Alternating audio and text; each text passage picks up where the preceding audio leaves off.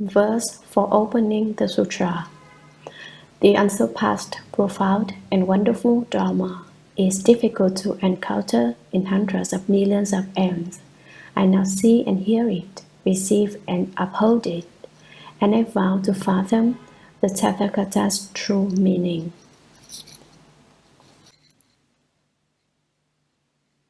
The Seeing Nature, Volume 2, Chapter 1. Sutra. Ananda, you have told me that you saw my fist a bright light. How did it take the form of a fist? How did the fist become bright? By what means could you see it? Ananda replied, the body of the Buddha is born of purity and cleanness, and therefore it assumes the color of a Jambu river gold with deep red hues. Hence, it shone as brilliant and dazzling as a precious mountain. It was actually my eyes that saw the Buddha bend his five-wheeled fingers to form a fist which was shown to all of us. Commentary. The Buddha called again to Ananda. Ananda, you have told me that you saw my fist of bright light. How did it take the form of a fist? How did the fist become bright? Tell me why my fist had light. By what means could you see it? What did you use to see it? Ananda replied, the body of the Buddha is born of purity and cleanness, and therefore it assumes the color of Jambu river gold with deep red hues. Hence it shone as brilliant and dazzling as a precious mountain. The Buddha's entire body is the color of Jambu river gold. The Jambu river is located in southern Jambudvipa. The gold found in this river has a slightly reddish cast to it.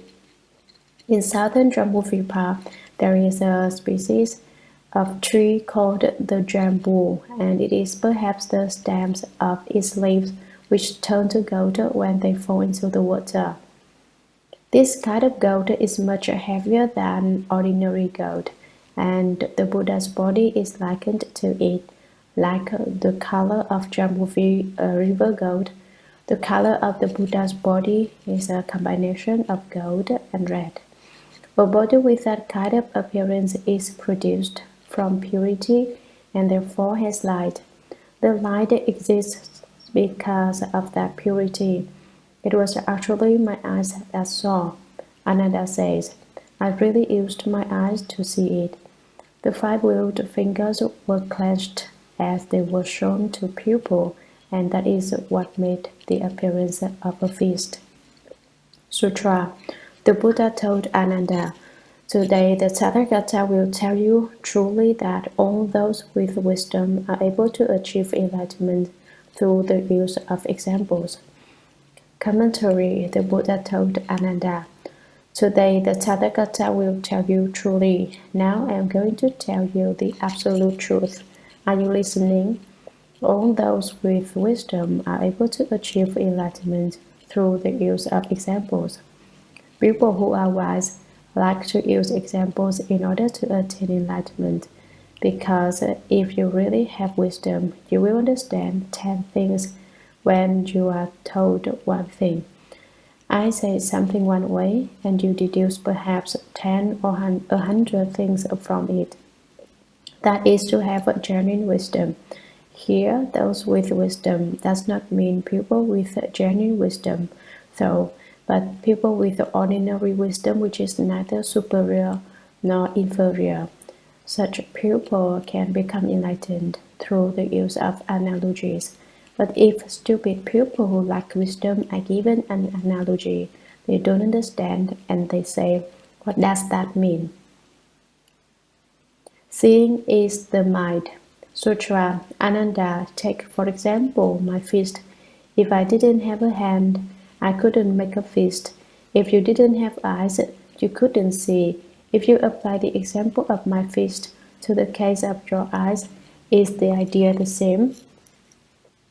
Commentary. Ananda, take for example my fist. If I didn't have a hand, I couldn't make a fist. By the same token, if you didn't have eyes, you couldn't see. If you apply the example of my fist to the case of your eyes, is the idea the same? Are we talking about the same thing or not? The Buddha asks Ananda. Sutra, Ananda said, yes, world honored one, since I can't see without my eyes. If one applies the example of the Buddha's fist to the case of your eyes, the idea is the same. Commentary. Ananda didn't take time to cogitate over it. He isn't thinking now. Ananda said, yes, world honored one. Since I can't see without my eyes, if one applies this example, the example of the Buddha's fist, to the case of your eyes, the idea is the same. Yes, Buddha. If you compare these two cases, the idea is the same. Sutra. The Buddha said to Ananda, you say it is the same, but that is not right. Why? If a person has no hand, his fist is gone forever, but one who is without eyes is not entirely devoid of sight. Commentary. Here the Buddha criticizes Ananda, telling him his idea is incorrect. The Buddha said to Ananda, you say it is the same, but that is not right. You say the example of the same in both cases. No. Why? If a person has no hand, his fist is gone forever. If someone doesn't have a hand, he doesn't have a fist either. But one who is without eyes is not entirely devoid of sight. But with someone else who has no eyes, it is not the case that he cannot see anything. He can see. People without eyes can see. Do you believe that? Sutra. For what reason? Try consulting a blind man on the street. What do you see? Any blind man will certainly answer, now I see only black in front of my eyes. Nothing else meets my gaze. Commentary. For what reason? Why do I say that? Try consulting a blind man on the street.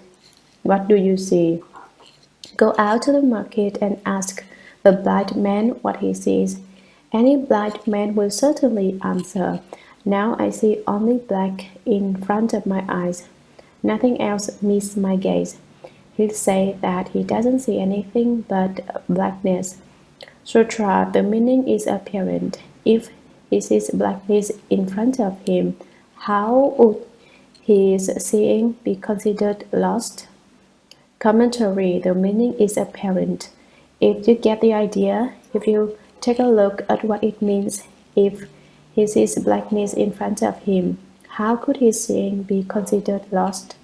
If you see blackness before you, your ability to see is not lost. It neither increases nor decreases. Sutra. Ananda said, the only thing blind people see in front of their eyes is blackness. How can that be seeing? Commentary. Ananda reiterates the Buddha's example. A blind person has no use of his eyes and so sees only darkness. But according to Ananda, this seeing of darkness is not really seeing. Ananda is saying that someone without the use of his eyes cannot see. Why do you say the blind man sees? He asked the Buddha. Sutra. The Buddha said to Ananda, is there any difference between the blackness seen by blind people who do not have the use of their eyes and the blackness seen by someone who has the use of his eyes when he is in a dark room? Commentary. Is the darkness that sighted people see when they are in a dark house, that is without the light of sun, moon, or lamps, any different from the darkness seen by blind people? If a blind people and a person who has sight are together in a dark room, are the two blacks they see distinguishable? Sutra. So it is, world honored one. Between the two kinds of blackness that seen by the person in a dark room and that seen by the blind, there is no difference. Commentary. Ananda answers the world honored one's question. So it is, yes, Buddha. Between the two kinds of blackness that seen by the person in a dark room, by the sighted person, and that seen by the blind, there is no difference. The two kinds of blackness are the same. Fine, said the Buddha. Yes. Sutra Ananda. If the person without the use of his eyes, who sees only blackness, were suddenly to regain his sight and see all kinds of forms, and you say it is his eyes which see, then when the person in a dark room who sees only blackness suddenly sees all kinds of forms because a lamp is lit, you should say it is the lamp which sees. Commentary. The Buddha said to Ananda, Ananda, if the person without the use of his eyes, who sees only blackness, were suddenly to regain his sight and see all kinds of forms, you say that there is no difference between the two kinds of blackness. But what if the blind person in our example were suddenly to regain his sight, so that his eyes could see everything in every direction? You say it is his eyes which see. This is your argument. But what about the case when the person in the dark room, who sees only blackness, suddenly sees all kinds of forms because the lamp is lit? The sighted person in the dark room also sees blackness, but once the lamp is lit, he too can see everything. Given your argument, you should say it is the lamp which sees. Why does the Buddha say that? People in a dark room cannot see, but when a lamp is lit, they can see. People who don't have the use of their eyes cannot see, but if they regain their sight, then they can see again. If when that person who cannot see suddenly sees because he regains his sight, then when the person in the dark room sees because of the lamp, that should be called the lamp's seeing. Is that right? The Buddha asks. Sutra. If it is a case of the lamp seeing, it would be a lamp endowed with sight, which couldn't be called a lamp. And if the lamp were to do the seeing, how would you be involved? Commentary. If it really were the case that the lamp could see and do the looking, then it wouldn't have anything to do with you. Sutra. Therefore you should know that while the lamp can reveal the forms, it is the eyes, not the lamp, that do the seeing. And while the eyes can reveal the forms, the seeing nature comes from the mind, not the eyes. Commentary. Therefore you should know that while the lamp can reveal the forms, it is the eyes, not the lamp, that do the seeing. The lamp allows the shapes to appear, but it is the eyes that see the shapes.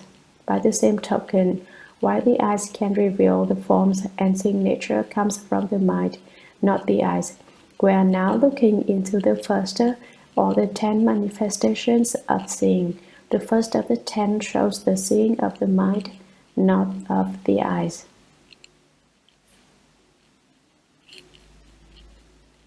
Sutra.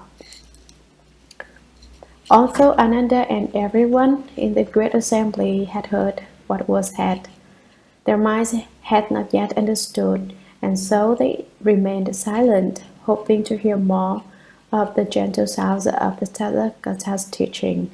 They put their palms together, purified their minds, and stood waiting for the Tathagata's compassionate instruction. Commentary.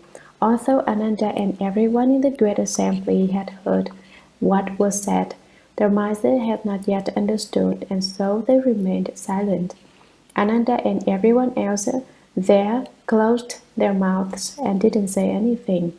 Why weren't they talking? They were thinking, "Oh, my eyes can't see things. Oh, my mind sees." You may say that isn't true, but the Buddha has explained it this way. If you say it is true, why haven't I ever understood it to be this way before? That's what they were thinking. Because they hadn't yet understood, their minds had not yet opened and become enlightened. Hoping to hear more of the gentle sounds of the Tathagata's teaching, they were thinking, I hope the Buddha will have a compassionate heart and talk to me. They put their palms together. Why did they put their palms together? It represents their single-mindedness. They were of one mind, not two. When your hands are apart, it is said, you have 10 minds, and when your palms are together, it is said, you have one mind. Because when your palms go together, your mind comes together and becomes one. Purify their minds. Clear out your mind. Clear your heart. Don't put too much garbage in your head. Take the garbage that is in there and get rid of it. And stood waiting for the Tathagata's compassionate instruction.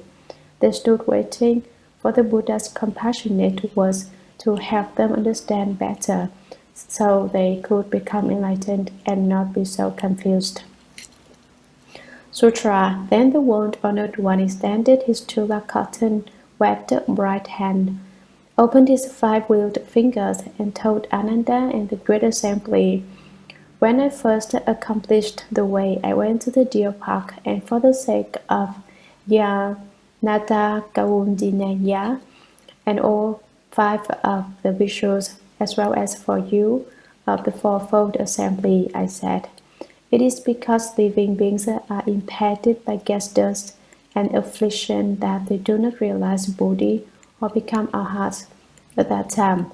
What caused you, who have now realized the holy fruit, to become enlightened? Commentary. Then, while those in the assembly stood waiting to receive the Buddha's compassionate teaching and transforming, the world-honored one, Shakyamuni Buddha, extended his tula cotton webbed right hand, opened his five-wheeled fingers. Only the Buddha's hand is the hallmark of the thousand-spoked wheel. His hand is extremely soft, like the finest cotton, and it is webbed and luminous. He told Ananda and the great assembly, when I first accomplished the way, one evening, on the 8th day of the 12th month, while sitting under the Bodhi tree, I saw a star and awakened to perfect the way. I went to the deer park. This is a vast park devoted exclusively to raise deer. How did that come about? It all began limitless compass ago when Shakyamuni Buddha was a deer, the leader of a herd of 500. And guess who else was there? Devadatta, who was also a deer king with a following of 500 deer. In the later life, when the Buddha realized Buddhahood, Devadatta became the Buddha's jealous cousin and tried to kill him. But in that earlier life, when both were deer kings, there was a king among the people who used a lot of manpower and machinery to corral vast numbers of wild animals into a certain area. He planned to hunt them all down and kill them on the grounds that there were too many wild animals. So when Shakyamuni Buddha, in the form he had taken of a deer king, had a meeting with the deer king Devadatta, they said to each other, we should save the lives of our retinue. We shouldn't let the king kill us all. How can we save ourselves? Let's go talk it over with the king and petition him not to kill us off. Although they were deer, they could speak the language of people. So the two deer went to see the king, and when they encountered the armed guard at the gates, they said in a commanding tone, we would like an appointment with the king. Can you deliver our message? When the guard heard that the deer could speak their human language, he went to repeat their message to the king. The king also found it strange to hear that deer could talk, and he agreed to an audience with them so they could state their petition. The two deer kings went before the king and said, we are deer. Every day you kill 7 or 8 of us, more than you can possibly eat in a single day. What cannot be eaten is left to spoil. Wouldn't it be better if we did it this way? Every day we will take turns supplying you with one deer, and in that way you can have fresh venison every day without killing us all off at once. If you use this method, your supply of venison will never run out. Several hundred years from now, there will still be venison to eat. Because he saw the sense of their petition and because the deer could speak, the king was moved to grant their request. So each of the deer kings on alternate days sent the king a deer. Now one day it happened that it was the turn of a pregnant doe in Devadatta's herd to go sacrifice herself to the king. Her fawn was heavy in her belly and would probably be born in a day or so. So she pleaded with the dear King Devadatta, "Can you send someone in my place today, and then after the fawn is born, I will go to the king and sacrifice myself?" Devadatta replied, "Impossible, it is your turn and you must go. There is no politeness in this matter.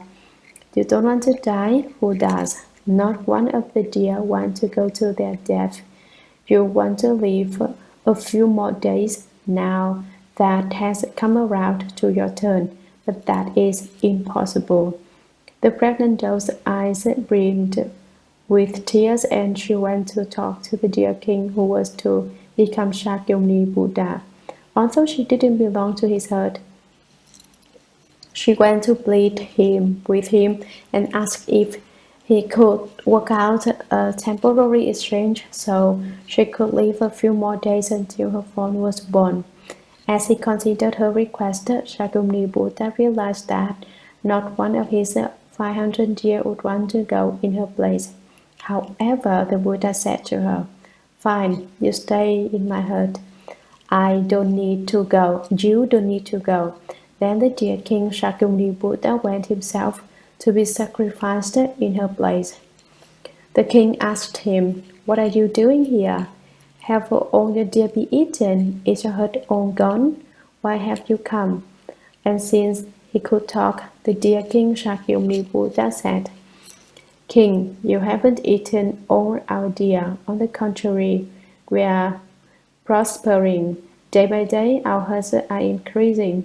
You only eat one deer a day, and in one day our does give birth to many fawns." The king said, "Then why have you come yourself?" Shakyamuni Buddha explained, "There is a pregnant doe whose fawn will be born in a day or so. It was her turn to come today, but since she wanted to wait until she had given birth to her fawn before she came to let the king eat her, she came to me and pleaded to have someone sent in her place. I thought over her request and realized that none of the deer in the herd would want to die before they had to, so I came myself to substitute for her." When the king heard that, he was profoundly moved, and he said, "From now on, don't send any more deer to the palace." Then he spoke a verse. "Draw a deer with a human head. I am a person with a deer's head. From this day forward, I will not eat the flesh of living beings." He said, "Although you have the head of a deer, you are a human being, and although I have the head of a human being, I am a deer." And then he vowed never to eat the flesh of living beings again. Because of that, the deer population in the park increased significantly, and the park was called the Deer-Wise Park. It was also named the Park of the Immortals because the wind of water, the geometric layer of the land and its location were particularly fine, and many immortals came there to cultivate the way. So when Shakyamuni Buddha became a Buddha, he went first to the Deer-Wise Park to convert the 5 bhikshus.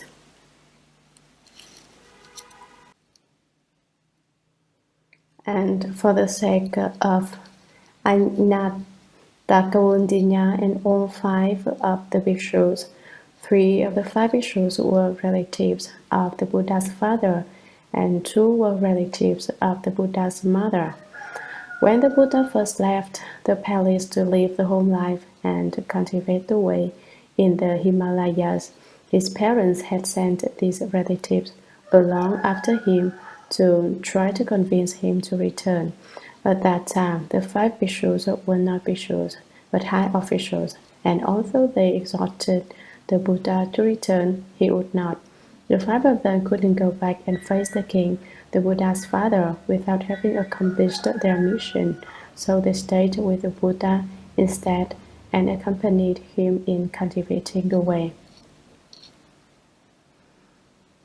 Of the three who were his father's relatives, one was called Yashvayit, the name means horse victory.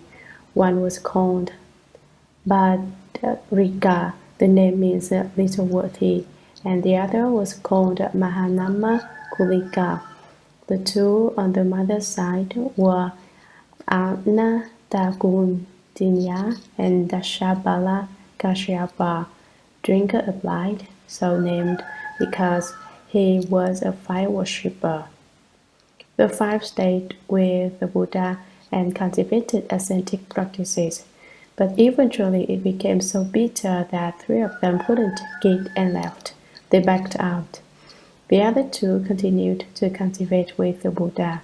At that time, the Buddha was eating only one grain of rice and one sesame seed a day, and he became so emaciated that he was nothing but skin and bones. When one day a goddess brought him some milk gruel as an offering, he drank the gruel and his body began to fill out again. The two who were cultivating with him got upset when they saw this, and they said, "How can someone who cultivates the way drink milk gruel?" And so they left too. There was a Shakyamuni Buddha in the midst of bitter cultivation, and the five people his father and mother had sent to be with him all left him. Three because they couldn't take the suffering, and two because they saw the Buddha enjoying his blessings. The Buddha remained alone to cultivate. After he had cultivated there for 6 years, he went to sit under the Bodhi tree, and on the 8th day of the 12th month, he saw a star appear and became enlightened. At night, he saw a bright star and awakened to the way. After his enlightenment, he looked into the matter of who he should convert first and saw that it was Ainata Kawundinaya, one of the five bhikshus, who in the past life had been the king of Kalinga and had cut the Buddha's body limb from limb. In that life, the Buddha had vowed that when he became a Buddha, the first one he would save would be the king of Kalinga. That is why when Shakyamuni Buddha became enlightened, he went first to the deer park and converted the five bhikshus. Shakyamuni Buddha said, "For the sake of the five bhikshus, as well as for you, of the fourfold assembly."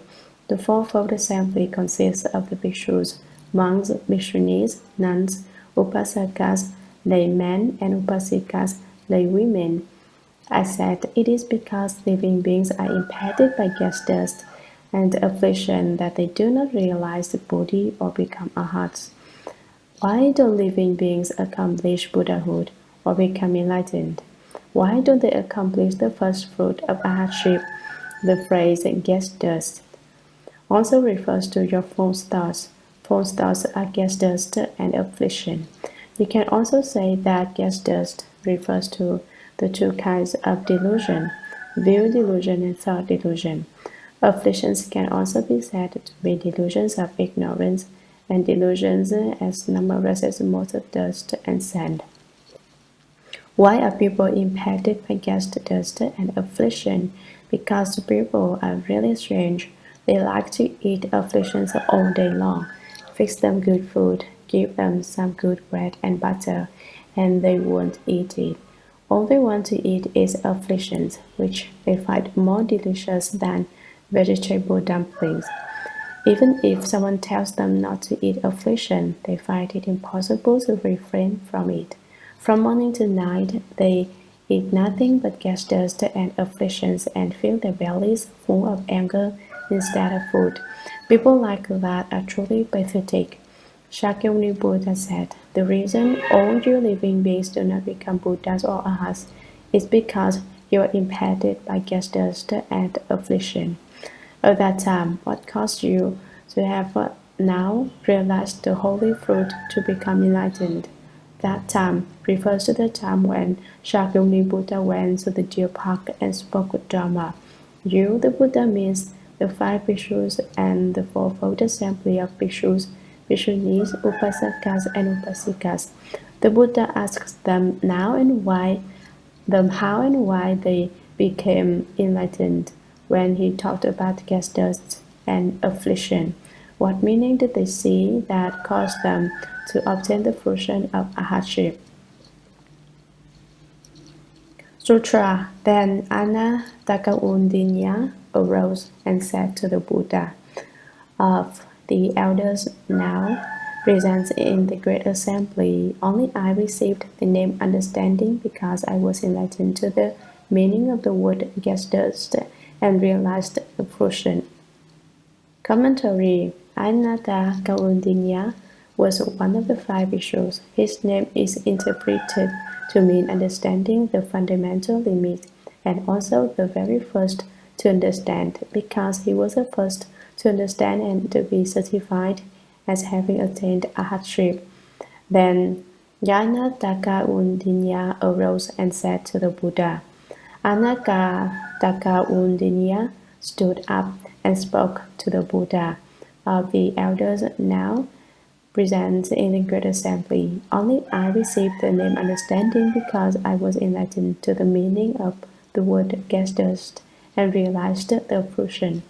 He said, now in this great assembly, I am an elder.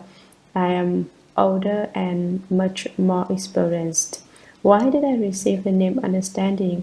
Upon hearing the Buddha speak the word gas dust, I understood the meaning and attained enlightenment. Anatakaundinya will explain the meaning of gas dust in the following passages.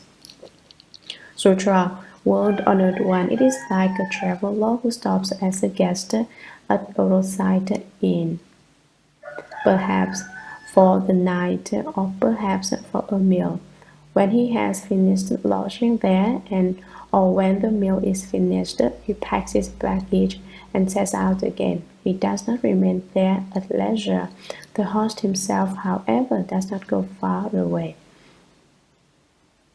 Commentary. World Honored One, Anatakaundinya said, Buddha, why was it that the two words gas dust brought about my enlightenment? It is like a traveler who stops as a guest at a roadside inn, perhaps for the night or perhaps for a meal. A guest who is on a journey, on a holiday, looks for an inn where he can stay for a while. Perhaps he stays overnight there, or perhaps he goes there to eat. When he has finished lodging there, or when the meal is finished, he packs his baggage and sets out again. When he has finished eating and sleeping, he readies his suitcases and goes on. He does not remain there at leisure. He is a guest. He can't live there all the time. The host himself, however, does not go far away. The host refers to the pure nature and bright substance of the permanently dwelling true mind. The guest refers to false thinking, the wearisome dust. Why is it compared to gas dust? Because it is not something fundamental to us.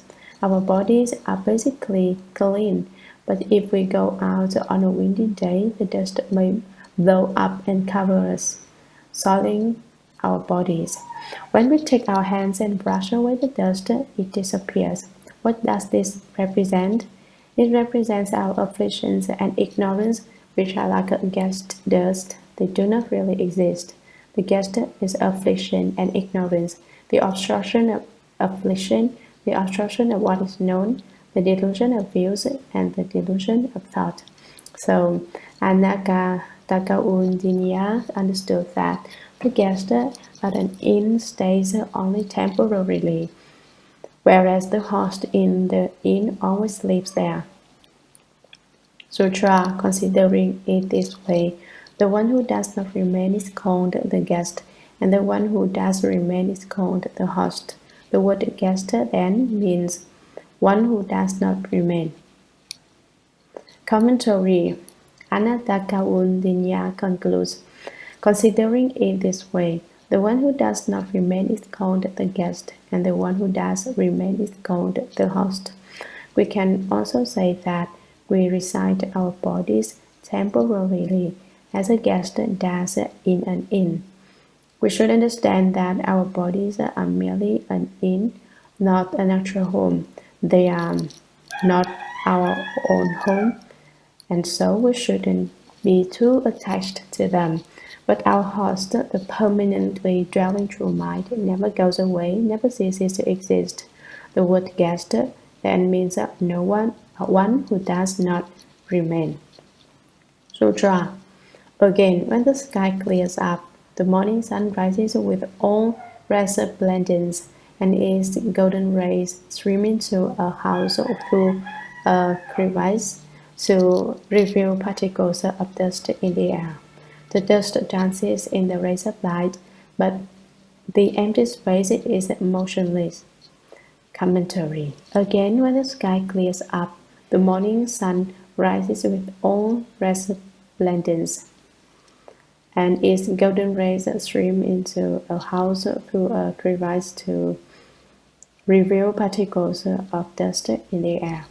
When the sun has just come up early on a clear, fresh morning, a morning after a rain, the sun shines through a crack in the door, or perhaps a crack in the wall, and it displays the fine piece of dust bobbing up and down in empty space, moving all around in the sunshine.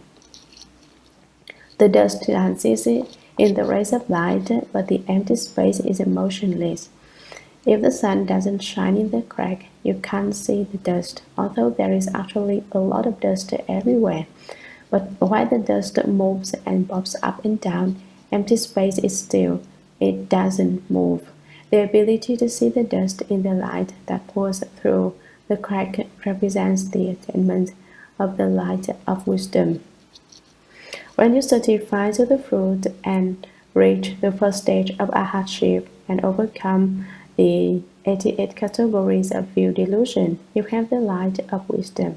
Then you can see your ignorance, which causes afflictions as numerous as the motes of dust or grains of sand in the Ganges River. The sun of wisdom shines on the dust particles of affliction, as in Anattakaundinyas analogy of the sun shining through the crack.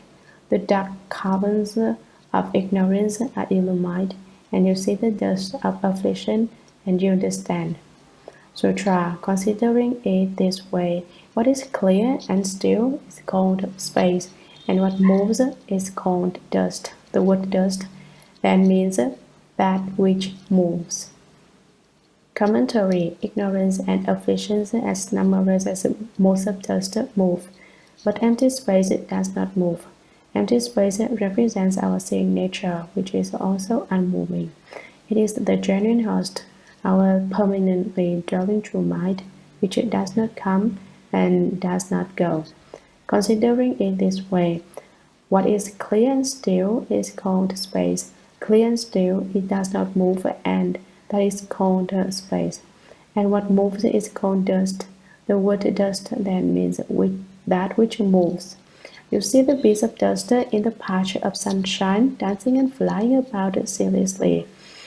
What is this dust? It represents affliction, ignorance, the obstacle of affliction, and the obstacle of what is known. Attachment to those things is called dust. Every day you listen to the sutra, and I tell you not to have afflictions, and all you've got is afflictions. I tell you not to have ignorance, and all you do is display your ignorance. Would you call this being obedient? The more it is said that ignorance is not a good thing, the greater the ignorance becomes. When it is said that afflictions are good, the afflictions grow. Before it was discussed, there were no afflictions, but once it was brought up, the afflictions came forth. So it must be that my explanation of the sutra isn't a good explanation because I haven't been able to explain away your afflictions. I hope you will all toss your afflictions into the Pacific Ocean. Don't look upon your afflictions as precious treasures. Don't treat afflictions as if they were your own kin. Don't let affliction be your playmate with birth and death. Don't be so affectionate towards them. You should toss your afflictions into the ocean, even though there are so many of them that they might well fill up the entire ocean. Afflictions are demons. Where do you find demons and demonic ghosts? To have demonic ghosts is simply to have afflictions. You and the demons have gotten together. Afflictions are absolutely terrible, and the sutra is being explained just to teach people to get rid of their afflictions. So don't let it be that the more we speak of afflictions, the more they multiply. Sutra, the Buddha said, so it is. Commentary. After Yanata Kaundinya finished speaking, the Buddha gave him positive certification. He said, what you have said is correct. The Buddha said, so it is. What moves is dust, what does not move is space. Sutra. Then in the midst of the great assembly, the first one bent his five-wheeled fingers. After bending them, he opened them again. After he opened them, he bent them again, and he asked Ananda, what do you see now? Ananda said, I see the first one's 100 jeweled palms opening and closing in the midst of the assembly. Commentary. The Buddha was concerned that most people in the great assembly still had not understood the genuine seeing nature. Then in the midst of the great assembly, the first one bent his five-wheeled fingers. After bending them, he opened them again.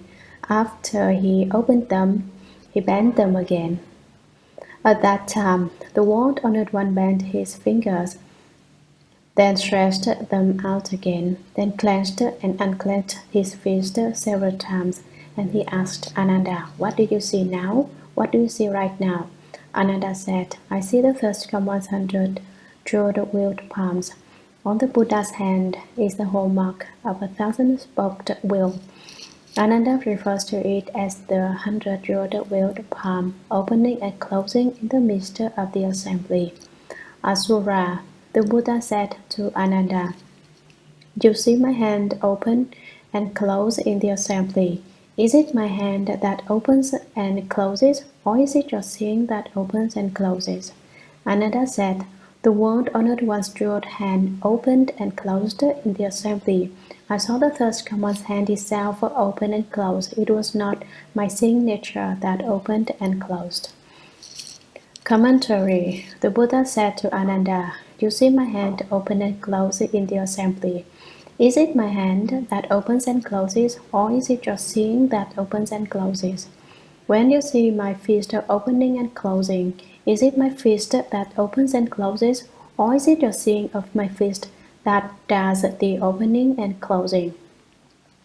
Ananda said, the world-honored one's jeweled hand opened and closed in the assembly. I saw the first one's hand itself open and close. He said, world-honored one, it is your 100 jeweled palm that opens and closes. It was not my seeing nature that opened and closed. My seeing nature, which does the seeing, does not open and close. It is you that made the movement which caused me to see your hand open and close. Sutra, the Buddha said, what moves and what is still? Commentary. The Buddha was still concerned that Ananda had not genuinely understood, so he asked a further question. The Buddha said, what moves and what is still? Sutra. Ananda said, the Buddha's hand does not remain at rest, and since my seeing nature is beyond even stillness, how could it not be at rest? Commentary. Ananda said, the Buddha's hand does not remain at rest. In other words, it moved, and since my seeing nature is beyond even stillness, How could it not be addressed? Why does he say it doesn't even have the characteristic of stillness? Because stillness comes from movement.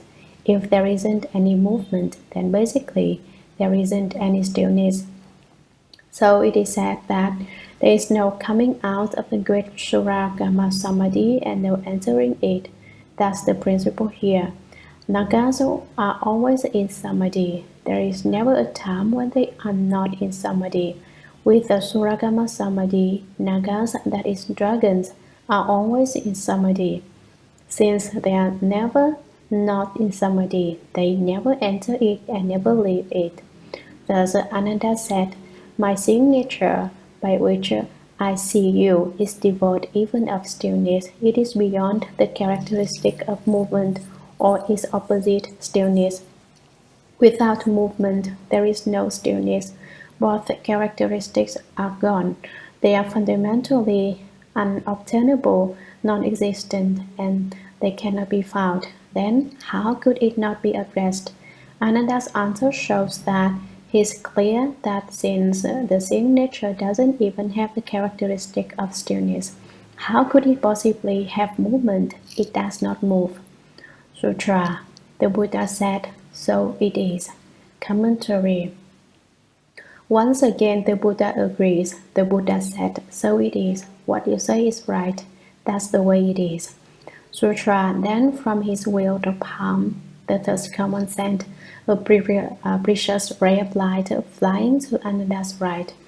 Ananda immediately turned his head and glanced to the right. He then sent another ray of light to Ananda's left. Ananda again turned his head and glanced to the left. The Buddha said to Ananda, "Why did your head move just now?" Ananda said, "I saw the third common emit a wonderful precious light which came by my left and right, and so I looked to the left and right. My head moved of itself." Commentary. Then from his willed palm, the third common sent a precious ray of light flying to Ananda's right. From the Buddha's 100-jeweled willed palm, the ray of light flew swift as a bird, or like a searchlight which shoots light out into space so that things can be seen from great distances. That's more or less what it was like. It could also be likened to a flashlight, in that as soon as you turn it on, the light shoots out. The precious light which the Buddha can emit from his hand is clearer than the light of a flashlight. However, as soon as the precious light went flying by Ananda on his right side, Ananda immediately turned his head and glanced to the right. He turned his head to watch where the light flew and how far. He then sent another ray of light to Ananda's left. From the Buddha's willed palm came forth another ray of light. Where did it go? It went to Ananda's left. Ananda again turned his head and glanced to the left. He took a look to his left. The Buddha said to Ananda, "Why did your head move just now?" The Buddha questioned Ananda further. "Why did your head move as you glanced left and right?" Ananda said, "I saw the third common emit a wonderful precious light which came by my left and right, and so I looked to the left and right. My head moved of itself. It came by my right side and then by my left side. My head moved because I was watching the light." Sutra. Ananda, when I glanced at the Buddha's light and moved your head to the left and right, was it your head that moved or your seeing that moved? Word or not one, my head moved of itself.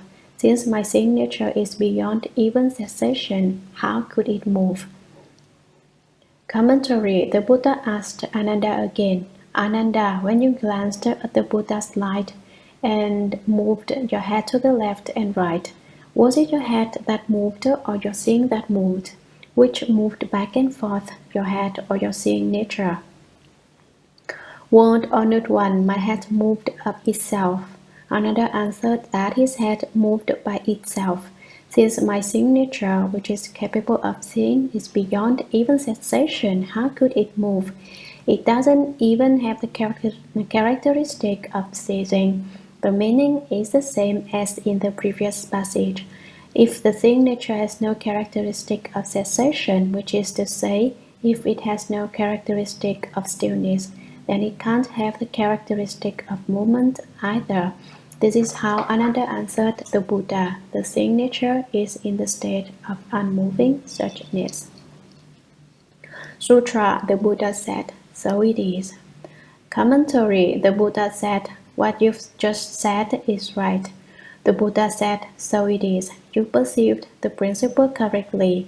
Earlier you mistook a thief for your son when you insisted on taking false thinking to be your true mind. But now you understand that your seeing nature does not move. How there is a little hope. Now there is a little hope for you. Thus the Buddha replies in a pleased way with a word of praise. Sutra. Then the third strong one told everyone in the great assembly, suppose other living beings called what moves the dust and what does not dwell the guest. Commentary. At that point, the Buddha told the great assembly, now that you've heard me explain this doctrine, it's certain that you all understand it very clearly. There's no need for me to say more. But suppose other living beings called what moves the dust and what does not dwell the guest. Perhaps there are other living beings who call dust the things which move and name guest what does not reside at a place. Why is it that way? Sutra, you noticed that it was Ananda's head that moved. The seeing did not move. You also noticed that it was my hand which opened and closed. The seeing did not stretch or bend. Commentary. You noticed that it was Ananda's head that moved. The seeing did not move. You, in the great assembly, watched Ananda's head turn back and forth, and Ananda just said the seeing nature is unmoving. You also noticed that it was my hand which opened and closed. The seeing did not stretch or bend. It wasn't the seeing nature that stretched out or flexed. Sutra, why do you continue to take something moving like your body and its environment to be in substantial existence, so that from the beginning to the end, your every thought is subject to production and extinction? Commentary. Here the Buddha goes the great assembly. He says, now you have seen very clearly that the seeing nature does not move. Then why do you continue to take something moving like your body and its environment to be in substantial existence? You in the great assembly are unable to see your own genuine seeing nature. You take your physical body and the environment in which it finds itself to be a real thing. You react to the moving of your body and surroundings as if they were actual. These movements are basically external. They are not something that belongs to your self-nature. So that from the beginning to the end, your every thought is subject to production and extinction. You cling tenaciously to your body and mind as your hosts. You use the conscious mind in your thinking, and every thought of your conscious mind is subject to production and extinction. First, one thought arises and is extinguished, and then the next thought arises and is extinguished. Production and extinction follows production and extinction. You concentrate your effort exclusively on the realm of production and extinction. You have no true understanding of the seeing nature. Sutra.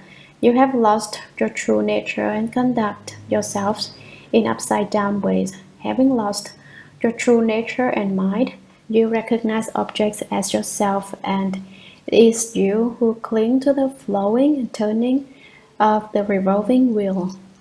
Commentary. Now the Buddha scolds everyone and tells the great assembly it is wrong. You have lost your true nature. From beginningless time to the present, you have all lost your true nature. It is not truly lost, but it seems to be lost. Why? Because living beings don't perceive the unmoving, unshakable realm of the self-nature, and so they have not understood this doctrine. It is as if it is lost, and conduct yourselves in upside-down ways. Basically, when you do things, you should do them well. but you continually botch them up. That's called doing things in an upside down way. It is what is meant by upside down. I'll give you an example. A man is upside down when his feet are on top and his head is on the bottom. Or else your feet are on the bottom and your head is on top, but you take your shoes and put them on your head and you wear your head on your feet. That's also called upside down. When you were little and your parents sent you off to school and you didn't want to go, that too was a case of being upside down. When people are trying to sleep and you make a lot of noise, yelling and carrying on so they can't sleep, you're acting upside down. In general, things which are not done in accord with propriety are called upside down. Is to turn your back on the way and run off. You want to go south to South San Francisco, but you end up going north to North San Francisco. That's to be upside down and going backwards. Having lost your true nature and mind, you recognize objects as yourself. Because you conduct yourself in upside down ways, your nature and mind do not work together and thus you lose track of the true and actual nature. You mistake outside states as yourself. That means you recognize that in of yours as yourself. You shouldn't think that your in is you. That's to recognize objects as yourself. Objects here refers to all external objects. And it is you who cling to the flowing and turning of the revolving wheel. Because you recognize things as yourself, you produce all kinds of attachments. You fail to see through all kinds of things. You aren't clear about principle, and because of that, you cling to flowing and turning, that is to birth and death. You yourself are attached to dying. You go looking for birth and death. If you yourself weren't upside down, if you didn't mistake a thief for your son and objects for yourself, you would be able to end birth and death. If you want to end birth and death, it is an easy thing to do. All you need to do is turn yourself around. If you go forward, your head right down the path of birth and death. If you turn around and go the other way, you end birth and death. It's not that difficult. It's just that it's up to you to do it. You simply turn around. You turn your head and pivot your body. That's all that's needed. It is said, Sutra. When Ananda and the Great Assembly heard the Buddha's instructions, they became peaceful and composed both in body and mind. They recollected that since time without beginning, they had strayed from their fundamental true mind by mistaking the shadows of their causally conditioned, differentiating minds as something real and substantial. Now on this day, when they had awakened to such illusions and misconceptions, like a lost infant who rejoiced its beloved mother after a long separation, they put their palms together to make obeisance to the Buddha. Commentary. When Ananda and the Great Assembly heard the Buddha's instructions, when Ananda and the great Bodhisattvas, the great Arhats, and the great Bhikshus and the others heard this teaching, they became peaceful and composed both in body and mind. Their bodies and minds felt extremely comfortable, so that they didn't feel the least bit of pain. They had never felt better. They had never known anything so fine, but at the same time they recollected that since time without beginning, they had strayed from their fundamental true mind by mistaking the shadows of their causally conditioned differentiating minds as something real and substantial. From time without beginning, they had renounced their basic mind and had used only their false mind, their conscious mind, their mind which makes distinctions in order to do things. They hadn't understood external states. They'd taken their false thinking mind to be true and actual. They had engaged in false activity at the gates of the six organs, and had the least bit of skill when it came to the self-nature. In order to function, they dealt exclusively with the false thinking mind, the attached mind, the arrogant mind, the mind which seizes upon conditions, the mind which is false in various kinds of ways. Now, on this day, they had awakened to such illusions and misconceptions, like a lost infant who rejoices its beloved mother after a long separation. They put their palms together to make obeisance to the Buddha. They had been like a hungry child who had no milk to drink. It had been very painful. All of a sudden, the child's compassionate mother had returned, and the child had milk to drink. That is what it was like for the assembly when they awakened upon hearing the Buddha's instruction. They placed their palms together and bowed to the Buddha to thank him for his kindness in bestowing the Dharma upon them. Sutra, they wished to hear such words from the thirst come one as to enlighten them to the dual nature of body and mind, what is false and what is real, what is empty and what is substantial, what is subject to production and extinction, and what transcends production and extinction.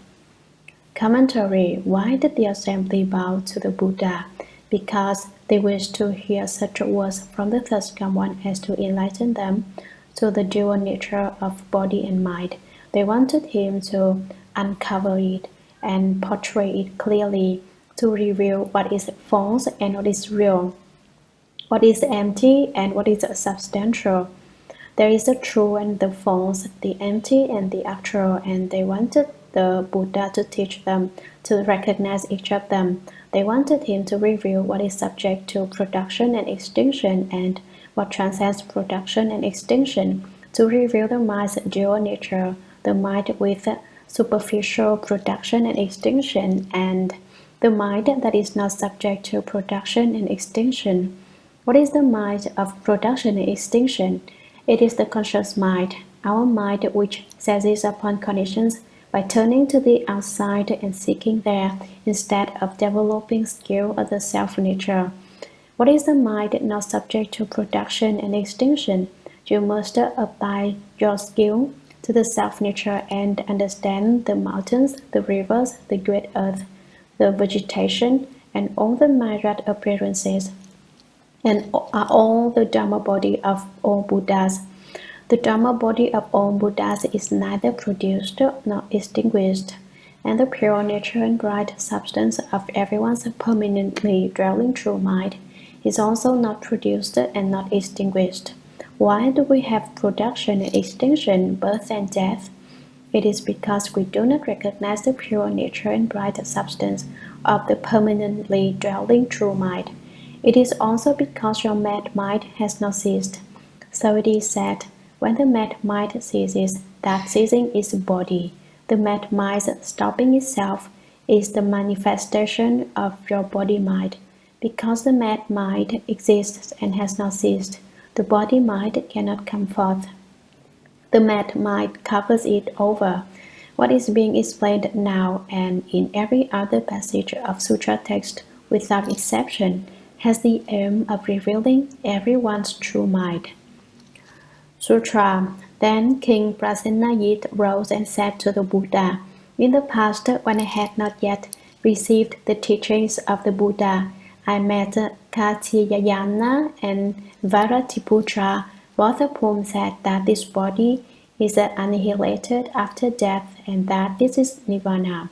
Now, although I have met the Buddha, I still have doubts about their words. How much I wish to be enlightened to the ways and means to perceive and realize the true mind, thereby proving that it transcends production and extinction.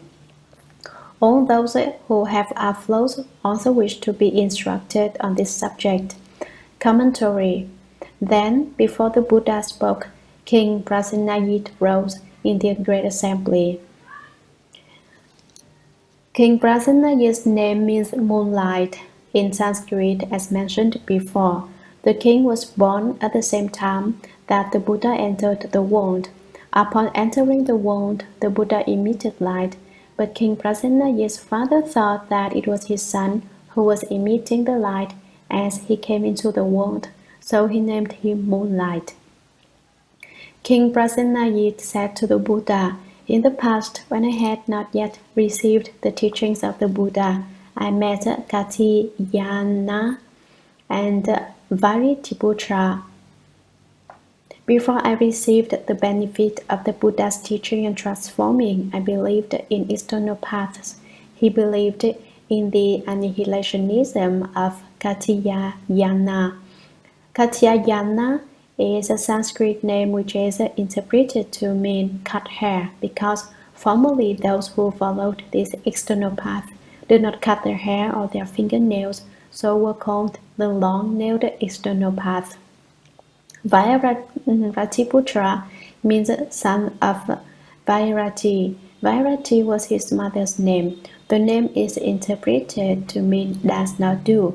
What he didn't do were good deeds, but he had no hesitation about doing bad deeds. Both of whom said that this body is annihilated after death, and that this is nirvana. They say that after this body dies, there isn't anything. There is no cause and there is no effect, no future lives and no former lives. Basically, a person's death is like putting out a lamp. It's gone. There isn't anything at all. Everything is annihilated. Annihilation means that there is no soul, no awareness, no nature, nothing at all. And that's what they call nirvana. That's what annihilationists mean by not produced and not extinguished. Since there's nothing, there isn't any production or extinction. That's how the external paths talk. But I will tell you all that that is a grave mistake. When people die, they are not annihilated. So it is just at this point where the distinction between Buddhism and external paths lies. Some external paths talk about annihilation and some talk about permanence. One advocates annihilation, the other advocates externalism, and both kinds confuse people most seriously. Now, although I have met the Buddha, I still have doubts about their words. The Buddha has come into the world and has come to teach and transform me, but I still have false-like doubts and do not believe the doctrine spoken by the Buddha. He still feels that people are annihilated when they die and that their ceasing to exist is nirvana. Doubts are said to be false-like because the false spirit is doubtful by nature. No matter what you say, he doesn't believe it. For example, when a fox walks across the ice in winter, he takes one step, stops, cocks his ear and listens, and then takes another step and cocks his ear to listen. If he hears the ice cracking, he immediately retreats. He knows that if the ice cracks, it is not thick enough to and could send him plunging into the river. He is extremely intelligent, so it is said of an intelligent person, he is as smart as a fox spirit. He has a lot of doubt in his mind and is apt to argue. He opposes everyone, no matter who, and is always on the defensive like a fox. How much I wish to be enlightened to the ways and means to perceive and realize the true mind, thereby proving that it transcends production and extinction. All those who have outflows also wish to be instructed on this subject. How can I come to know the genuine doctrine of no production and no extinction and realize my mind, which is not produced and not extinguished? Everyone in the assembly who has not obtained the spiritual penetration of the extinction of outflows wishes to understand this doctrine. To have outflows is to flow into the three realms, into the desire realm, the form realm, and the formless realm. When people flow there, they undergo birth and death. Those who have not ended birth and death are called people with outflows. So everyone in the assembly who had not certified to the fruit and still had outflows wanted to understand the doctrine of no production and no extinction, so that they could all perceive their true minds, be enlightened, and end their outflows.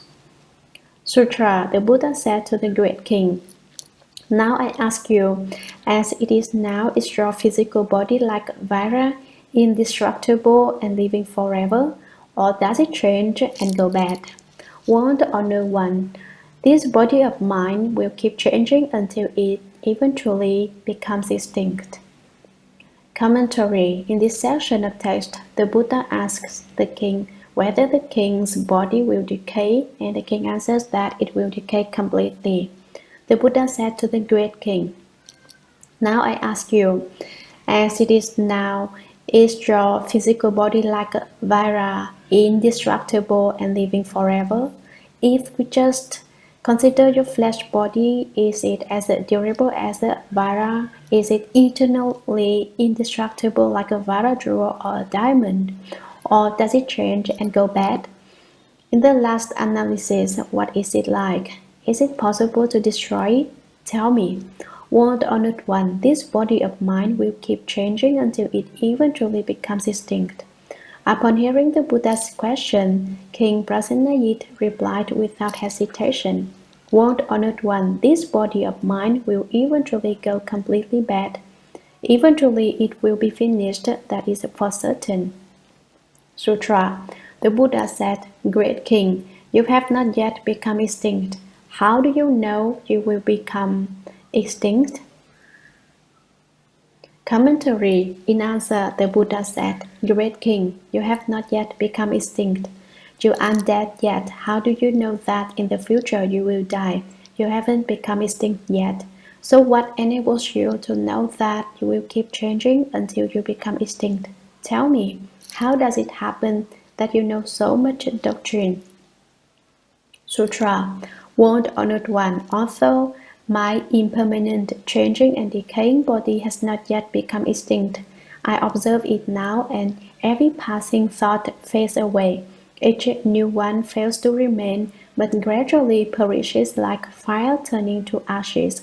This perishing without cease convinces me that this body will eventually become completely extinct. Commentary. King Prasenajit replied, World Honored One, although my impermanent, changing and decaying body has not yet become extinct, I observe it now, although it is not dead yet. This body of mine is not eternal, but at least will last only 80 or 90 years. At the very most, it won't last more than 100 years. Observe means that he contemplated it in general and in detail, inside and outside, from front to back and close up and from a distance. I look at others and look at myself. Other people die and I am the same as they are. Every passing thought fades away. Now I regard his mind within and sees that each thought perishes as the next thought arises. The one replaces the other and is replaced by the next in turn. They are just like waves. Although I cannot see them, they seem like waves which arise ceaselessly. One wave upon the next, they are continually changing and dying out. Each new one fails to remain but gradually perishes. A thought does not remain forever as a new thought comes up. The one preceding it disperses, and none can last eternally. It is the same as when incense is lit, like a fire turning to ashes. The ashes fall and the fire reappears, but then, after a short while, the ashes once again cover the fire. The ashes represent the old, the fire is the new, but the new is continually, unendingly turning to ashes. The ashes fall bit by bit and turn into dust and disappear. This perishing without cease convinced me that this body will eventually become completely extinct. So I am absolutely certain without any question that in the future my body will return to extinction. Sutra. The Buddha said, so it is. Commentary. Shakyamuni Buddha tells the king that he has explained it correctly. Every passing Sutra. Great king, at your present age, you are already old and declining. How do your appearance and complexion compare to when you were a youth? Commentary. Although the Buddha agreed with King Prasennaji's explanation, he still had questions to ask. Great King, at your present age, you're already old and declining. You're only old, and your face is now wrinkled, your beard white, your hair snowy. The marks of decay are appearing. How do your appearance and complexion compare to when you were a youth? Complexion refers to the color of his face. Appearance refers to the features. Is there any difference between your features as they are now and as they were when you were young? Has there been any change? The Buddha asks King Prasenajit. Sutra. World Honored One, in the past, when I was young, my skin was moist and shining. When I reached the prime of life, my blood and breath were full. But now, in my declining years, as I rise into old age, my form is withered and wizened, and my spirit dull. My hair is white, and my face is in wrinkles, and I haven't much time remaining. How can it be compared to how I was when I was full of life? Commentary. The king answered, World honored one, in the past, when I was young, my skin was moist and shining. This refers to when he was a child. Sometimes children are spoiled, act up, and are not very obedient to their parents, and the parents indulge them.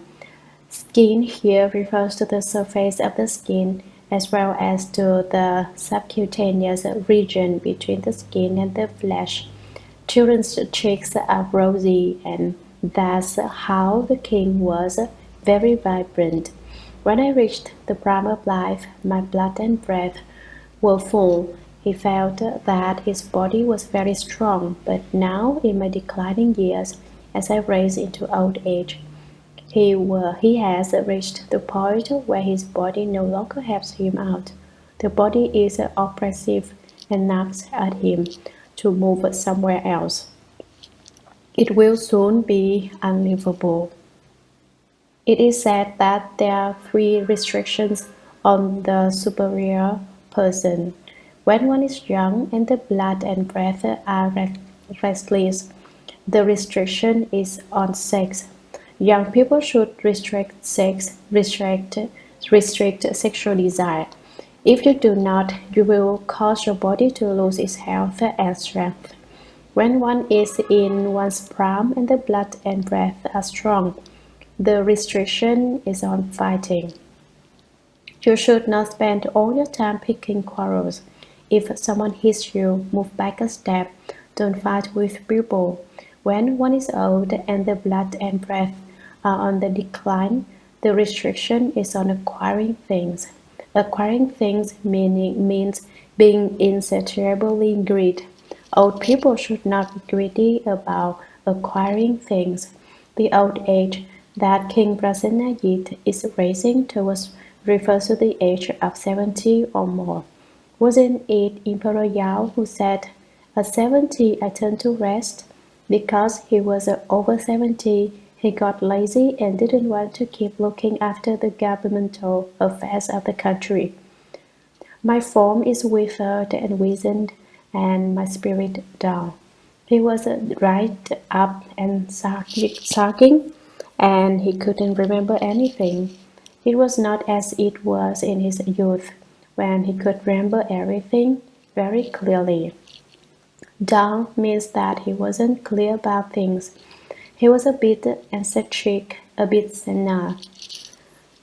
But I don't believe the meaning is that he was insane. My hair is white and my face is in wrinkles, and I haven't much time remaining.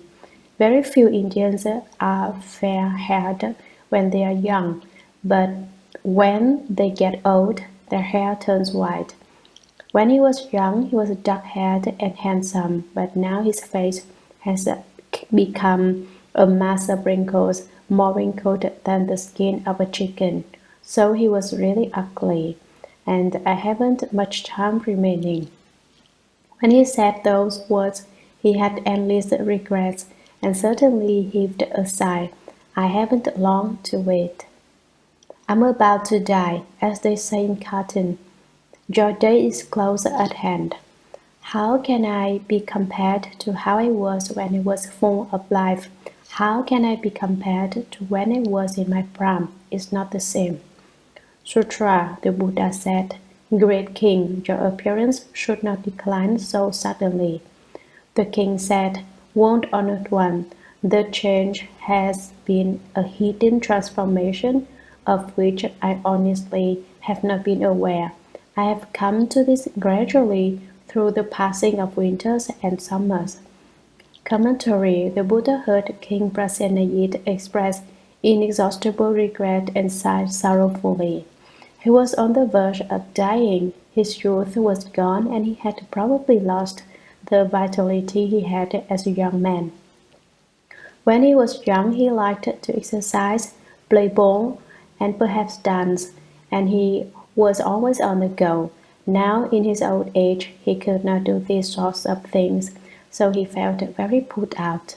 So he said, I'm old now. I cannot be compared to when I was in my youth. That time was truly blissful. The way I am now is really meaningless and boring.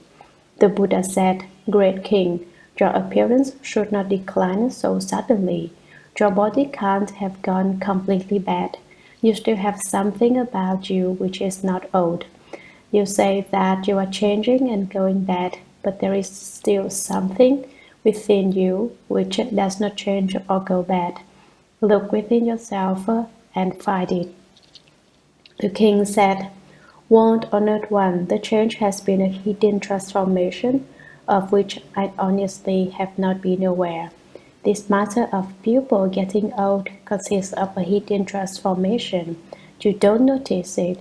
Youth becomes middle-aged and then old, and you don't know it has happened. Silently, imperceptibly, a change takes place. And so King Prasenajit replies, I will say quite frankly that I haven't been aware of aging and I don't know how it is that I am old, and yet now the mark of old age is upon me. But I don't know what day I got old.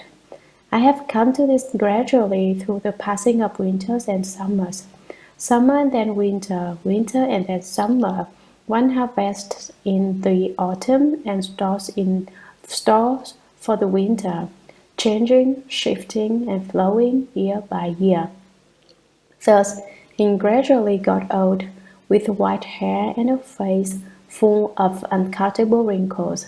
His eyebrows were so long that sometimes, when he wanted to look at something, he'd have to part his eyebrows. Imagine that a bother that was. Imagine what a bother that was. Sutra, how did it happen? In my 20s, I was still young, but my features had aged since the time I was 10. My 30s were a further decline from my 20s, and now at 62, I look back on my 50s as hale and hearty. Commentary. How did it happen? How did I gradually get to be so decrepit and old? I'm so old that my legs don't cooperate when I try to walk, and my hands shake when I try to eat. In my 20s, I was still young, but my features had aged since the time I was 10. At 20, I was no longer the child I was at 10. I was already an adult. My 30s were a further decline from my 20s, and now at 62, I look back on my 50s as hale and hearty.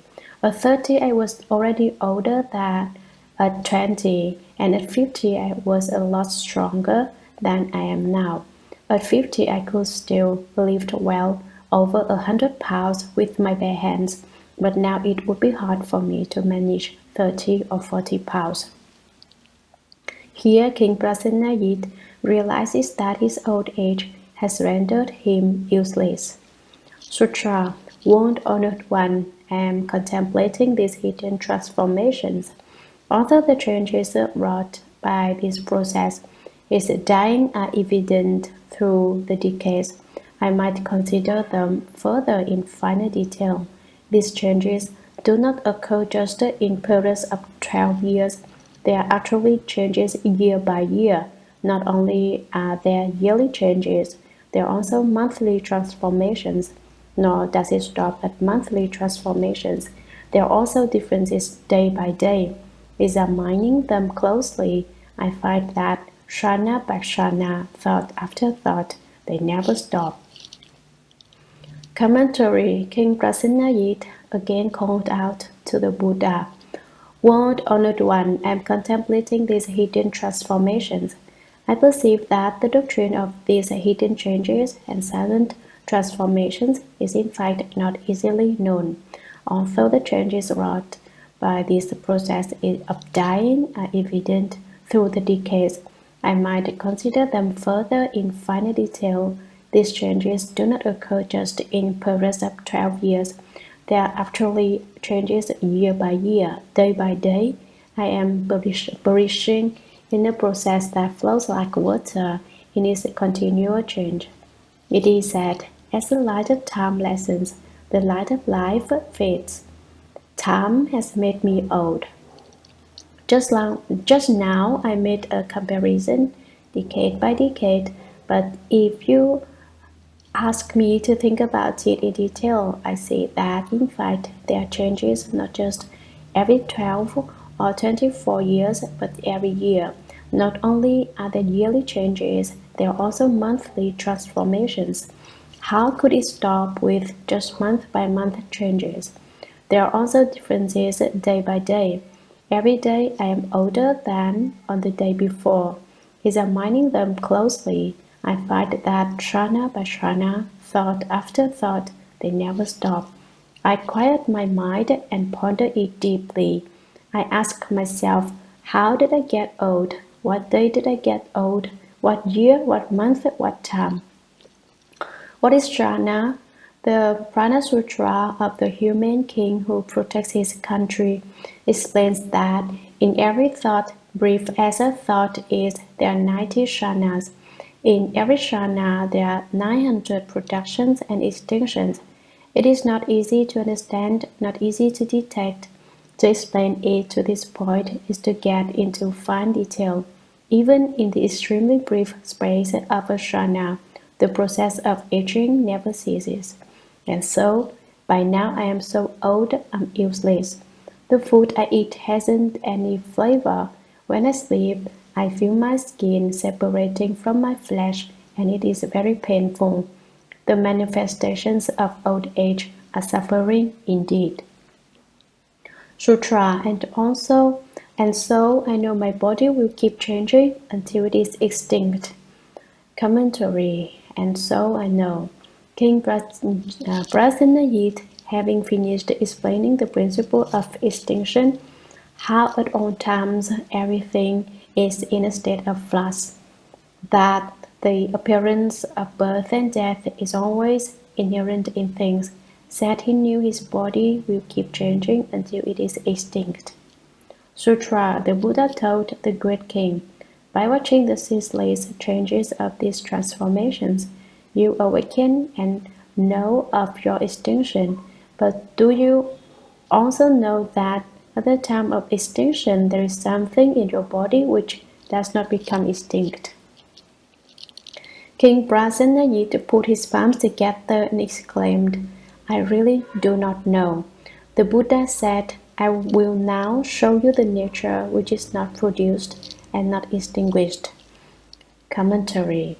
After King Prasenajit finished saying how his body would certainly change and become extinct, the Buddha told the great king, by watching the ceaseless changes of these transformations, do you notice that from when you were little, you became middle-aged? From middle age, you got old. Once old, you eventually will die. So you awaken and know of your extinction. You know that in the future you will certainly come to an end of it all. But do you also know that at the time of extinction, there is something in your body which does not become extinct? King Prasenajit put his palms together, bowed to the Buddha, and exclaimed.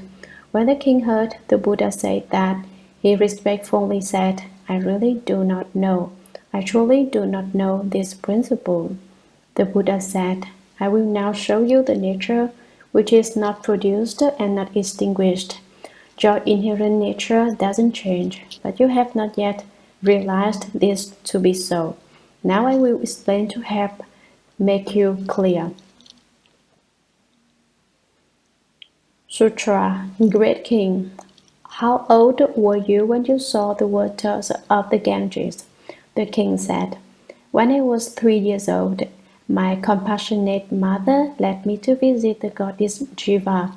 We passed a river, and at the time I knew it was the waters of the Ganges. Commentary. The Buddha said, Great King, how old were you when you saw the waters of the Ganges? The king said, When I was 3 years old, my compassionate mother led me to visit the goddess Jiva, eternal life. We went to seek for long life at the temple of the goddess Jiva. We passed a river, and at the time I knew it was the waters of the Ganges. When I saw it, I knew at the time it was the Ganges River. Sutra. The Buddha said, Great King, you have said that when you were 20, you had deteriorated from when you were 10, day by day, month by month, year by year, until you have reached 60. In thought after thought, there has been change. Yet when you saw the Ganges River at the age of 3, how was it different from when you were 13? The king said, It was no different from when I was there, when I was 3, and even now, when I am 62, it is still no different. Commentary. The Buddha said to King Prasenajit, Great King, you have said, let's just look at what you've said, that when you were 20, you had deteriorated from when you were 10. You were more out of shape than when you were 10. You were getting older, day by day, month by month, year by year, until you have reached 60. In thought after thought, there has been change. Every thought brings change. Yet, when you saw the Ganges River at the age of 3, how was it different from when you were 13? But when you were 3, when you saw the Ganges River, how was the water different from when you saw it at 13? The king said, It was no different from when I was 3. King Prasenajit said, It was the same as when I saw the water at 3 years old. It is not any different, and even now, when I am 62, it is still no different. There are no two ways about it, it is still the same. There are scholars who spend their efforts on superficialities and say that there are some questions linked with the age of King Prasenajit given here in the text. This is really just looking for something to do when there's nothing to do, eating one's fill and then wanting to haul garbage as if that were cleaning things up. They got nothing better to do, so they gather excrement from the toilets. So be it, it serves them right. Sutra. The Buddha said, Now you are mindful that your hair is white and your face is wrinkled. In the same way that your face is definitely more wrinkled than it was in your youth. Has the seeing with which you look at the Ganges aged, so that it is old now but was young when you looked at the river as a child in the past? The king said, No, world honored one. Commentary. The Buddha said again to King Prasenajit, Now you are mindful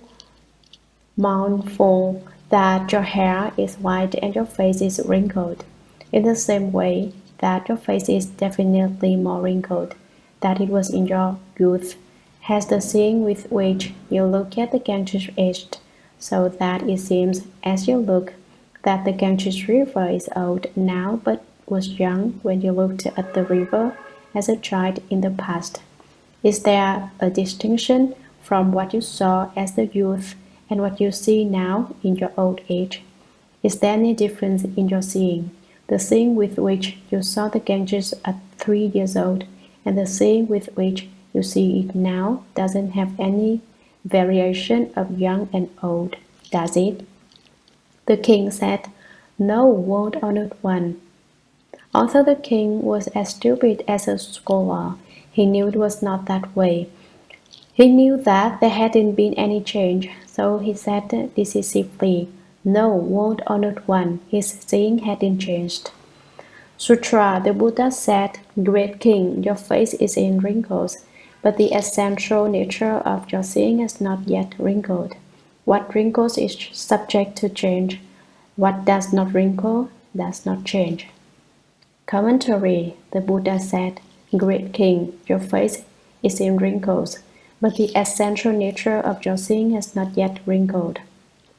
Your seeing which views the Ganges has not wrinkled. The nature of seeing is not wrinkled. It is still the same. What wrinkles is subject to change. The wrinkles on your face display the change. What does not wrinkle does not change. Since the seeing doesn't have wrinkles, how can you say it changes? It doesn't change. Sutra, what changes will become extinct, but what does not change is fundamentally free of production and extinction. How can it be subject to your birth and death? Furthermore, why bring up what Maskari, Goshaliputra, and the others say, that after death of this body, there is total extinction? Commentary, what changes will become extinct, but what does not change is fundamentally free of production and extinction. How can it be subject to your birth and death? Since it has no production and extinction, how can you say that your seeing nature will undergo birth and death the same as your body? Furthermore, why bring up what Maskari, Goshaliputra, Nothing the Way, and the others say, that after the death of this body there is total extinction? They all say that after the body dies, everything perishes, it's all over. All they know about is permanence and annihilationism. Sutra, the king heard these words, believed them, and realized that when the life of this body is finished, there will be rebirth. He and the entire great assembly were greatly delighted at having obtained what they had never had before. Commentary, the king Prasenajit heard these words, he believed them, and realized that when the life of this body is finished, after the death of the body, when it has been cast aside, there will be rebirth. One will go to the place of one's next rebirth. He and the entire great assembly were greatly delighted. They were so happy when they jumped for joy at having obtained what they had never had before. They said, We never knew about this principle before. We were completely confused about the theory of birth and death, permanence, and Sutra. Ananda then arose from his seat, made obeisance to the Buddha, put his palms together, knelt on both knees, and said to the Buddha, World honored one, if seeing and hearing are indeed neither produced nor extinguished, why did the world honored one refer to us as people who have lost their true natures and who go about things in an upside down way? I hope the world honored one will give rise to great compassion and wash my dust and defilement away. Commentary.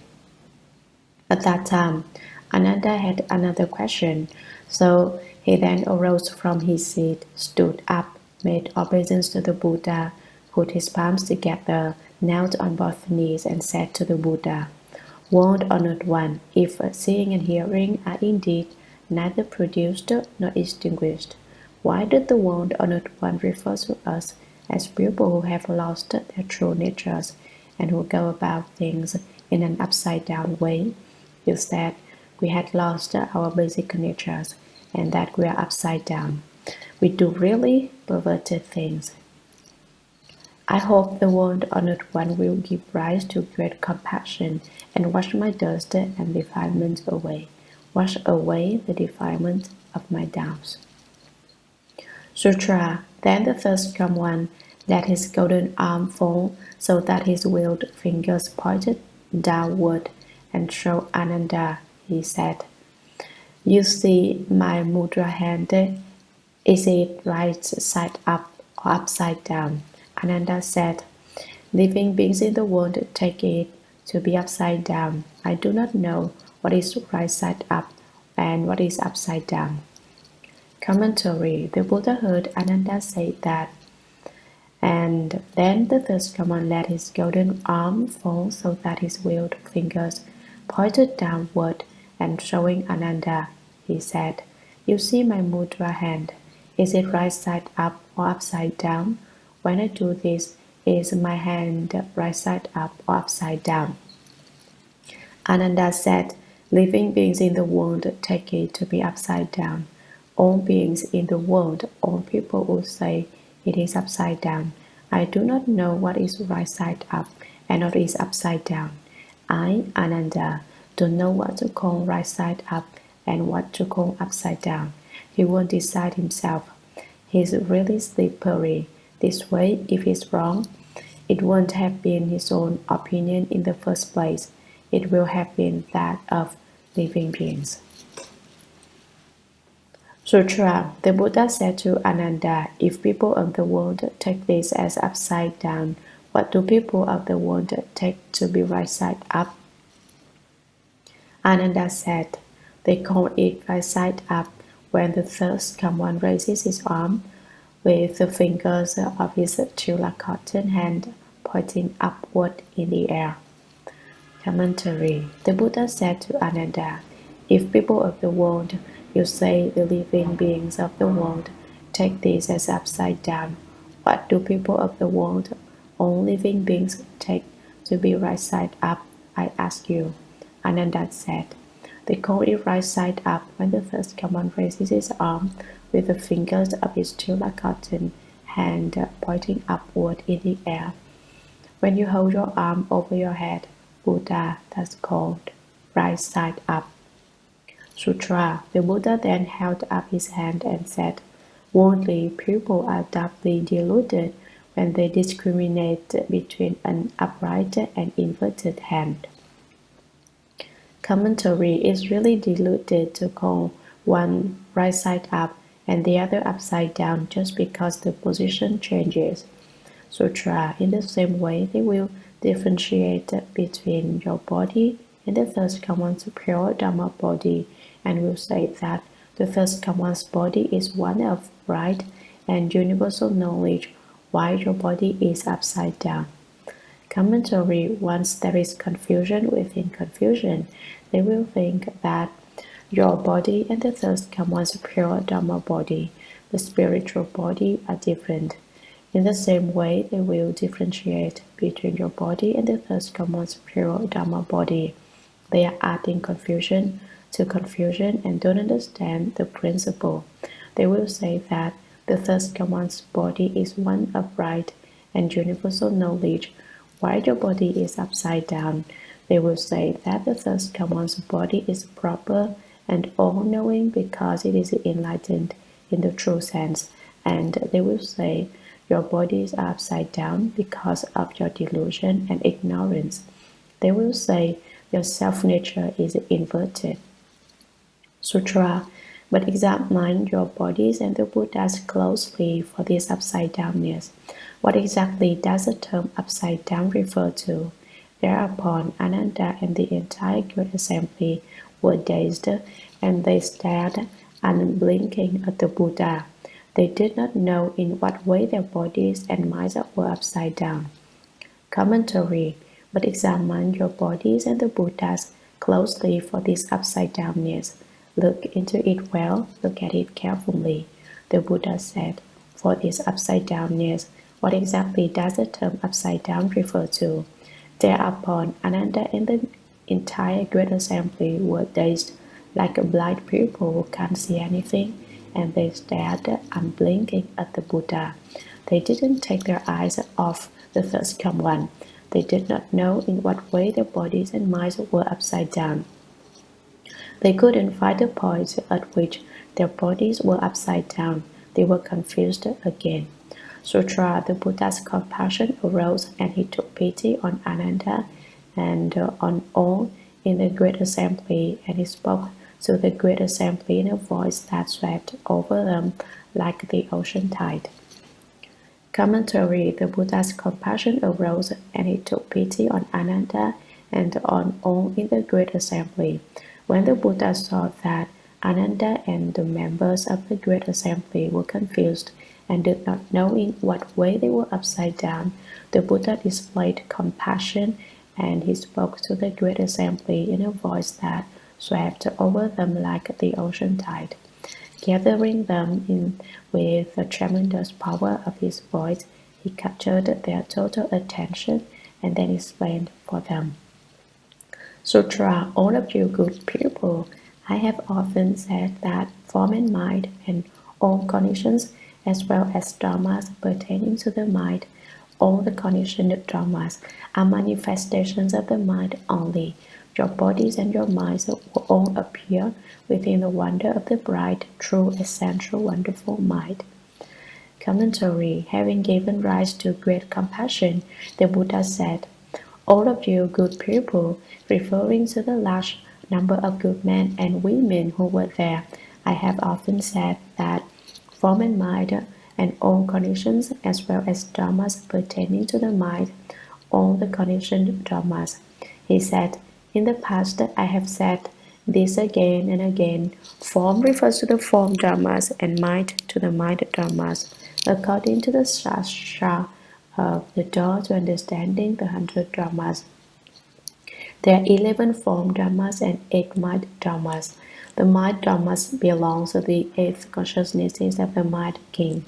There are 51 dharmas belonging to the mind, here referred to as the servants of the mind, and there are 24 dharmas which do not interact. That is, they do not interact with form dharmas, with mind dharmas, or with unconditioned dharmas. Finally, 6 unconditioned dharmas make up 100 dharmas. All the conditions refer to 4 kinds of conditions. Conditions based on immediate causes, augmenting conditions, sequential conditions which are also called equal and intermittent conditions, and conditioned conditions, are manifestations of the mind only. All dharmas are produced from conditions and do not extend beyond the manifestation of a single thought of the true mind. From where do all dharmas, the mountains, the rivers, the great earth, the vegetation, and all the myriad appearances come into being?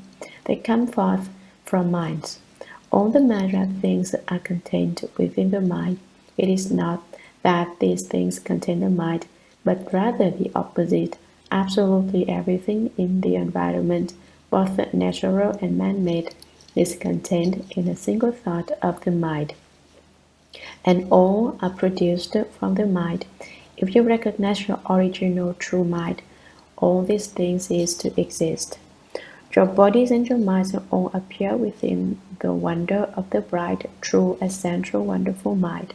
Your body refers to the body you now have, and your mind refers to your conscious mind. Both are manifested in the wonderful mind.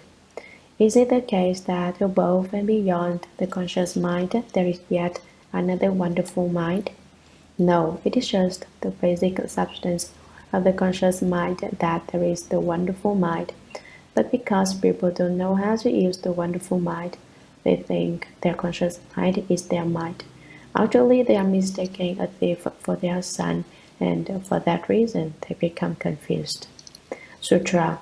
Why do I say that you have lost track of what is fundamentally wonderful in you, the perfect, wonderful, bright mind, and that in the midst of your bright and enlightened nature, you mistake the false for the real because of ignorance and delusion?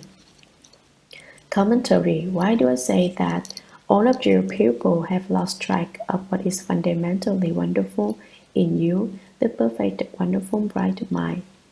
The fundamentally wonderful, permanently dwelling true mind which is fundamentally subtle and wonderful, the perfect subtle wonderful mind which possesses an extremely valuable light, and that in the midst of your bright and enlightened nature, you mistake the false for the real because of ignorance and delusion. You think you understand clearly about the pure nature and bright substance of your permanently dwelling true mind, but actually you do not understand.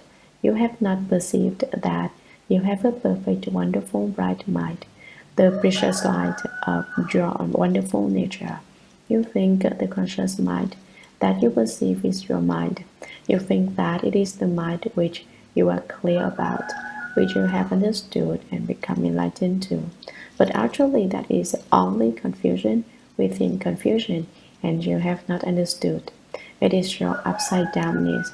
It is the problem of your mistaking a thief for your son. Sutra. Mental dimness turns into dull emptiness. This emptiness, in the dimness, unites with darkness to become form. Commentary. Mental dimness turns into dull emptiness. Originally, the wonderful bright mind is devoid of awakening or confusion. So why do we suddenly lose the essence of our self-nature? It is due to the initial thought of ignorance, here referred to as mental dimness, which obscures true emptiness and changes it into dull emptiness. This dull emptiness is like the empty space appearing in a dream world. This is the appearance of karma, the first of the three subtle appearances. This emptiness in the dimness unites with darkness to become form. The form of darkness. This is also the beginning of the doctrine of the travelings of conditioned causation. Ignorance conditions activity. The dull emptiness, the deluded mind, based as it is in ignorance now, turns the inherent light of wisdom into the falseness of subjective perception. This is the appearance of turning, the second of the three subtle appearances. Out of longing for objects of perception, since in the beginning the appearance of karma is not visible, the subjective thing stares long and hard until the deluded mind gives rise to form as its projection and manifestation, just as in the dream world, the dull-minded dreamer often experiences the existence of a dream body, a dream mind, and the illusory environment in which they find themselves, including mirage, like mountains, waters, and the like. This is the appearance of manifestation, the third of the three subtle appearances. Sutra. Stimulated by false thinking, the form takes the shape of a body. Commentary. Within the emptiness of ignorance, the darkness binds together to become form, the kind as though existing in a dream. Form is mixed with false thinking. Ignorance conditions activity. Activity conditions consciousness, and consciousness conditions name and form. False thinking is the consciousness, and when it takes shape as the body, that is the name and form. We have bodies because our false thinking creates them. Sutra. As causal conditions come together, there are perpetual internal disturbances which tend to gallop outside. Such inner disturbances are often mistaken for the nature of mind. Commentary. As causal conditions come together, there are perpetual internal disturbances which tend to gallop outside. Many kinds of conditions are brought together to form the body and mind. At the time of this external movement, you can say that the six agencies, the eyes, ears, nose, tongue, body, and mind come into being. Name and form condition the six agencies, and the six agencies condition contact. The tendency to gallop outside is a kind of rudimentary awareness of a contact, such as a small child has. In this instance, it refers to the sense organs being drawn outside by the sense data. The contact and the false thinking mind go outside and race back and forth at the gallop up at random all over the place because one has no genuine wisdom. One doesn't know where to run to. One can't tell north, south, east, and west from one another. This is disorder and disturbance, and such inner disturbances are often mistaken for the nature of mind. You think this kind of lack of clarity is the nature of your mind.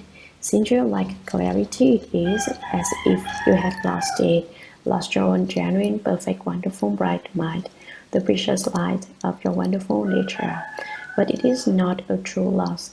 Your true nature only seems to be lost because you take the mark of disorder and disturbance to be the nature of your mind, the mind which has perfect transparency and bright comprehension, and thus you are disordered and disturbed. Sutra, the primary misconception about the mind and body is a false view that the mind dwells in the physical body. Commentary, you have the confusion of attachment and you lack enlightenment. The primary misconception about the mind and body is a false view that the mind dwells in the physical body. You think that your true mind is inside the physical body. This is the first confusion. Sutra, you do not know that the physical body, as well as the mountains, rivers, empty space, and the great earth, are all within the wonderful, bright, true mind. Commentary. Most people think the mind is within the body. This is an extremely great mistake. It is outside our body. It is not outside either. But as I say, it is also not the case that our mind is in our body. It is that we people are within the true mind. So the sutra says, you do not know that the physical body as well as the mountains, the rivers, empty space, and the great earth are all within the wonderful, bright, true mind. All these various kinds of things are within your fundamental, wonderful, bright, true mind. They are not outside. So you should know that our mind encompasses empty space and the 10,000 things. It is not that empty space and the 10,000 things contain us. If you understand this doctrine, you have not lost your true nature and your true mind. Sutra, it is like ignoring hundreds of thousands of clear pure seas and taking notice of only a single bubble, seeing it as the entire ocean, as the whole expanse of great and small seas. Commentary, what is it like? I'll give you an analogy. It is like ignoring hundreds of thousands of clear pure seas and taking notice of only a single bubble. You only recognize one bubble of water on the surface of all those great seas. You say, this bubble is the great sea. Isn't this a grave mistake? The situation is the same with the mind in our body that Ananda is speaking of. That mind within our body is as small as a bubble on the sea. The mind beyond the body, our true mind, is as vast as hundreds of thousands of great seas. You reject the hundreds of thousands of great seas. You don't recognize them. You don't know they are seas. You take an infinitesimal bubble to be the sea. In the same way, the pure nature and bright substance of your permanently dwelling true mind, the substance of the Dharma nature, pervades the Dharma realm. It is everywhere and it is our true mind. But you don't realize it is your true mind. You think that what is in your body is your mind.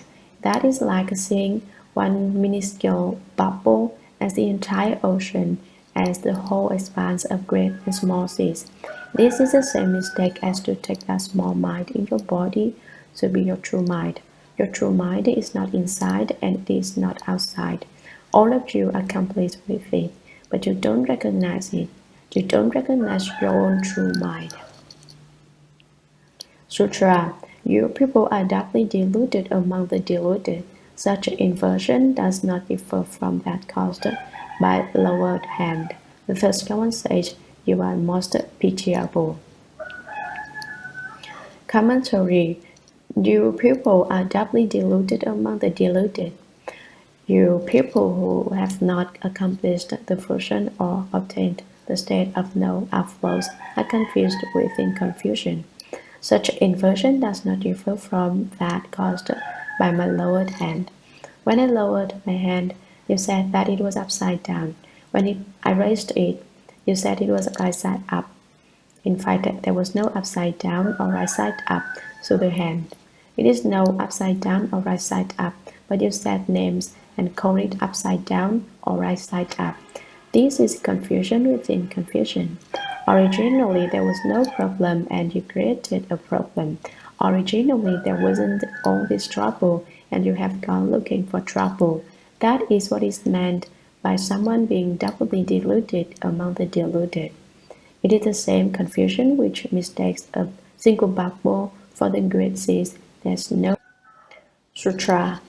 Having received the Buddha's compassionate rescue and profound instruction, Ananda's tears fell, and he folded his hands and said to the Buddha, I have heard these wonderful sounds of the Buddha and have realized that the wonderful bright mind is fundamentally perfect.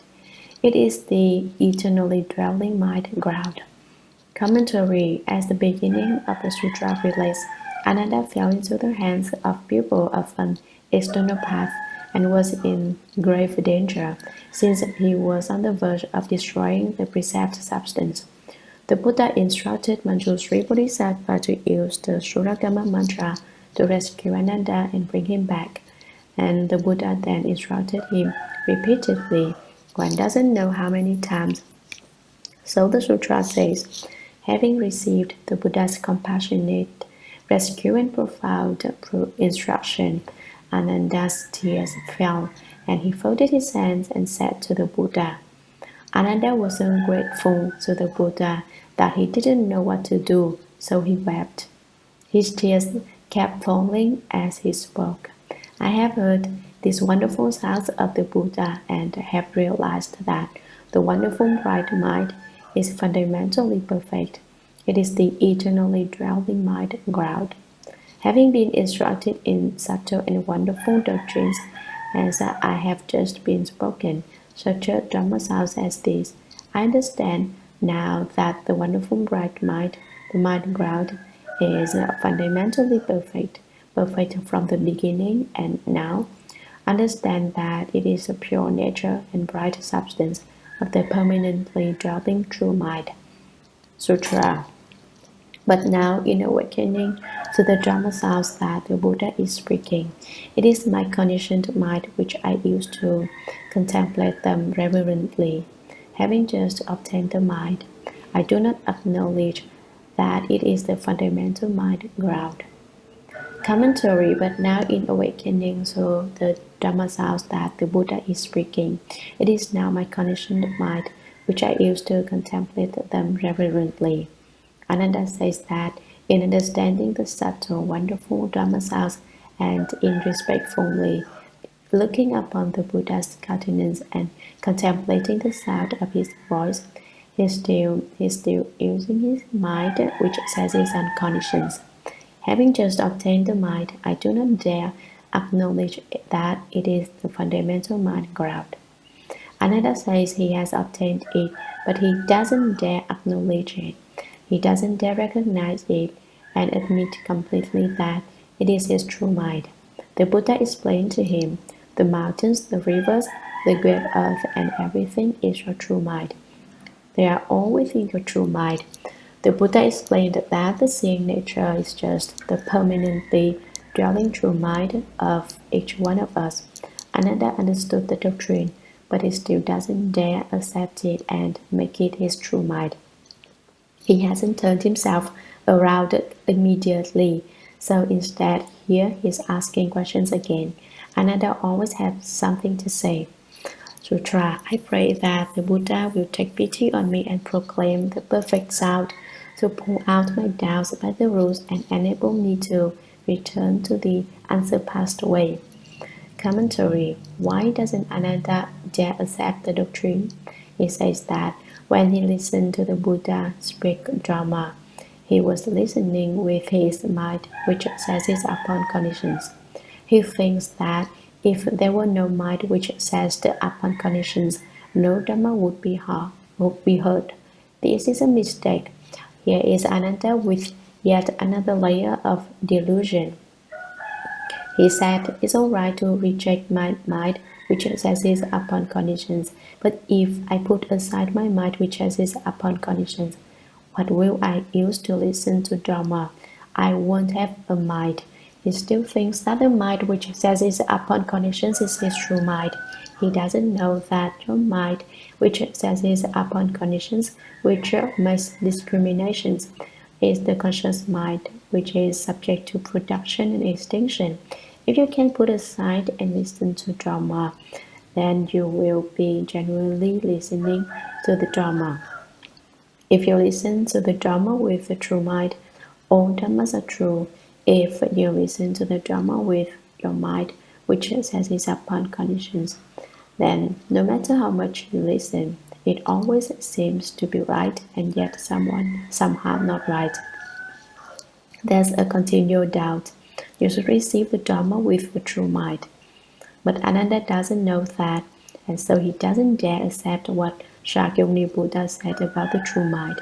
He was afraid that if he accepted the true mind, he wouldn't be able to listen to the Dharma, and listening to the Dharma was what was most important to him. He thought, it doesn't matter to me if it is the mind subject to production and extinction, or what kind of mind it is. What counts is whether I get to listen to the Dharma. It is this point that he is not understood, and that causes him to have doubt. Since he didn't accept the doctrine, he said, I pray that the Buddha will take pity on me and proclaim the perfect sound. The perfect sound is the perfect unobstructed sound. The perfect sound is the one perfect sound. It is said, the Buddha speaks the Dharma with one sound. Living beings understand it, each according to his kind. When people hear the one perfect sound, they understand it. When gods hear it, gods understand it. When gods hear it, gods understand it. Even when animals hear it, they understand it. Every category of living beings, people, gods, bodhisattvas, and arhats, great rituals, animals, beings in the house, hungry ghosts, each understands the doctrines which the Buddha speaks with a single voice. When the Buddha speaks the Dharma, living beings only need have conditions with the Buddha, and no matter how far away they are from him, they can hear it just the same as if they were right at the Buddha's side. They don't notice the distance. Would you say that is wonderful or not? So Ananda asks the Buddha to instruct him with the perfect sound, and to point out my doubts by the rules and enable me to return to the unsurpassed way. I have not gotten rid of my doubts yet. The rules of doubt are still in my mind. If the Buddha will help me point them out, I will be able to understand the unsurpassed doctrine. Sutra. The Buddha told Ananda, you still listen to the Dharma with the conditioned mind, and so the Dharma becomes conditioned as well, and you do not obtain the Dharma nature. It is like when someone points his finger at the moon to show it to someone else, guided by the finger. That person should see the moon. If he looks at the finger instead and mistakes it for the moon, he loses not only the moon but the finger also. Why? He mistakes the pointing finger for the bright moon. Commentary. Granting Ananda's request that his doubts be removed, the Buddha said, you still listen to the Dharma with the conditioned mind, and so the Dharma becomes conditioned as well. You are still using your mind that seizes upon conditions, and so as you listen to the Dharma, it also becomes conditioned. It turns into a Dharma subject to production and extinction, and you do not obtain the Dharma nature. You do not obtain the basic substance and nature of the Dharma. It is like when someone points his finger at the moon to show it to someone else, guided by the finger, that person should see the moon. I'll give you an example. I point to the moon and say to you, "See, that's the moon."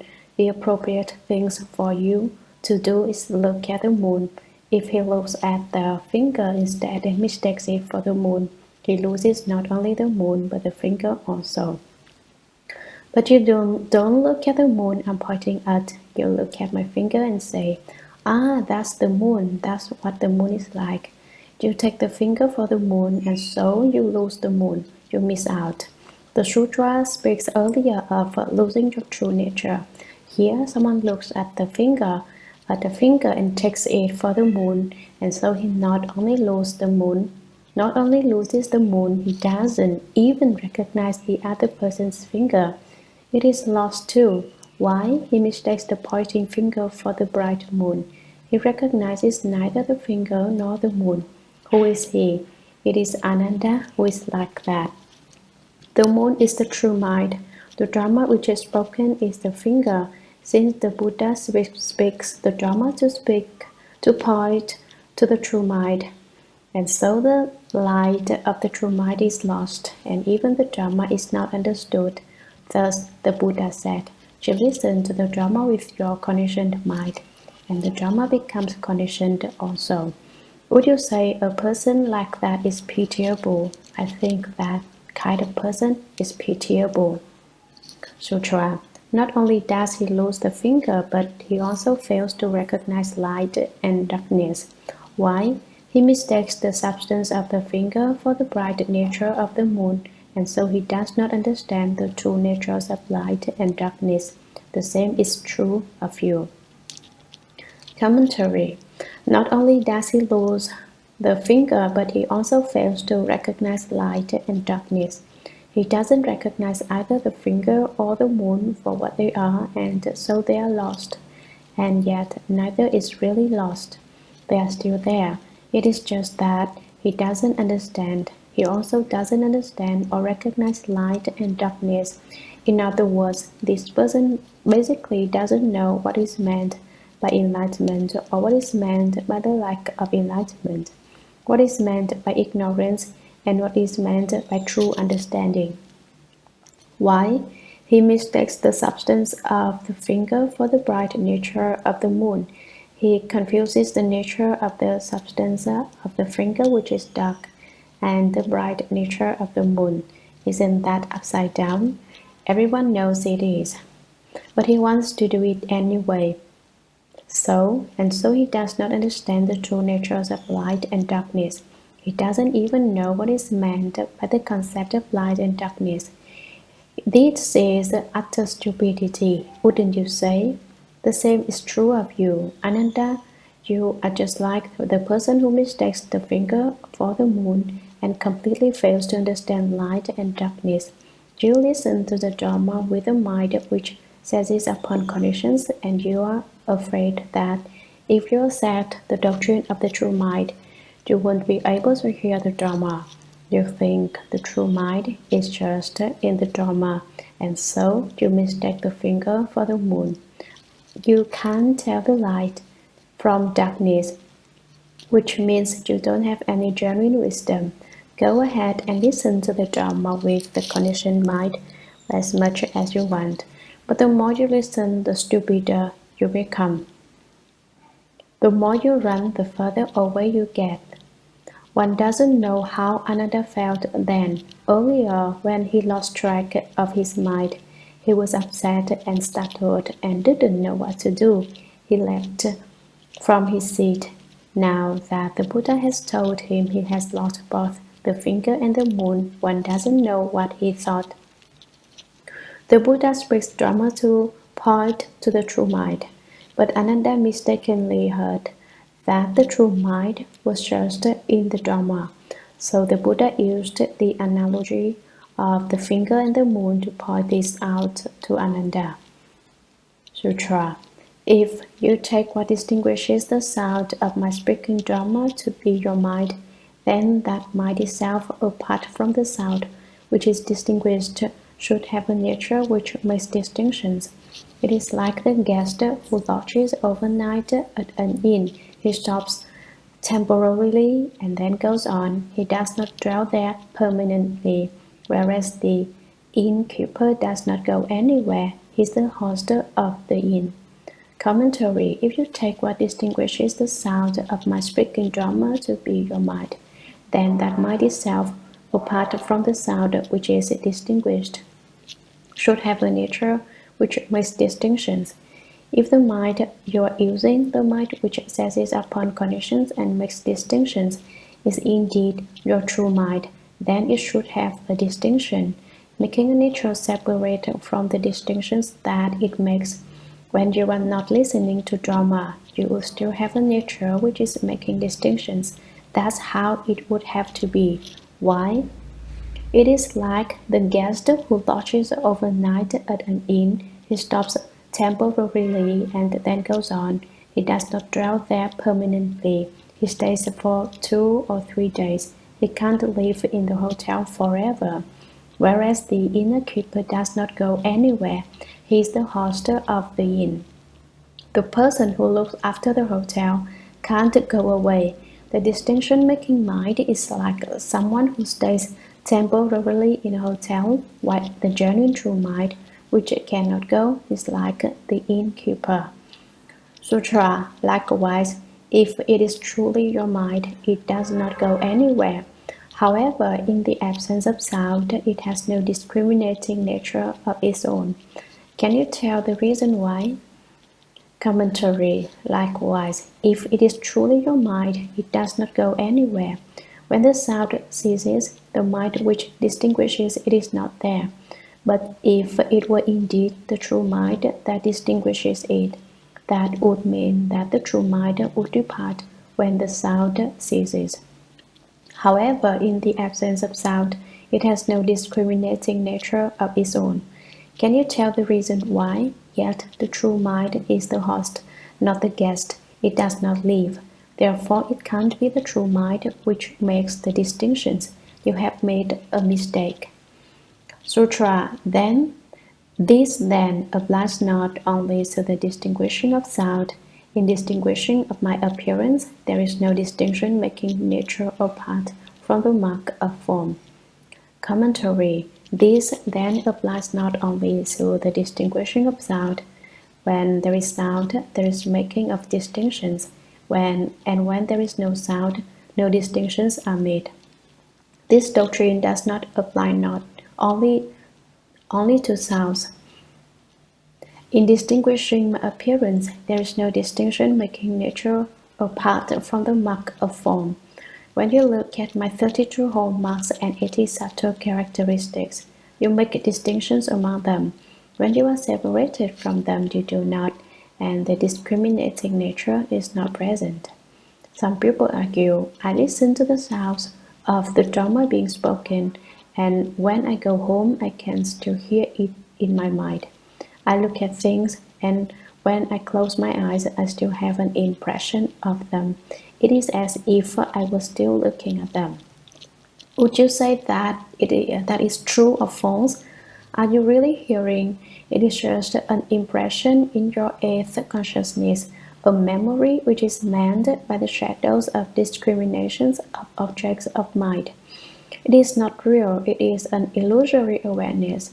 It is not an actual distinction being made, because apart from objects which are distinguished, there is no distinction making nature. Sutra.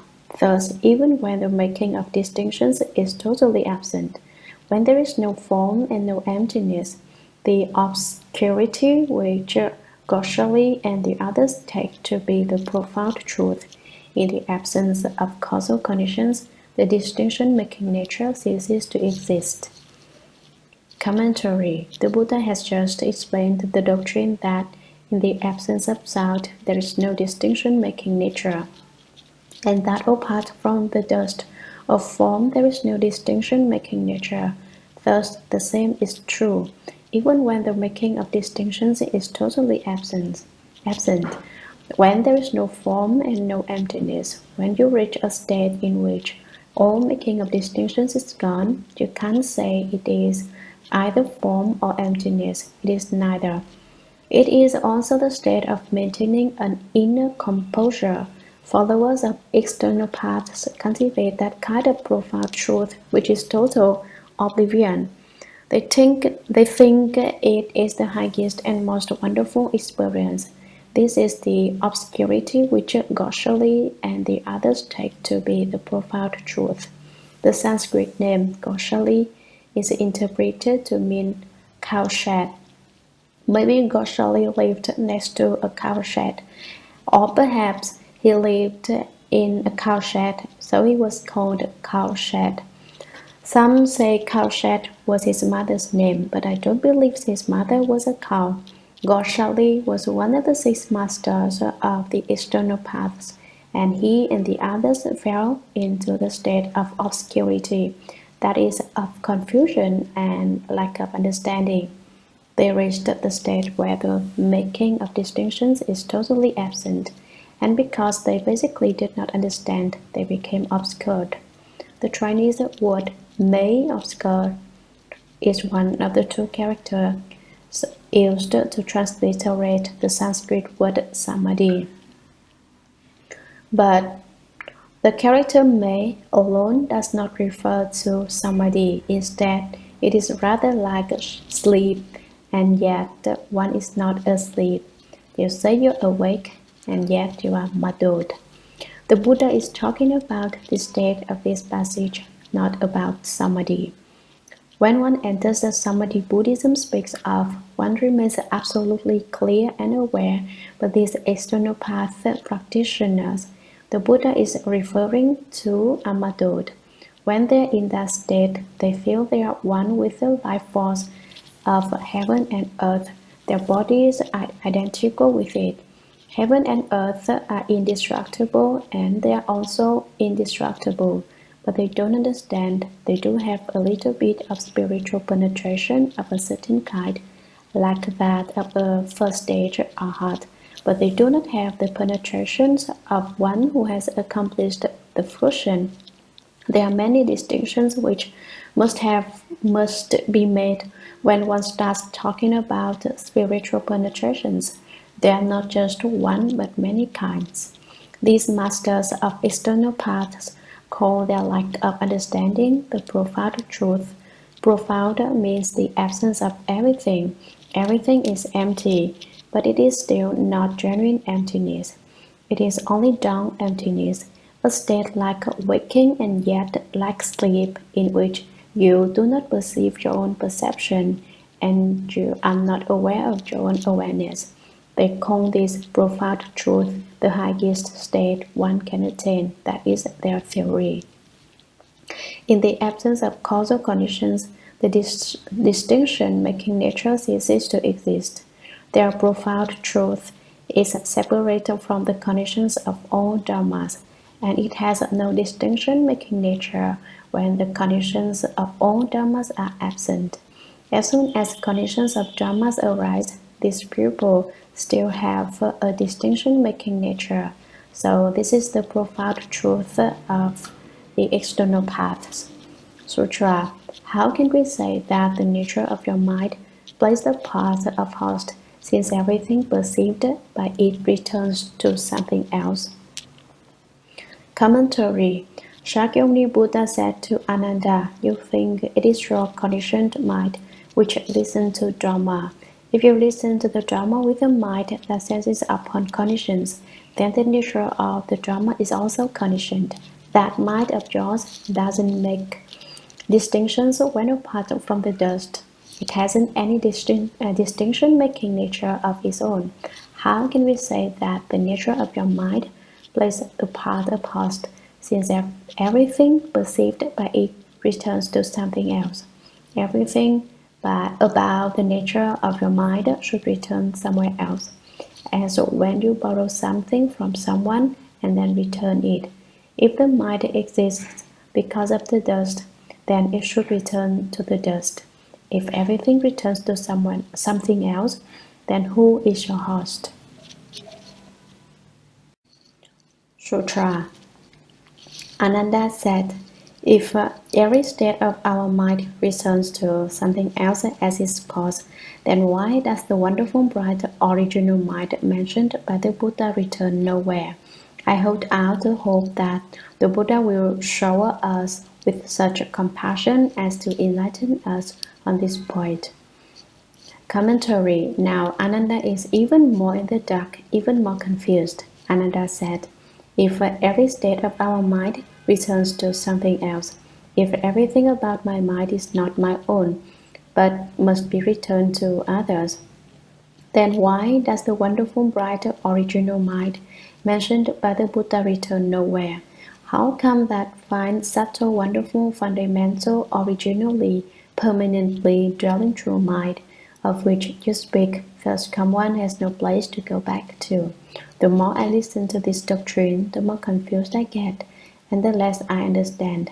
I hold out the hope that the Buddha will shower us with such compassion as to enlighten us on this point. The Dharma body, the reward body, and the response body of the first come one are all very tall.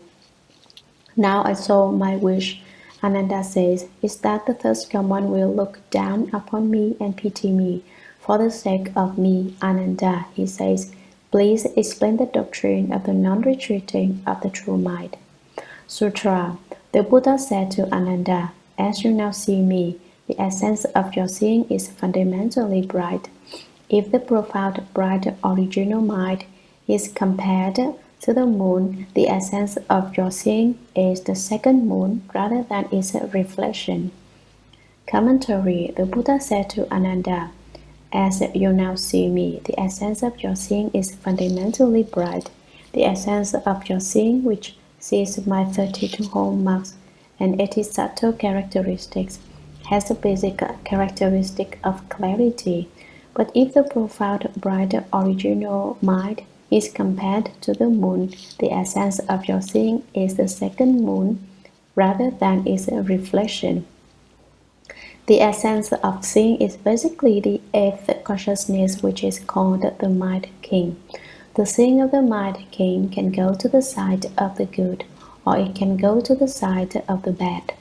If its essence it penetrates through the Buddha nature, if its essence it penetrates through into the seventh consciousness. Although the substance of the eighth consciousness is not in itself our true mind, our true mind is contained within the eighth consciousness.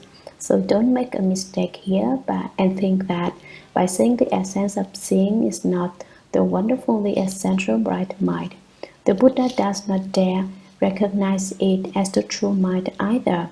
The essence of seeing is the true mind.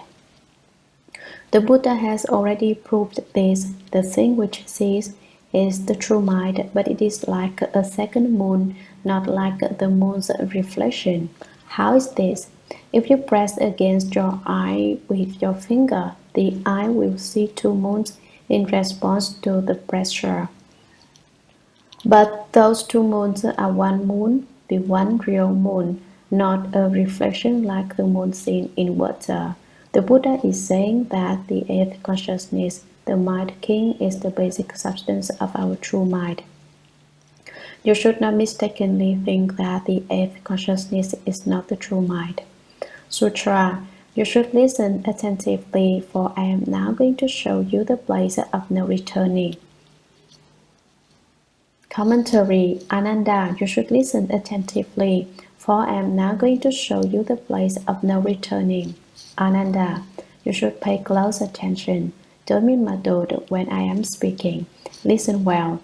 Now I am going to instruct you, just as you asked about the true mind and about how it does not return anywhere. The Buddha begins by asking Ananda a question. Sutra. Ananda, this great lecture hall is open to the east. It is flooded with light when the sun rises in the sky. It is dark at midnight during a new moon and when obscured by clouds or fog. Looking out through open doors and windows, your vision is unimpeded. Facing walls or houses, your vision is hindered. Your vision is casually conditioned in such places where there are forms of distinctive features. In downward, You can see only emptiness. Your vision will be distorted when the objects of seeing are shrouded in dust and vapor. You will perceive clearly when the air is fresh. Commentary. Ananda, this great lecture hall is open to the east. It is flooded with light when the sun rises in the sky.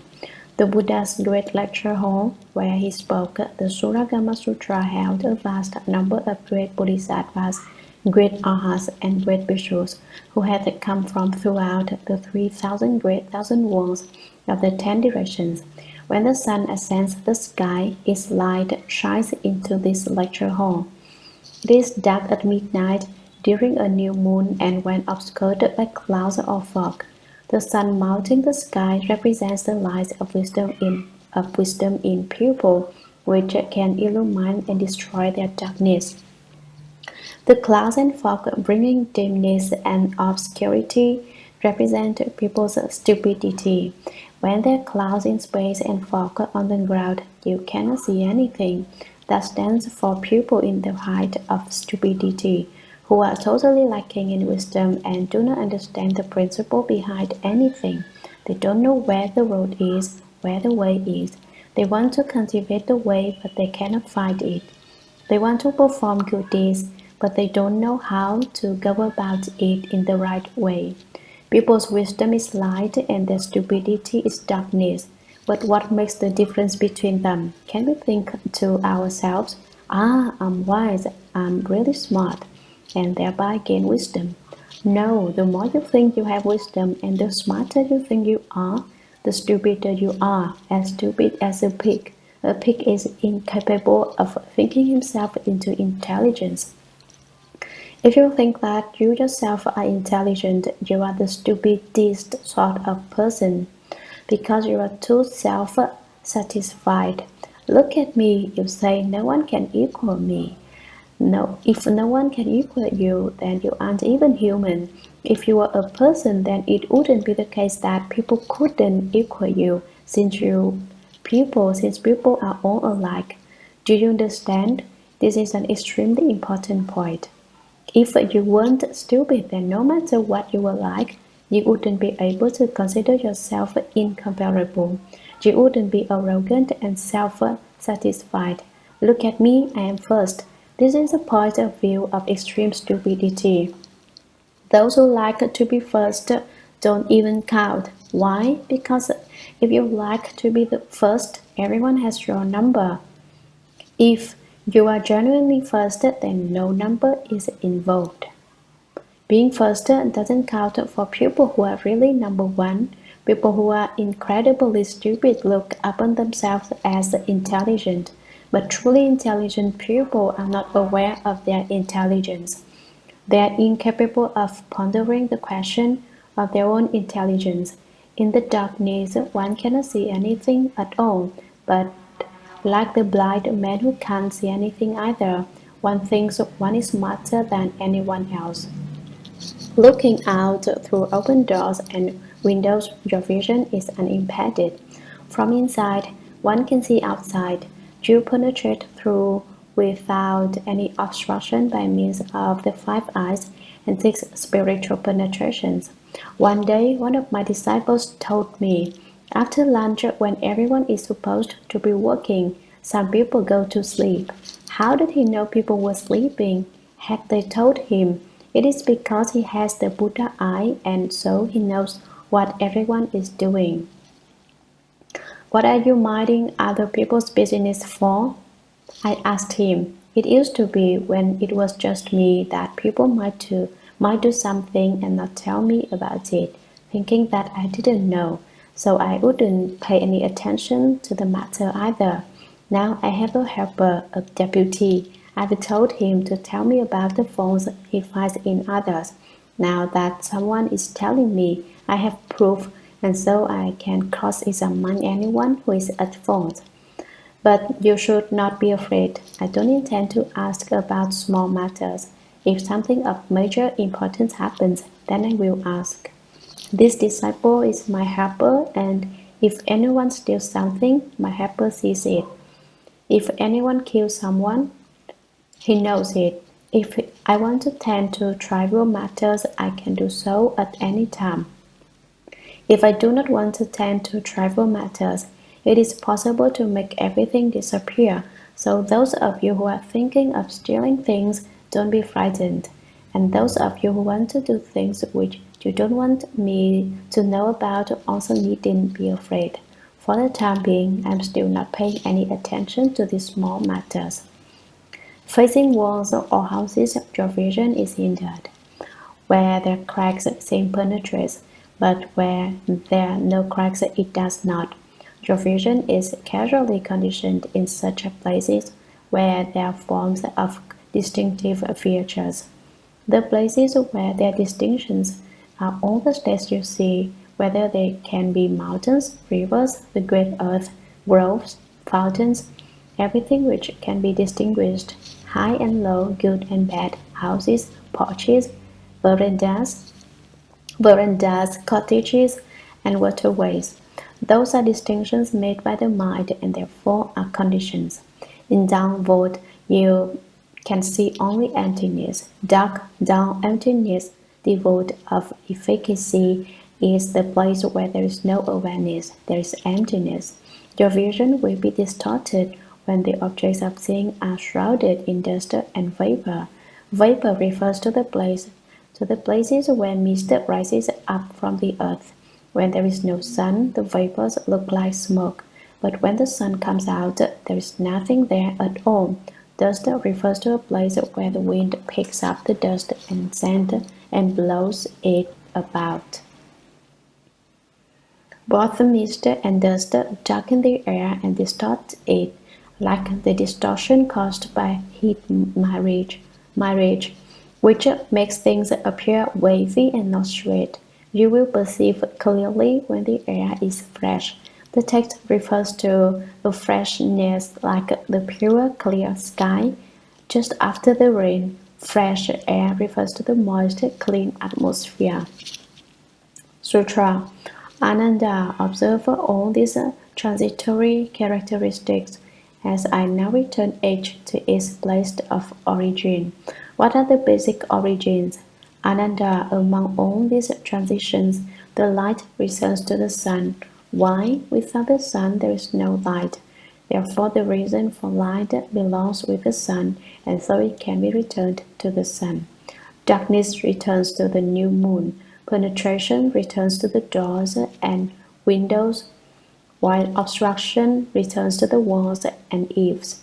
Conditions return to distinctions. Emptiness returns to dark emptiness. Darkness and distortion return to the mist and haze.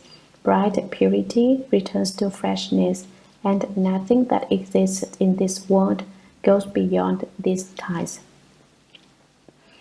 Commentary. The Buddha went on to say, Ananda, observe all these transitory characteristics as I now return each to its place of origin, whether they be light or darkness, penetration or obstruction, conditions or dull emptiness, purity or turbidity. All these 8 kinds of characteristics can be returned to the place that they came from. What are the basic origins? What are the places they come from?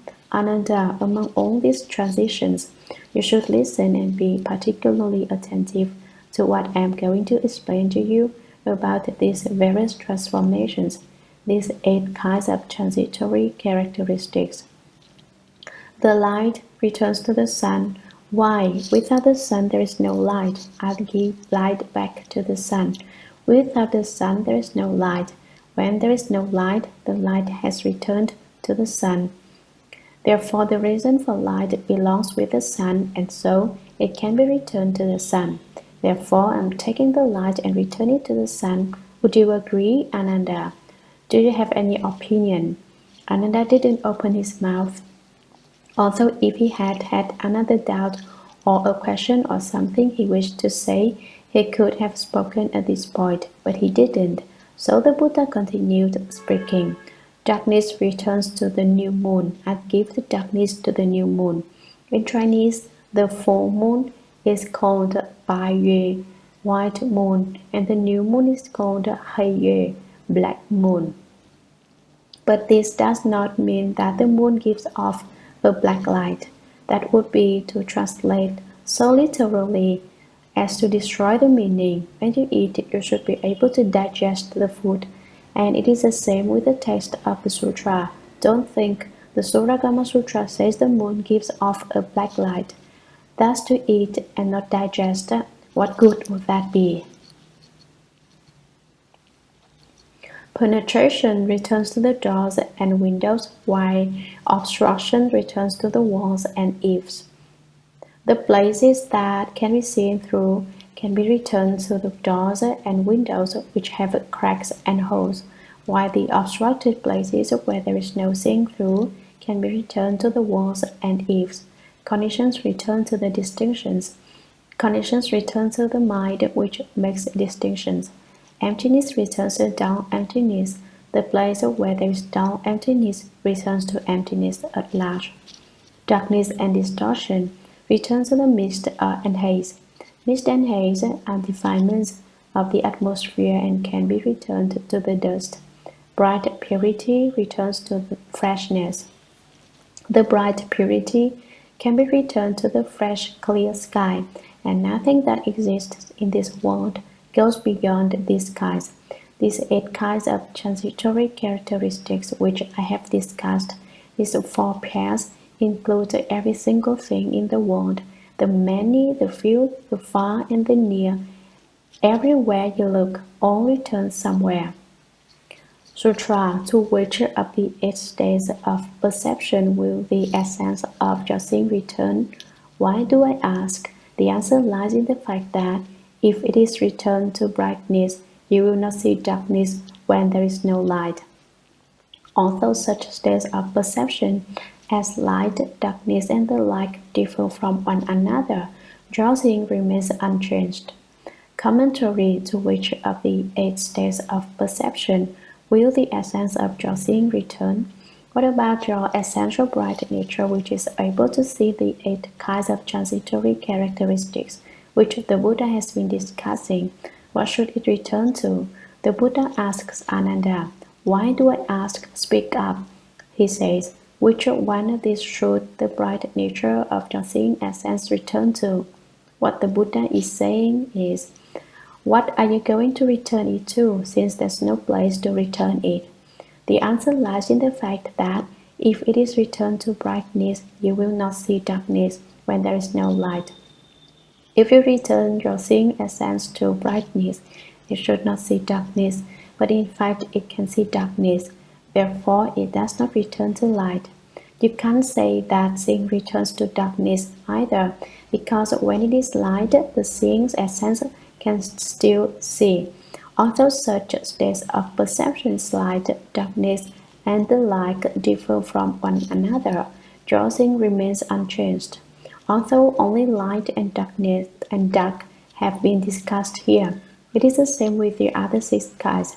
The various things, the various appearances, the various transitory characteristics all have natures which are distinct from one another.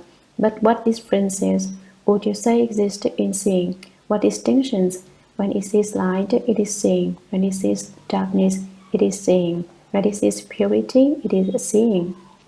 When it sees turbidity, it is seeing. When it sees through things, it is seeing. When it sees obstructions, it is seeing. What distinctions are there? Someone says, there certainly are distinctions in seeing. When you see light, the seeing perceives that it is light. When look at darkness, one ignores it is darkness. Isn't this the making of distinctions? Not bad. Distinctions are being made when you perceive light and darkness, but not by your seeing. It is your distinction-making mind, your mind which seizes upon conditions that makes them. Don't take that to be the seeing essence. Your knowledge of light and darkness is a matter of your mind. Your seeing sees everything as equally without any distinction. Whenever you see, it is simply seeing. No distinctions are made. The distinctions you make are made by your distinction-making mind. Everyone should be particularly attentive to this point. Don't take the distinction-making mind to be the bright source of your seeing essence. Sutra. That which can be returned to other sources is clearly not you. That which can be returned nowhere is none other than you. Commentary. This particular section of text explains the doctrine extremely well in a few words. It says, that which can be returned to other sources is clearly not you. That which can be returned nowhere is none other than you. All transitory characteristics can be returned to something else. They are not yours. That which stays with you and does not go anywhere else, that which you can return to anyone else. Whose is it if not yours? If it isn't yours, you should return it to someone else. You can't. Whoever you give it to does not want it. You give it to the light, but the light does not want it. You give it to the darkness, but the darkness does not want it. You give it to purity, but purity does not want it.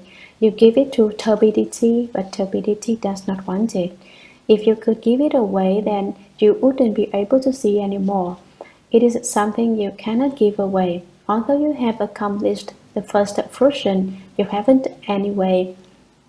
You haven't the spiritual penetrations to give your seeing away to someone else so that you yourself will have no more seeing. The Buddha is telling Ananda, if it isn't yours, whose it is then? You still don't dare admit that it is yours. You still do not understand.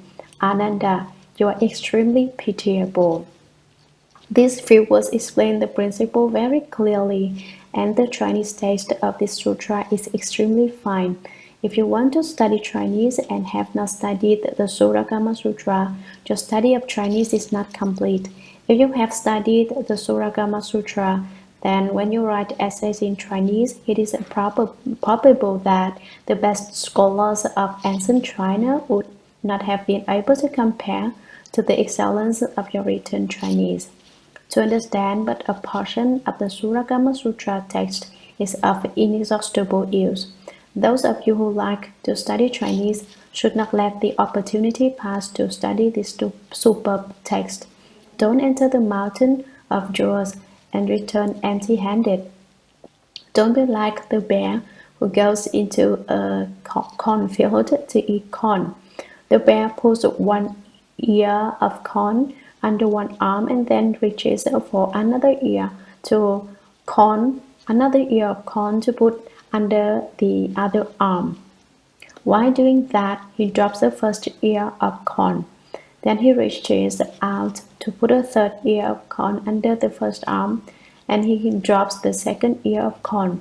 All the while he thinks he's loading up a lot of corn, but when he leaves the cornfield and takes a look, he finds out he's only got one.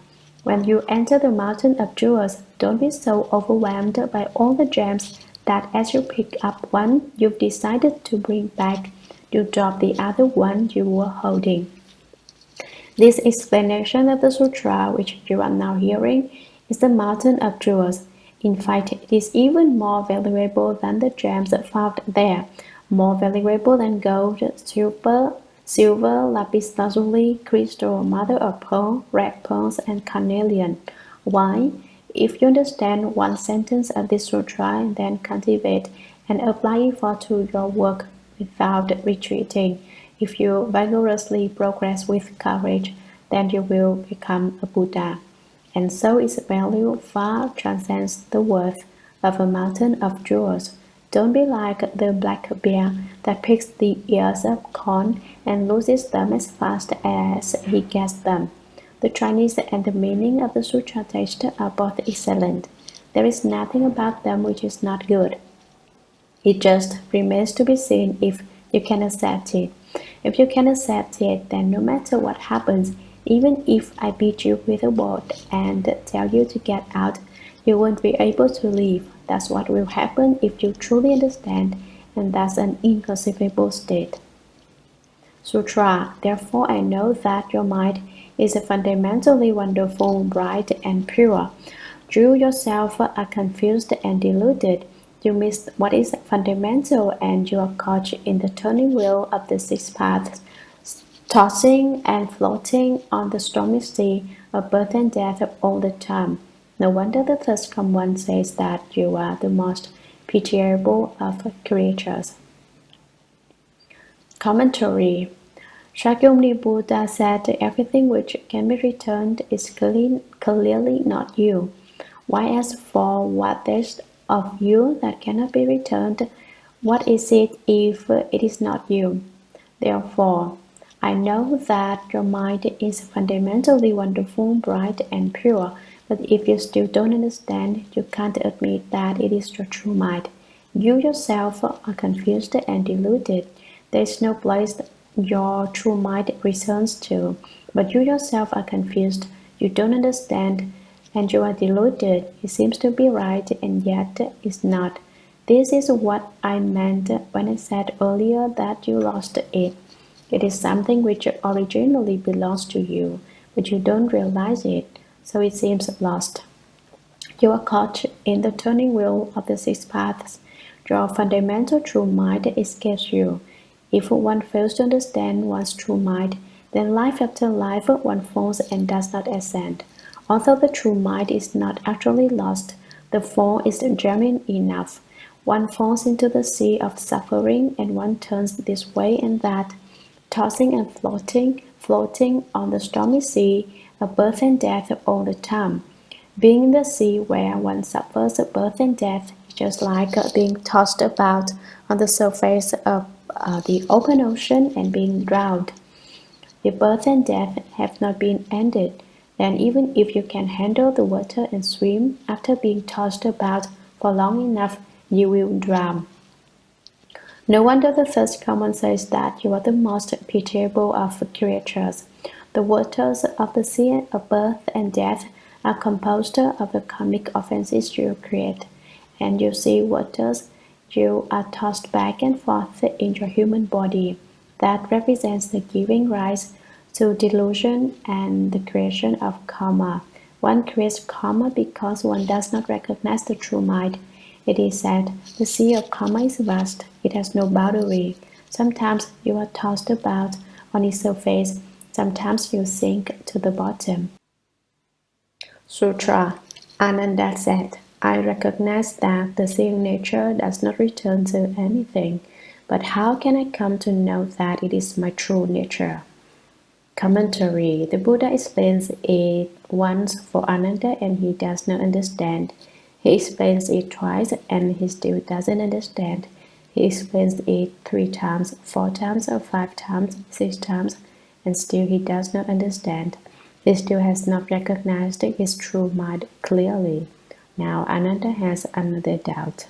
Ananda said, I recognize that the seeing nature does not return to anything. The word recognize reveals Ananda's doubt. In fact, he says he knows that the seeing nature does not return to anything, as the Buddha has just explained, but in fact he doesn't know what it is ultimately all about. Within his knowing that the seeing nature does not return, a doubt has already arisen, a doubt which resides in and is produced from the so-called knowing. But how can I come to know that it is my true nature? Now he makes it even clearer. I know it does not return, but for it not to return is one thing. How do I know it is my true nature? If he had no doubts, if he really recognized it, how could he fail to know it is his true nature? He knows the doctrine of being unable to give the seeing nature to anyone, but he still does not know that the seeing nature is truly the nature of his mind. After all that the Buddha has explained, Ananda still doesn't have a mind. It is still lost because he still doesn't recognize it and still doesn't know he has it. I believe that at this point in the sutra, Ananda was at a total loss. Sutra, the Buddha told Ananda, now I have a question for you. At this point, you have not yet attained the purity of no outflows. Blessed by the Buddha's spiritual strength, you are able to see into the first dhyana heavens without any obstruction, just as Aniruddha looks at Jambudvipa with such clarity. as he might an amala fruit in the palm of his hand. Commentary. The Buddha says that Ananda is simply too pitiful because he puts all his effort into literary learning.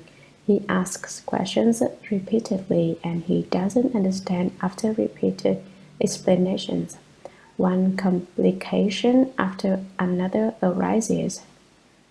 As it is said, branches spring from the joints. There aren't any branches, but Ananda wants to produce leaves by making branches spring from the joints. Since Ananda was so pitiful, the Buddha taught him using the spirit derived from the great kindness where there are no affinities, and the great compassion where the substance is the same.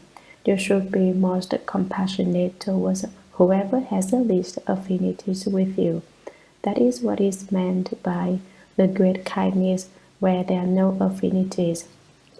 If they have no connections with you, if they don't get along with you, you should have a compassionate attitude toward them. I have told you that one person is all people. All people are just one person. One is all is one. That is what is meant by great compassion, where the substance is the same. For example, I consider your difficulties as I would my own. No matter what, I think of a way to alleviate your difficulties. Thus, I often see some of my disciples smoking cigarettes, and I hope that they will put a stop to their smoking. If you stop smoking, you can breathe the same air as the Buddha. If you don't stop, then the clouds you breathe in and the fog you breathe out will keep the light of the Buddha from reaching you. The bad habit of smoking is painful suffering, and it is conduct which is not in accord with Dharma. If my disciples who truly want to study Buddhism don't quickly put a stop to it, I will consider it something that I myself have done. Why? I base myself on the Buddha spirit of great compassion where the substance is the same. So I hope that no one will have faults. I hope that everyone will be a perfect person. When any one of you who is not a completely good person, I will feel that I myself am not a good person because I am just like you. Therefore, since I want to be a good person, I have to think of a way to cause you to be a good person too. That is what is meant by the great compassion where the substance is the same. If everyone had this attitude nowadays, there wouldn't be any wars or fighting in the world, no argument, nothing at all. The Buddha told Ananda, "Now I have a question for you. At this point, you have not yet attained the purity of no outflows. You have not attained the fourth fruition of Ahaship. You have merely accomplished the first fruition, which does not reach the purity of no outflows. The purity of no outflows is the purest of purity. Nothing is divided about it. It's easy to talk about, but it's a very difficult state to reach. In that state, there are no outflows from the eyes, ears, nose, tongue, body, and mind. When your eyes see things and you run outside, that is an outflow. If your ears hear something and you cannot apply the skill of returning the hearing, but instead run outside and listen, that is an outflow also. Your nose smells scents, your tongue tastes flavors, your body comes in contact with the objects, your mind climbs on dharmas. These are all classed as outflows. I've explained before that it is like a glass bottle with a hole in the bottom. It leaks when water is poured into it. If you people don't cultivate and don't attain the state of no outflows, each of you is like a leaking bottle. You flow constantly from the heavens to the realm of people. From the human realm, you flow into the animal realm. and from being an animal, you flow into a hungry ghost and into their house. You go with the flow back and forth without knowing where you are flowing to. It depends on what kind of karma you have created. Blessed by the Buddha's spiritual strength, you are able to see to the first dhyana heavens without any obstruction. Although Ananda hasn't attained the purity of no outflows, he can borrow the Buddha's strength in order to see the realm of the first dhyana heavens. Ananda had already opened the Buddha's wisdom eye, but he still couldn't see the first dhyana heavens. When it comes to opening eyes, there are 1,000 levels and distinctions. It isn't just a simple matter of opening eyes and being able to see things as it is with ordinary eyes. Some people can see for 3 miles, some for 7 miles, some for 10, some for 30, or 300 or 3,000. At the very most, one can see 80,000 miles and can contemplate things that occur within 80,000 great compass. It's not the case that as soon as your eyes open, you can see everything. Only by relying on the strength of the Buddha's spiritual penetrations was Ananda able to see the first dhyana heavens clearly and in all purity without obstruction, just as Aniruddha looks at Jambudvipa with such clarity. The Venerable Aniruddha was foremost in the heavenly eye. His name is Sanskrit and is interpreted to mean not poor. In this life and life after life, Aniruddha is never poor. This venerable one was a cousin of the Buddha. I mentioned earlier that he had a strange problem. Whenever the Buddha explained sutras, Aniruddha fell asleep. Then the Buddha scolded him.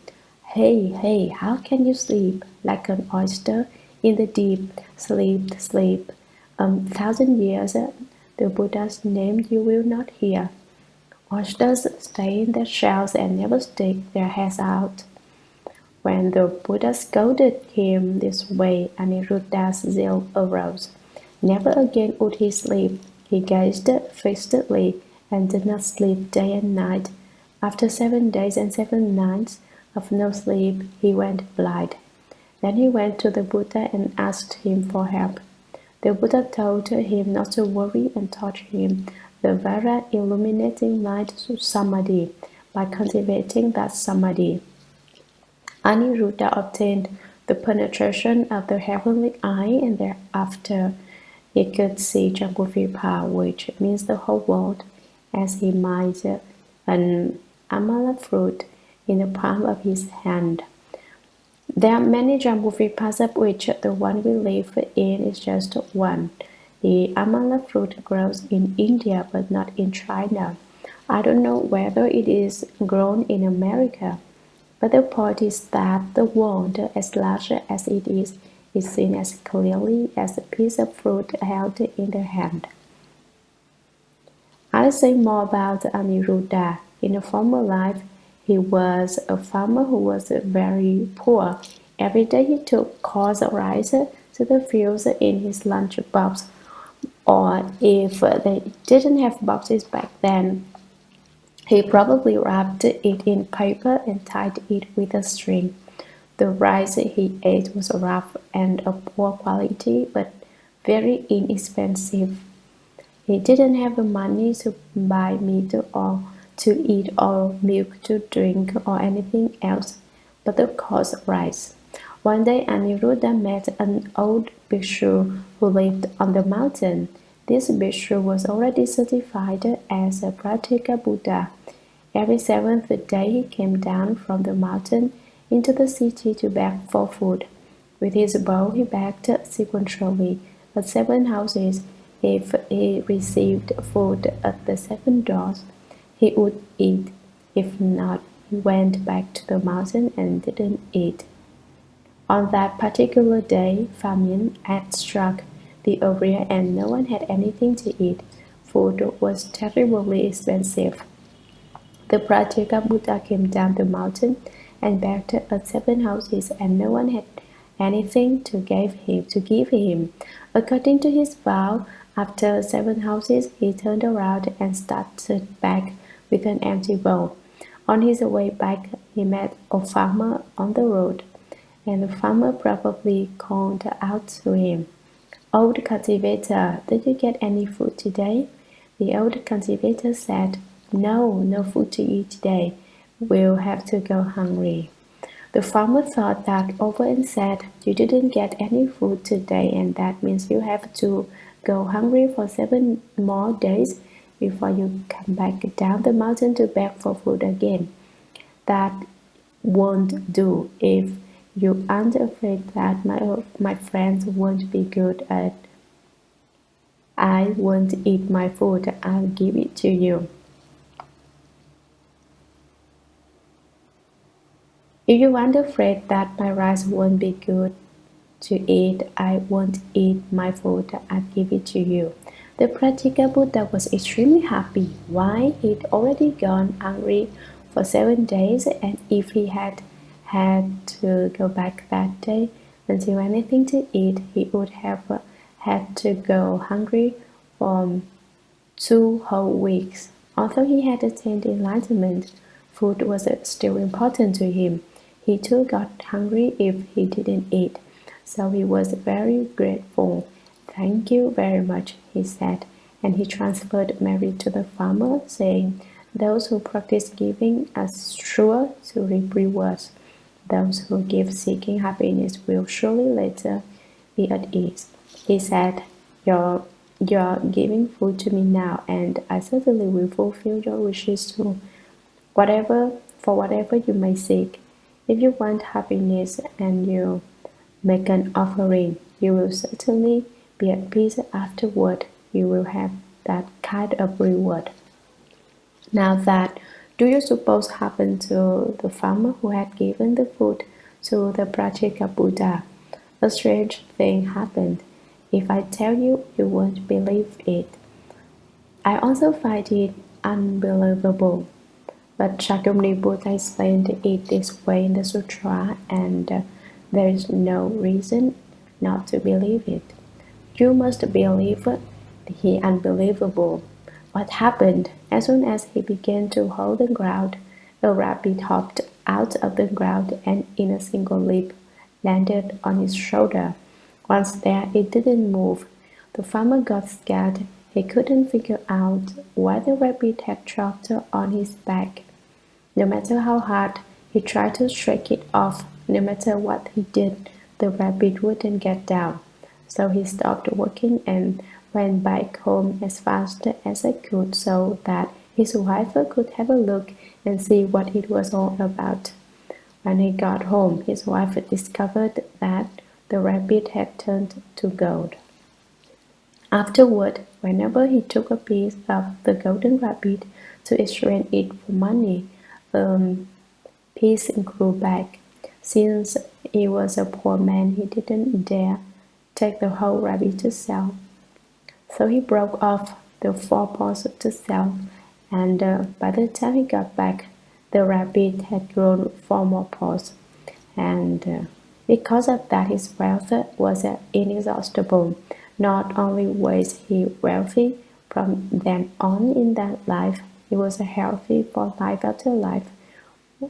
For 91 great compass in the heavens among people, no matter where he was, so he is called Aniruddha, very poor.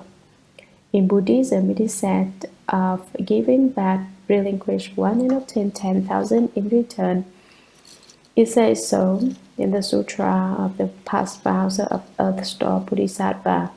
Everyone should believe that doctrine deeply without the least bit of doubt.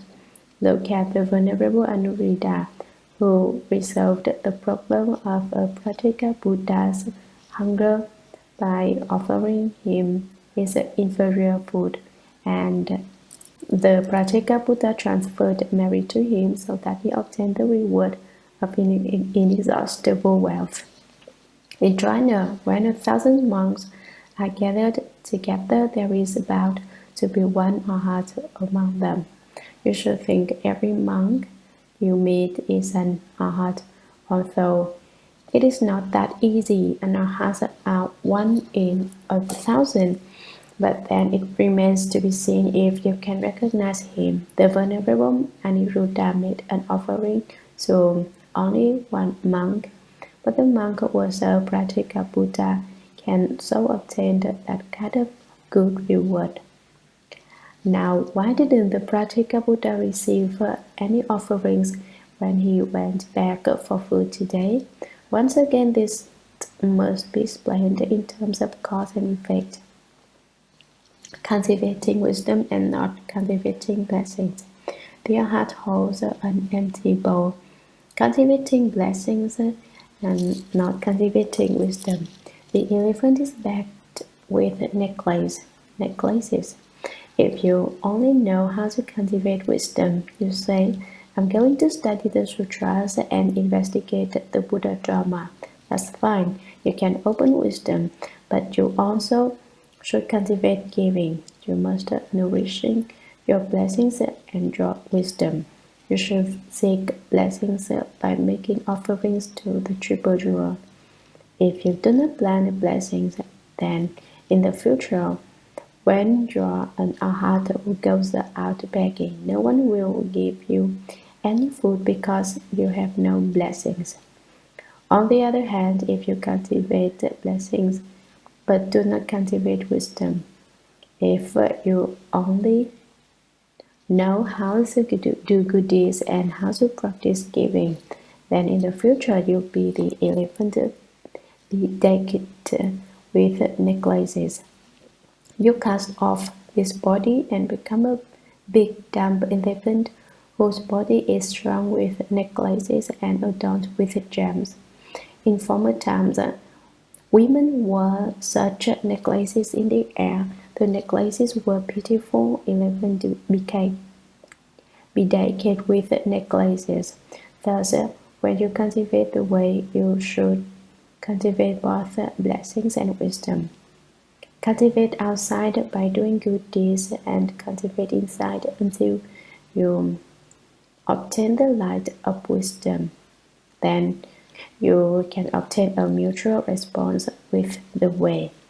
Sutra Bodhisattvas can see hundreds of thousands of realms. The first commons of the 10 directions see everything goes out the pure land as numerous as fine motes of dust. Living beings' sight does not extend beyond a fraction of an inch. Commentary. Differences exist when it comes to seeing things. Arhats of the first stage cannot see the first dhyana heavens, while the second stage arhat can see the first dhyana heavens but not the second dhyana heavens.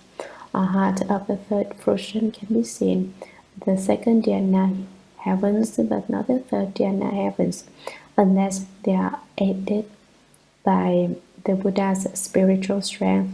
In that case, they can use the fourth dhyana heavens and the heavens of the 4 stations of emptiness.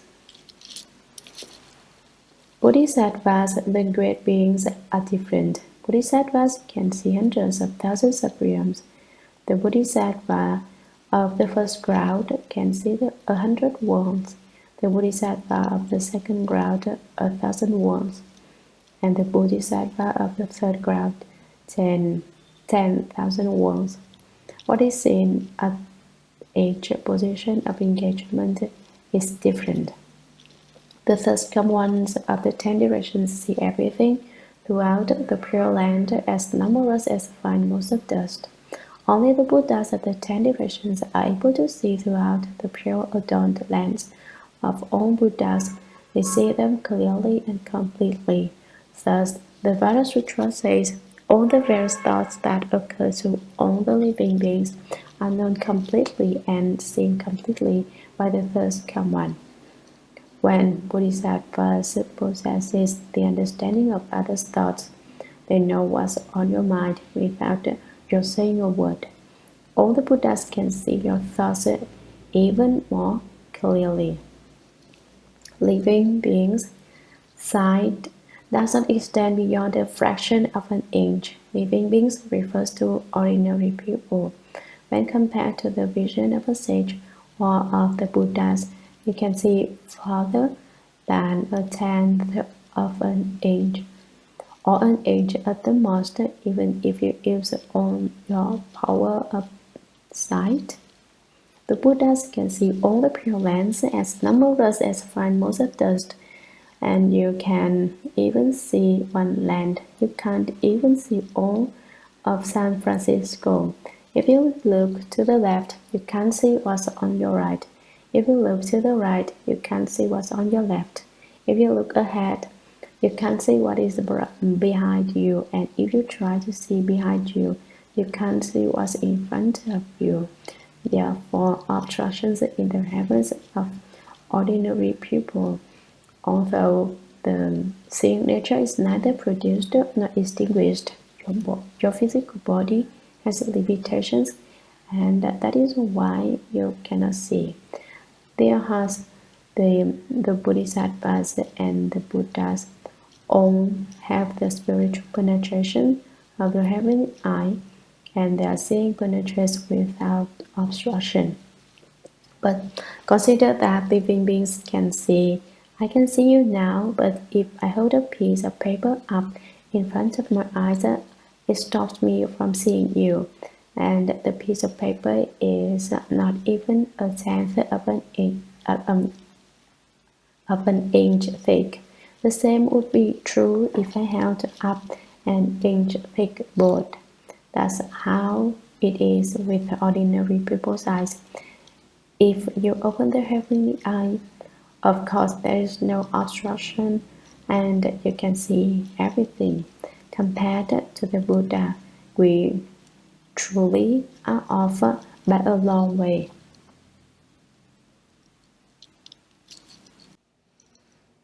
Sutra Ananda, as you and I now look at the palace where the four heavenly kings reside, and inspect all that moves in the water, on dry land, and in the air. Some are dark and some are bright, varying in shape and appearance, yet all are nothing but dust before us, distinctions and obstructions. Commentary. The Buddha said further to Ananda, Ananda, as you and I, at present let's just talk about you and me. Now look at the palace where the four heavenly kings reside. The heaven of the four kings is the heaven closest to us, located halfway up Mount Sumeru, as explained in the Buddhist sutras. It does not reach the peak of Mount Sumeru. The four great heavenly kings are the Eastern Heavenly King, the Southern Heavenly King, the Western Heavenly King, and the Northern Heavenly King. The lifespan of beings in the heaven of the four kings is 500 years. After 500 years, they are destined to fall, and the 5 marks of decay appear, as I explained earlier. A day and a night in the heaven of the four kings is equivalent to 50 years among people. How is this, you ask? I'll give you an example to help you understand. If we feel very happy on a given day, the day passes without our even being aware of it. We feel the day was very short. All of us are like that because it is blissful in the heavens. A day and a night there is equal to 50 years among people. Why is 50 years such a long time in the realm of people? In the realm of people, there is continual disturbance and affliction, suffering and difficulty, fighting and quarreling. People are busy from morning to night and they don't have any idea what they are doing. They are like flies in the air, flying north, south, east, and west without knowing what they are doing. You haven't any bliss here, so the time is very long. Then again, a day and a night among people is equivalent to 50 years in the house, because the pain and suffering in the house is so intense, and so the beings there feel the time is extended. From this, you should understand that time is neither short nor long. Earlier, a disciple asked me, "What is time?" I haven't any time, there's no time. Time is just each person's individual awareness of long or short, that is all. If you are happy every day, 50 years can go by and you won't feel it has been a long time. If one's life is very blissful, if one has no worries, anxieties, anger, or afflictions, one's entire life seems but a short time, the blink of an eye. Ultimately, time is nothing more than a distinction based upon each person's awareness. When I said I haven't any time, it can mean that I don't perceive time, that I'm so busy that I don't perceive time, and that I'm not intent upon perceiving it. These three meanings. And inspect all that moves in the water, on dry land, and in the air.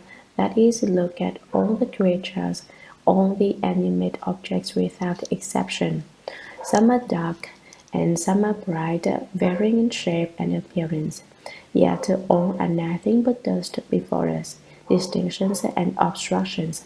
They are all dust before our eyes, just obstructions arising from our making distinction from your making distinctions. They are not your own things, they are an external realm of dust, the dust outside.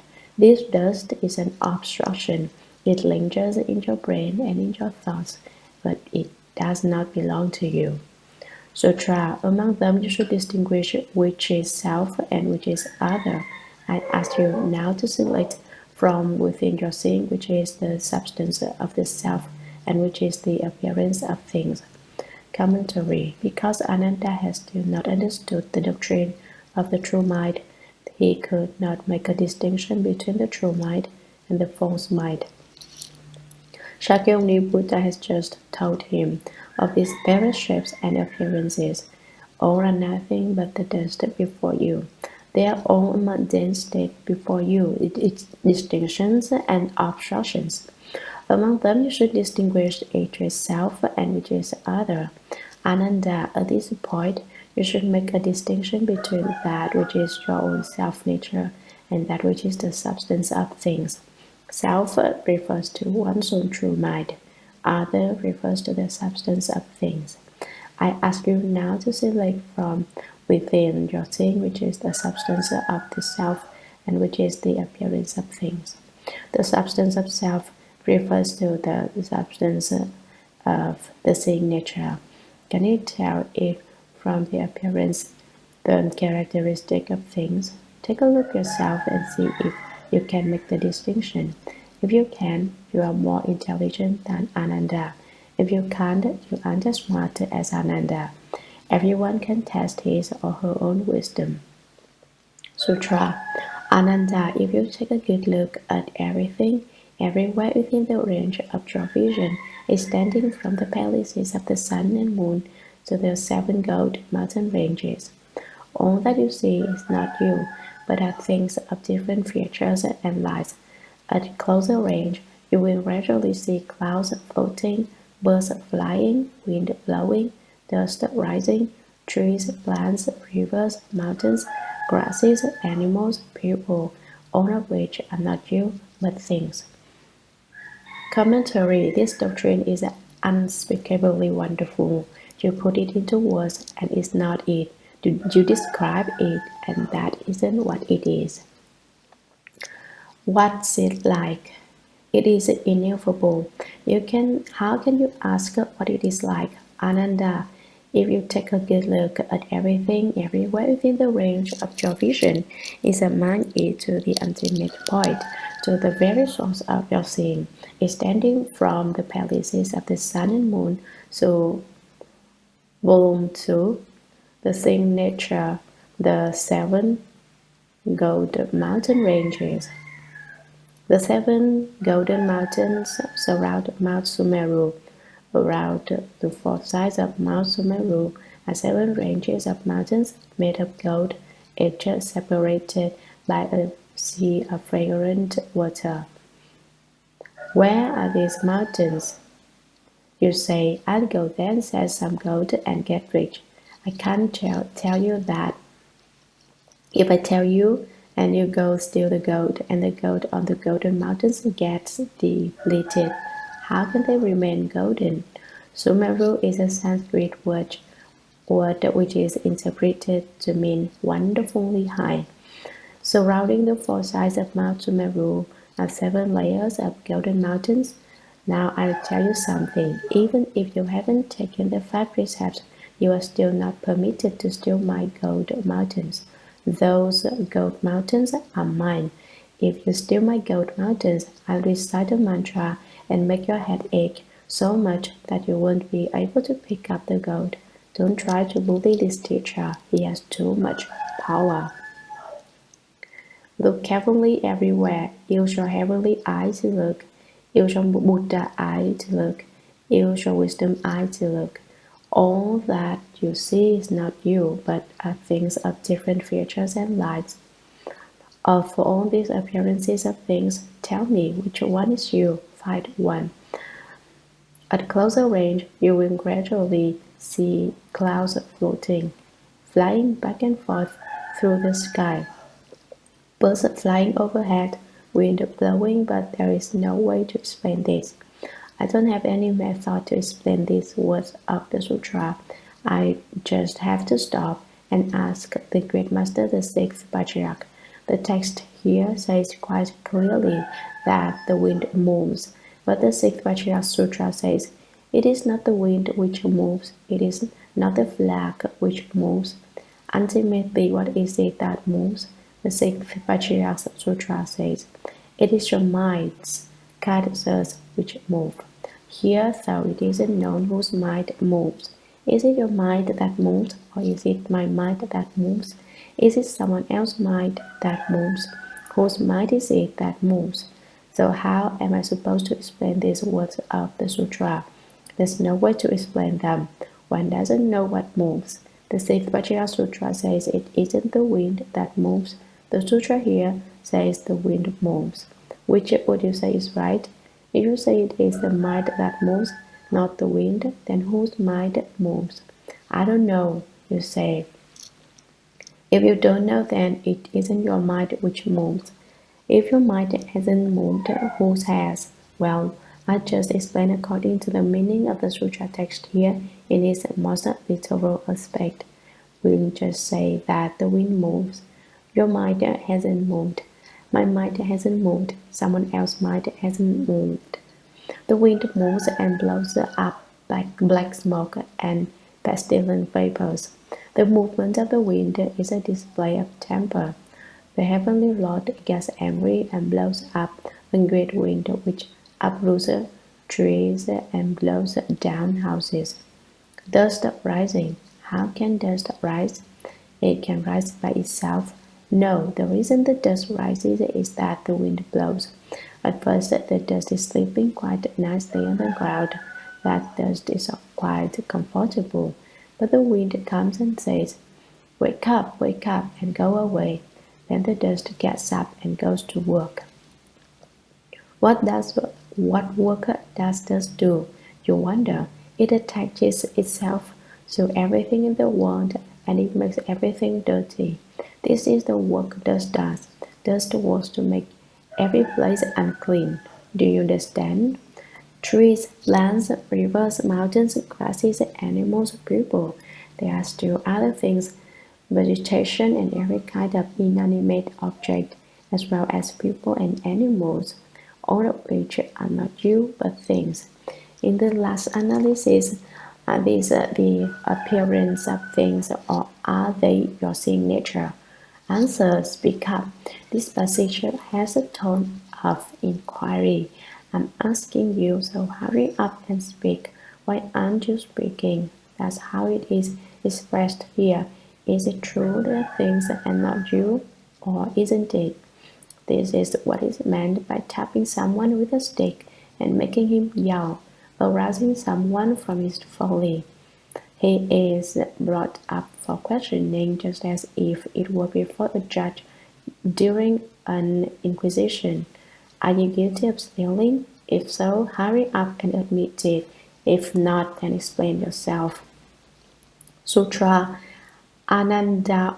All things near and far have the nature of things, although each is distinctly different. They are seen with the same pure essence of seeing, thus all the categories of things have their individual distinctions, but the same nature has no differences. This essential wonderful brightness is most certainly your seeing nature. Commentary. Through the various presentations of the doctrine, Shakyamuni Buddha has asked Ananda, "You see all these things which is your seeing essence, find it." Now he makes the distinction between the essence of seeing and the appearance of things, because Ananda is afraid he won't be able to tell them apart. Ananda said that things and seeing are mixed together and he doesn't know which is which. So the Buddha has initiated this discussion in order to reveal the seeing nature, and this section of text points straight to it. Ananda, all things near and far have the nature of things. All have the appearance of things, the substance and nature of things, although each is distinctly different. They are all different. Wind is wind, dust is dust, birds are birds, clouds are clouds, trees are trees, mountain streams are mountain streams, grasses are grasses, people and animals are people and animals. In Chinese, the character cha should be pronounced chu. This is an important part of scholarship. Most people who go to school for a few days or a few years don't know this. To be aware of this kind of distinction in the meaning of characters takes 15 years of study at the very least. How many years have you studied? Someone asks. I'll tell you frankly, I went to school 2.5 years. I studied less than you people have. Then why do you understand? I don't know why I understand. It is enough that when it comes right down to it, I do understand. You shouldn't ask why, isn't that right? They are seen with the same pure essence of seeing. Your essence of seeing is able to see all these differing things clearly. Thus, all the categories of things have their individual distinctions, but the seeing nature has no differences. The things your seeing encounters are all naturally different from one another, but what distinctions lie within the seeing nature itself? When you see Mr. Chang, it is the seeing nature. When you see Mr. Lee, it is still the seeing nature. The seeing is the same without any distinction. A cat, a person, no matter what you see, it is seeing. Does the seeing change? Does it make distinctions? Shakyamuni Buddha asks Ananda, "Do you see any distinctions in the seeing?" Ananda hasn't anything to say. It's not that he's dumb. He's just tongue-tied. If he were dumb, he could still make a guttural sounds, but Ananda can't even do that at this point. What is the most essential, most wonderful, most brilliant thing? The Buddha asked him. What is it? Speak up. Ananda still didn't make a sound. If you think about it, you realize that the Buddha certainly asked Ananda again and again at this point, "What do you say this is?" But Ananda still doesn't have anything to say. The Buddha is one of the great kindness and great compassion, and so when he saw he had confounded his disciple to the point he didn't have anything to say, he said, "I'll tell you. This essential wonderful brightness is most certainly your seeing nature. Do you know it? Do you understand?" That's the tone he used. Sutra, if seeing were a thing, then you should also be able to see my seeing. Commentary. This section of text is expressed wonderfully well. If seeing were a thing, then you should also be able to see my seeing. Ananda, you've said that seeing and the substance of things are mixed together, that they cannot be distinguished clearly. You said the seeing nature is the thing. If it were, you should be able to see what my seeing is like, and I should be able to see what your seeing is like. Can you? I don't mean that you see what I see, but can you see the thing that I see with? What is it like? Is it white? Is it black? Is it yellow? Is it yet? What color it is? At that point, Ananda was probably tongue-tied once again. Is it long? Is it short? Is it square? Is it round?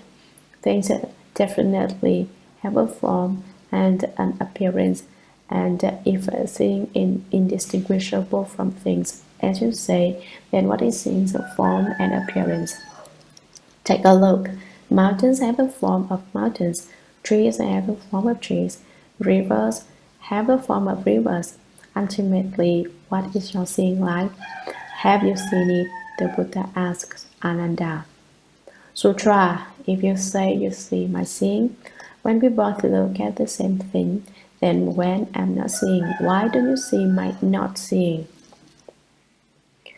Commentary. This sutra is truly difficult to explain, as it goes back and forth to bring out the principles. You can get confused just trying to read it, not to mention trying to explain it. What does that say? You ask. What's that all about? I tell you, if you say you see my seeing, when we both look at the same thing, and when I'm not seeing, why don't you see my not seeing? When you see something and I don't see it, how is it that you can't see my not seeing it? You should also be able to know that I do not see it, but you don't know. You can't see whether or not my seeing sees it. This is how this principle goes. You say that seeing is a thing, and when you and I look at the same thing, you say that you see my seeing. Therefore, when I do not see it, you should be able to see my not seeing it. But you can't see my not seeing it. Therefore, you can't have seen my seeing either. This is an analogy. Doesn't it seem that this is difficult to place to make clear? But if you understand this principle, then the passage is very easy to understand. If you don't understand the principle, then you can explain it many different ways, and all you will do is confuse people. You explain and they say, in the end, what does this say? That's what's it all about. It talks about so many things. Seeing what seeing? I really like the Shurangama Sutra because the discussions in it are so wonderful, more wonderful than that wonderfully high mountain. Sutra. If you do see my not seeing, it is clearly not the thing that I am not seeing. If you do not see my not seeing, then it is clearly not a thing. And how can you say it is not you? Commentary. This session of text is very to explain. If you understand the previous passage, you should be able to understand this passage upon hearing it read. No need to explain it. Everyone has understood it, so I just go on strike. However, there's someone who says, I haven't understood yet. Please explain it. So I will. I won't go on strike for the time being. If you do see my not seeing, it is clearly not the thing that I am not seeing. I say that the thing is not a thing, but you don't believe it yet. Let me make it clearer. If my seeing nature, which is without distinctions, sees a thing which has certain distinctions, and if the thing becomes that thing, as you say, then the seeing nature should be visible. Therefore, you should be able to see my seeing, because if a thing is a thing, it should have characteristics which can be distinguished. However, there is nothing certain about when my eyes look at things. Sometimes my glance comes in contact with something, and then you say the thing is that thing. But sometimes I withdraw my glance from the object and do not see it. If you hold that when I'm looking at something, my seeing is a thing, and if you say that when you also look at that thing, you see my seeing as well, then when I withdraw my glance and no longer look at the thing, why can't you also see the substance of my not seeing? You can't. Why can't you point where it is? Since you cannot see my not seeing, then are you really seeing my seeing when we are both looking at something? However, say that you insist that you do see where my not seeing is when I'm not seeing something. The substance of my not seeing is still the same nature. The appearance which I do not see is still a thing. When my seeing has separated from the thing, and you continue to see the substance of my seeing as you say, it should be clear without further explanation that my not seeing is clearly not a thing not seen. If you do not see my not seeing, then it is clearly not a thing. If you do not see where my not seeing is, if you don't see the appearance of my not seeing, then the thing is not a thing. You had doubts and you said that seeing and the substance of things are mixed together and cannot be distinguished clearly. But how do you understand? You can't see where my not seeing is. You don't know whether or not I see. Why? Because my seeing hasn't any form or appearance. It is neither green, yellow, red, white, nor black, neither long, short, square, or not round. It isn't anything, and so you can't see it. If you can't see it, it is obviously then not a thing. Why Chinese people scold someone they say you're nothing, but it is actually a good thing not to be anything. Your seeing nature is not a thing, so when people scold someone by saying you're nothing, a very subtle and wonderful meaning is actually to be found in it. Most people just consider it an insult and don't understand the meaning. Why not? They don't understand the Shurangama Sutra. They did If they did, they would know that what is not a thing is actually our seeing nature. If you do not see my not seeing, then it is clearly not a thing. This passage is like the earlier one. Everything that can be returned is clearly not you. Whatever can be given back to others is not yours, but what there is of you that cannot be returned, whose is it? If it is not yours, the same doctrine is being expressed in the present passage. The things that you can see clearly are things, while that which you cannot see clearly is not a thing. You cannot put the thing which you cannot see in the same category with things. Your seeing and things won't stick together. You say, if thing cannot be put in the same category as things, what is it then? What is it in the same category with? You figure it out, investigate it. People who investigate Chen, Dhyana, investigate a portal, a meditation topic, and this is a portal you can investigate. You see that it is not a thing. What would you say it is? Asking who is mindful of the Buddha is simply to investigate this question. If you can recognize a thing just at this place, if you can say, oh, basically the thing does not come and does not go. Basically it is not produced and not extinguished. Basically it penetrates perfectly without obstruction. If you understand this doctrine, then you understand your seeing nature. In the earlier passage, the Buddha asks, who is it if it is not yours? Here he asks Ananda, how can you say it is not for you? How can you say it is not yours? How can you say it gets mixed up with things? How can you say there is no clear distinction? Do you understand now? You should understand by now. I have spoken so many principles for you that if you are still unclear, you truly are a muddled worm. Sutra. What is more? If your seeing is a thing, things should also see you when you see things.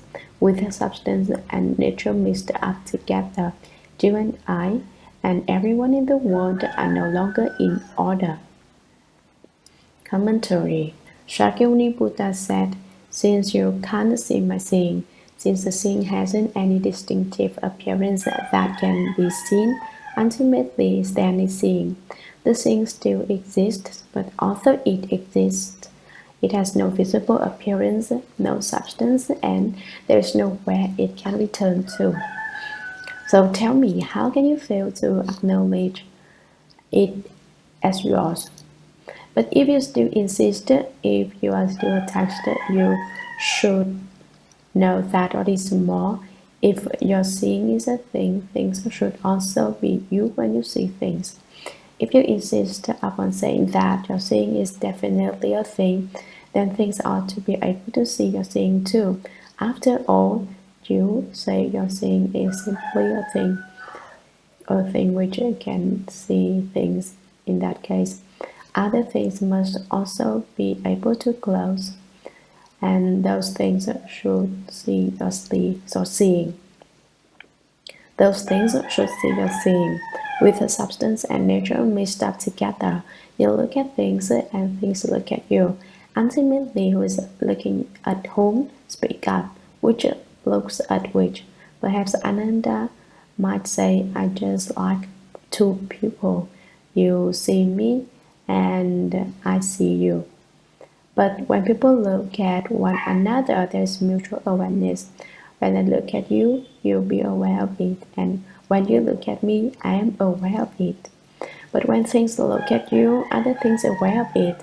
When you're seeing which you say is a thing, looks at other things, the other things are aware of it. This would be the mixing up together of substance and nature. They are in a state of confusion. Things can see you and you can see things, and things can see one another. This is to make a mess of things, is lumping everything into one category. Then you and I and everyone in the world are no longer in order. Everyone in the world refers to the sentient world, that is, people and the material world, that is, the mountains, rivers, the great earth, the houses, porches, verandas, and cottages. All sentient beings, including people, are also called the popular retribution. The mountains and rivers, the great earth, the houses, porches, verandas, and cottages are called the dependent retribution. Proper retribution is so called because the body that living beings have is the proper retribution for them to be undergoing at any given time. In short, if your seeing were a thing, nothing would be capable, and everything should would be the state of disorder. This would not be a world. Everything in the world would not add up to a world. That is the meaning here. Sutra. Ananda, if when you see it is not you, it is you and not I who see, then the seeing nature pervades everywhere. Therefore, whose is it if it is not yours? Commentary. Shakyamuni Buddha again called out to his disciple, Ananda, do you understand now? I have explained so many doctrines and you are still confused. You aren't clear yet. If when you see it is you and not I who see, your seeing which it can see is your seeing, not my seeing. Then the seeing nature pervades everywhere. You have the seeing nature, and I have the seeing nature. Everyone has the seeing nature. The seeing nature is all pervasive, and there is the same amount of seeing nature in the Buddha as in ordinary living beings. So it is said, it is not more in a sage, it is not less in an ordinary person. At the level of a sage, it does not increase by the slightest bit. At the level of an ordinary person, it does not decrease by the slightest bit. You have your seeing, I have mine, everyone has his or her own, and the amount of this is the same. It is exactly the amount people can use. It cannot be insufficient. Just this very point is where the wonder lies. Since everyone has his or her seeing essence, since it is all pervasive in this way, who do you intend to give your seeing to if you don't want it? If you don't dare acknowledge your seeing, whose is it then? If it is not yours, speak up and tell me whose it is. Well, at that point, Ananda was once again speechless. He was once again tongue-tied. Sutra, why do you have doubts about your own nature, your own true nature, and come to me seeking verification, thinking the nature is not true? Commentary, why do you have doubts about your own true nature and come to me seeking verification, thinking your nature is not true? Why do you doubt what is yours? You doubt whether your seeing nature is yours, yet your seeing nature is true, actual, and not in the slightest bit false. But you think it is not true, and you turn to me and ask me to demonstrate whether your signature is yours. With that kind of thinking, the further you run, the farther away you get. You are running away from the way off the track. You are really pitiful. At this point, the Buddha didn't have any way to help Ananda. It's the same as when my disciples are disobedient. I haven't any way to help them either. The Buddha has explained so much principle by now, but Ananda hasn't listened. All he does is run farther away. The more it is explained to him, the less he understands. Having no way to help him, the Buddha waits for Ananda to reply. Sutra, Ananda said to the Buddha, World Honored One, given that this seeing nature is certainly mine and does not belong to anything else, when the third component I regard the palace of the four heavenly kings with its supreme store of jewels and stay at the palace of the sun and moon, this seeing completely pervades the lands of the Saha world. Upon returning to the sublime abode, I only see the monastic grounds, and in the pure central hall I only see the eaves and corridors. Commentary, Ananda said to the Buddha, World Honored One, given that this seeing nature is certainly mine and does not belong to anything else, you say for certain that this seeing nature which can see things is clearly mine and each person's. It is not any other thing. When the third component I, you got the palace of the four heavenly kings with its supreme store of jewels. The World Honored One has used the strength of his spiritual penetrations to take me to see the four heavenly kings. Supreme means particularly fine and wonderful, and store means that especially valuable gems were used to make the jeweled palace. And stay at the palace of the sun and moon. We also go to the palace of the sun and moon. This scene completely pervades the lands of the Saha world. Now the scene can see very far and wide. It can see everywhere and everything. This proves that the thing is perfectly pervasive. At this point, some say that the phrase lands of the Saha world and the earlier mention of Jambudvipa should be switched, but actually it is all the same without switching them. It is not important. All that matters is that you understand the principle at this point. Some people say that the lands of the Saha world refers merely to our world, whereas Jambudvipa includes lots of worlds. But it is possible to regard the lands of the Saha world as meaning many worlds as well. According to my present explanation of the sutra, the two phrases are not switched. But upon returning to the sublime abode, I only see the monastic grounds, and in the pure central hall, I only see the eaves and corridors. The sublime abode is the Jeta Grove. The monastic grounds in Chinese is Chia Lan, which refers to places where there are Dharma protecting spirits like Quan Di Gung, the one with the long beard and the red face. Ananda is saying, I see there are Dharma protectors, that Chi Lan Bodhisattva is here. In the phrase the pure central hall, the word seen does not carry the usual meaning of heart, but means the center of the sublime abode. When I go inside, Ananda says, All I see are the eaves and corridors in front of me and nothing more. When I went to the heavens, I saw so much more, and now that I'm in this room, I see so little. Ultimately, how is it that my seeing shrinks? Why can't I see outside? Ananda still has reason to argue. He still wants to debate with the Buddha and have the Buddha consider his reasoning. What he says next is even more wonderful.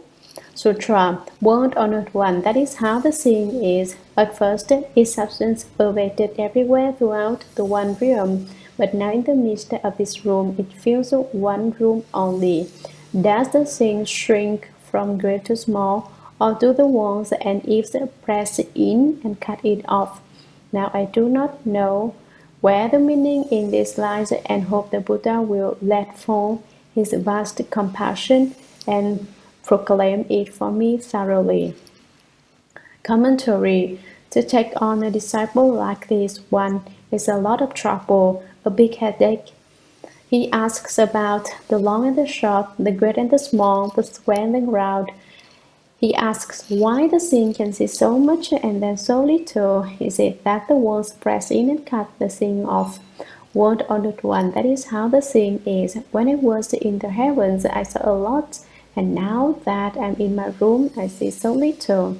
At first, its substance pervaded everywhere throughout the one realm.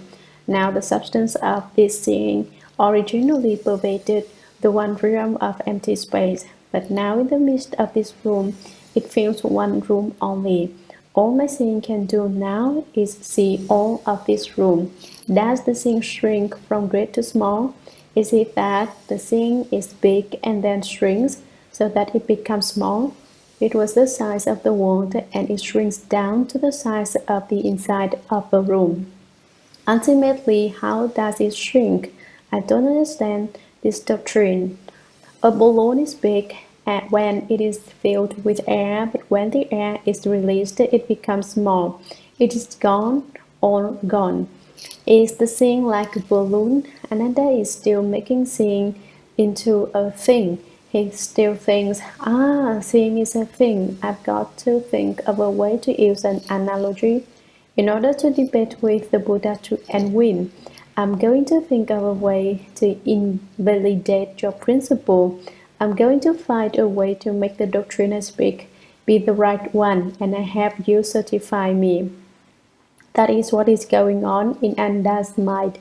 You say that everything I say is wrong. I'm definitely going to find something to say that's right and let you have a look at it. This suspects that Ananda's view of self is particularly tenacious just now. Why do you say that everything I say is wrong? So then he talks about the seeing shrinking. Or do the walls and eaves press in and cut it off? When I come into the room from outside, the walls and eaves press in and cut off my seeing. How else could it become small after being so wide-reaching before? At this point, I will tell you a joke. Once in China, there was a student who was about to begin his first day of school. His father and mother, who were extremely wealthy, invited a distinguished professor to tutor their student.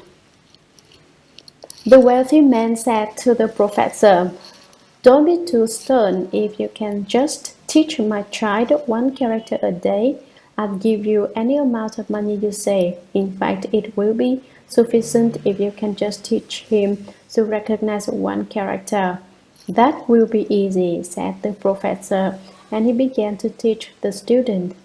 The student was exceptionally dull, so the professor concentrated on teaching him the character Yi Wan, which in Chinese is a single horizontal line.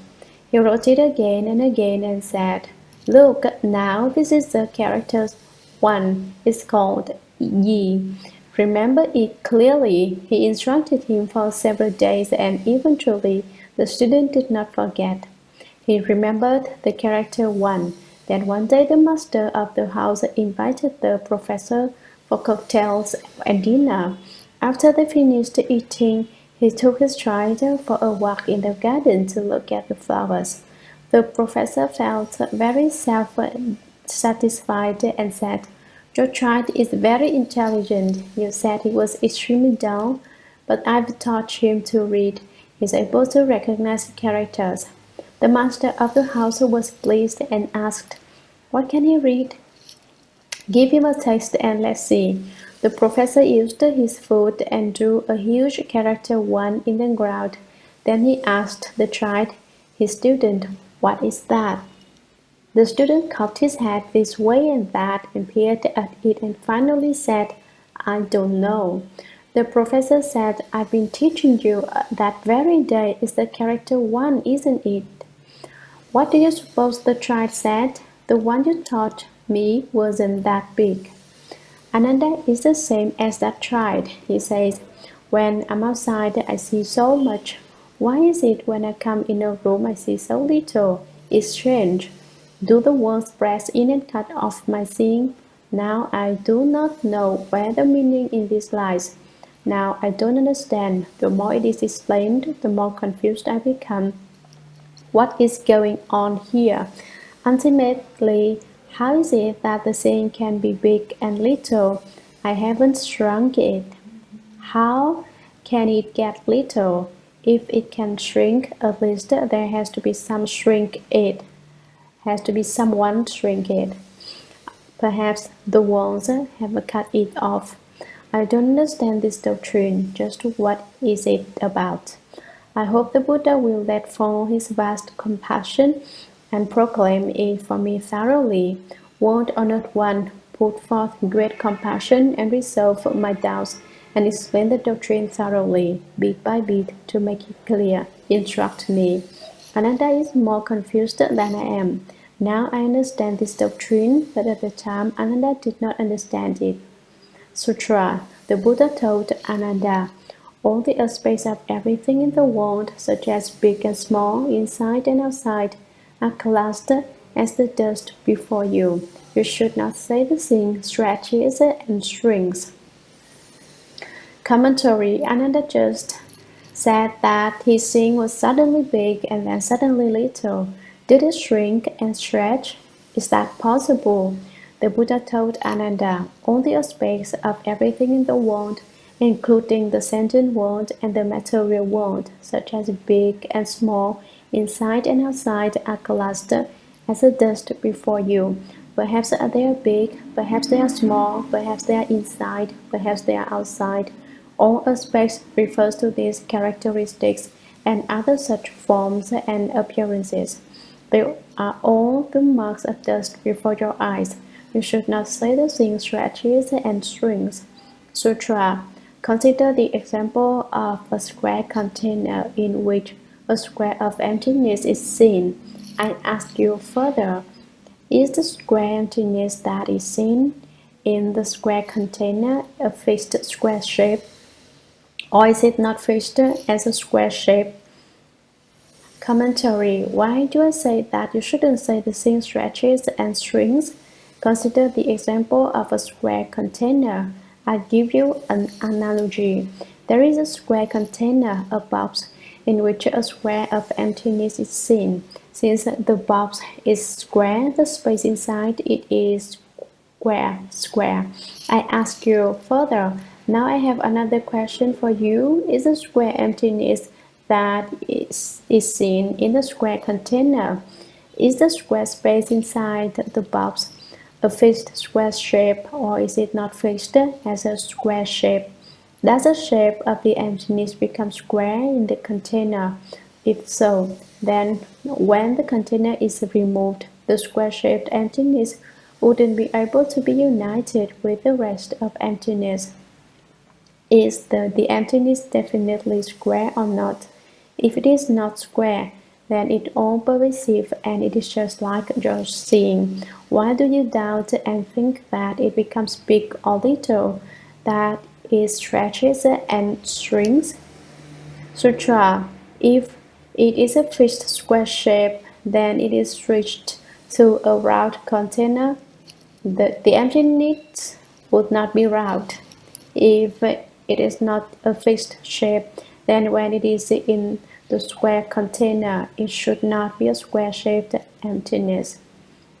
Commentary: if it is a fixed square shape, when it is switched to a round container, the emptiness would not be round.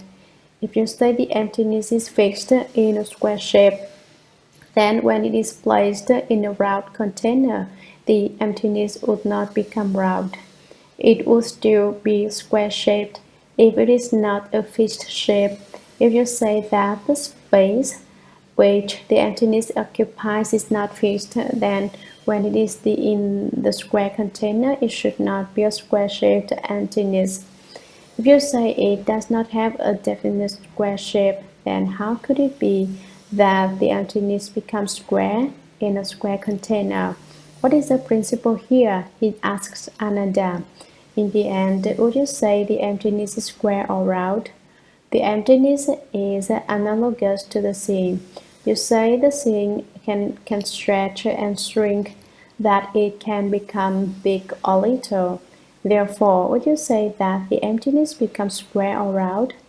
Do you see how the Buddha's questions become more and more impossible to resolve?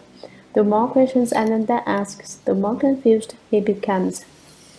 Sutra: you say you do not know where the meaning lies. The nature of the meaning is thus.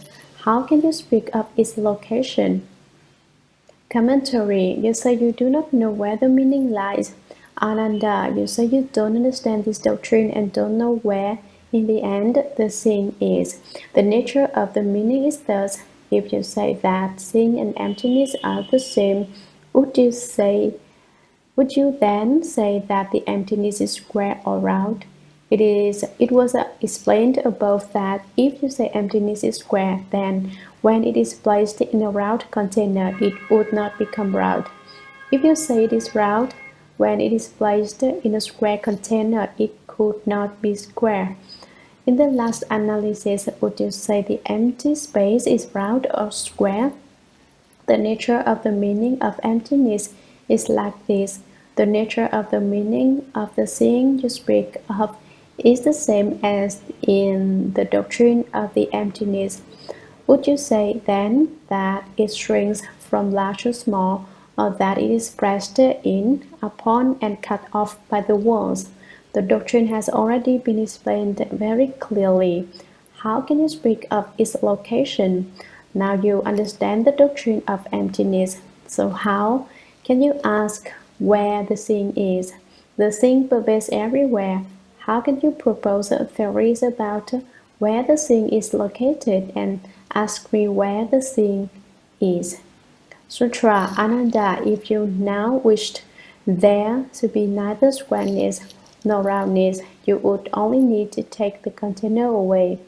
The substance of emptiness has no shape, and so you should not say that you would also have to take the shape away from the emptiness. Commentary: why, Ananda? If you now wish there to be neither squareness nor roundness, you want the empty space in the container to be neither square nor round, and not to conform the square or round shape of the container. You should only need to take the container away because the substance of emptiness has no shape. The nature of the substance of emptiness is neither square nor not square nor round. It may be either round or square, and so you should not say, Ananda, you should not speak without any basis. Don't make casual statements. You should not say that you would also have to take the shape away from the emptiness. To release the emptiness from the temporary squareness it has assumed in the conformity to the square container, simply remove the container. You don't need to do anything to the emptiness itself. You don't need to try to change its shape because basically it has no shape. It conforms to the container, but the emptiness inside is not cut off from the emptiness outside. They are still connected. Ananda, you think the container is an impediment and an obstruction in the same way you think the walls and eaves cut off your seeing. But in fact, Emptiness is not made square or round by a container, and your seeing is not made big or small by walls and eaves. There could be no such principle. How can you bring it up? You shouldn't speak like that. Here, the Buddha goes Ananda. Sutra. If you ask, if as you ask, your thing shrinks and becomes small when you enter a room, then when you look up at the sun, is your thing pulled out until it reaches the sun's surface? If you build walls and eaves which can press in and cut off your thing, why then is there no evidence of a joining when you drill a small hole? Therefore, that idea is incorrect. Commentary. If, as you ask, your thing shrinks and becomes small when you enter a room, your idea is that your thing is something you can open out and fold up and put away again. Then, when you look up at the sun, is your thing pulled out until it reaches the sun's surface? Actually, all you need to do to see the sun is to lift your face and look.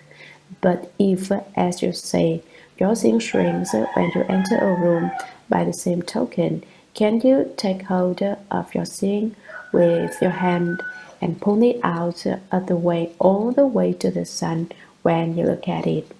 If you build walls and eaves which can press in and cut off your thing, when you build a house, its walls would be able to press in and cut off your thing according to your idea. If your thing could be severed, you could also connect it up again by drilling a small hole in the wall which you can see through. Why then is there no evidence of a joining when you drill a small hole? For example, if there is a tear in a small rope, a patch will be seen after it's sewn up. In the same way, if your thing is severed from itself by the walls of a house and then reconnected by a hole, why isn't there the slightest evidence of the point of connection? There certainly should be some sign of it. Therefore, that idea is incorrect. The doctrine you propose is completely mistaken.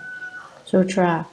From beginningless time until now, all living beings have mistaken themselves for things, and having lost the original mind, are turned around by things.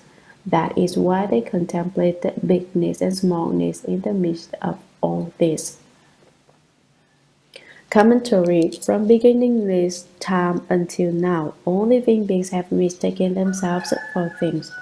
All living beings, inclusive beings born from worms, from eggs, from moisture, and by transformation, as well as beings having form, beings lacking form, beings that have thought, beings that lack thought, beings that do not have thought entirely, and beings that do not lack thought entirely.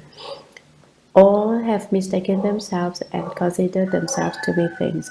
They do not know that things are basically objects within their true mind, and having lost the original mind are turned around by things. Their true minds are not fundamentally lost, but they seem lost to them. They do not know that they still have their fundamental minds. Thus, the fundamental, everlasting true mind is turned around by things instead of it turning things around. That is why they contemplate bigness and smallness in the midst of all this. You look and say that the thing is big and then that it is small. That shows that you are completely upside down. Ananda, you are very pitiful. Sutra. If you can turn things around, then you're the same as the third one. Commentary. What is meant here? To be turned around by things means to become attached to whatever outside appearance you encounter, to whatever state you are in, and to get stuck in it. As soon as you become attached, you run after things. Your self nature loses its control and pursues external states. Once it runs outside after things, then the more it runs, the further away it gets. And the further away it gets, the more it runs. It's like when you lose your way, the longer you are unable to find a way, the more nervous you become. And the more nervous you become, the farther away you go. The farther away you go, the further you go down the wrong road. Following after things and being turned around by them involves the same principle. To turn things around now, what does that mean? It means not running after things, but instead having things that follow you and run after you. Things are inanimate, you say. How can they run after me? Living things can run after people, and we people can run after things because we are animate. But how can things run? Don't be too rigid in your interpretation. Things turn you around, or you turn things around. If you do not run after things, things will be turned around by you. The meaning is that if you understand the true mind, then all external states are merely manifestations of the mind. They are things that are manifested from within your mind. Since they are in your mind, why do you want to run after them? Don't run after them. Basically, there is no separation between you and things. To turn things around is to understand that everything is made from the mind alone, that everything is a manifestation of the mind alone. To be turned around by situations is to turn your back on enlightenment and unite with the dust, to oppose the doctrine of enlightenment and form an association with external dust. Mundane objects is to be turned around by things. To turn your back on enlightenment and unite with the dust is to form an association with things. It is as when someone wants to open a business but lacks sufficient funds, and someone else offers to buy shares of stock. When you turn your back on enlightenment and unite with the dust, it is as if you had formed a partnership with the dust. You have joined together with it. That is to be turned around by things. If you turn things around, you turn your back on the dust and unite with enlightenment. You oppose the things which you can see now. You separate yourself from them and unite with enlightenment. It is like turning your hand over. The back of your hand represents turning your back on enlightenment and uniting with the dust.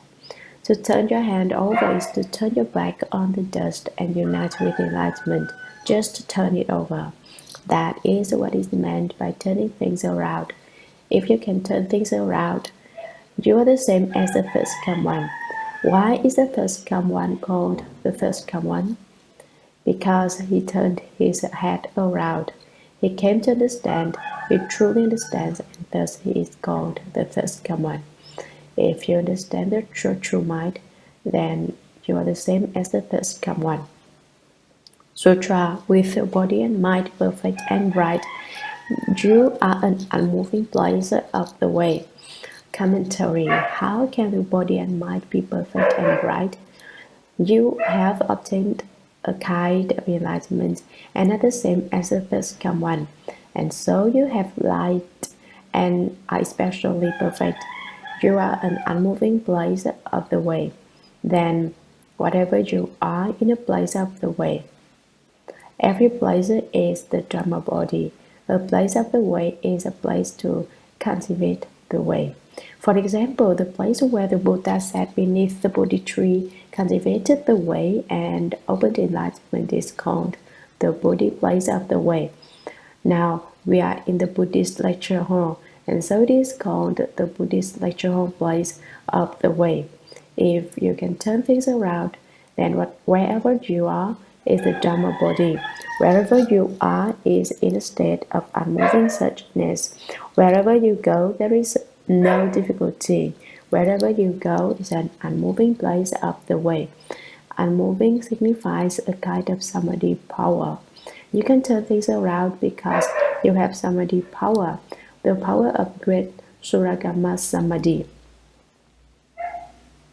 Sutra, the tip of a single fine hair can completely contain the length of the 10 directions.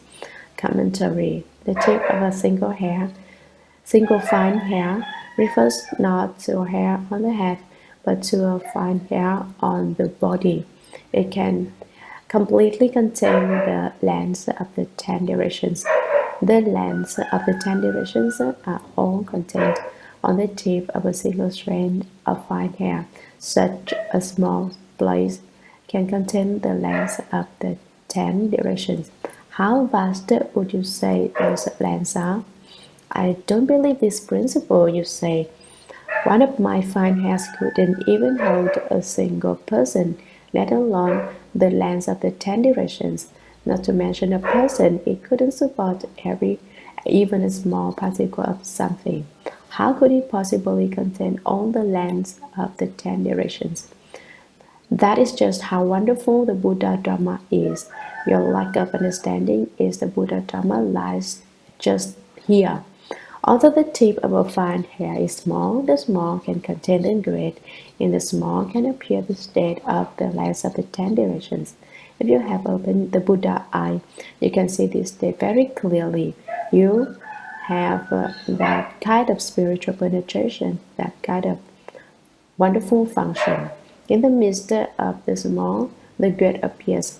The place is small, but it can manifest a large state. How? Because you are the same as the third command. The third command can manifest the great in the midst of the whole. He can manifest limitless, unbounded lengths. That is how wonderful the Dharma is.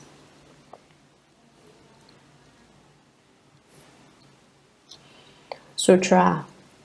Ananda said to the Buddha, "World honored one, if this in essence is indeed my wonderful nature, my wonderful nature is now in front of me. If the thing is truly me, what then are my present body and mind?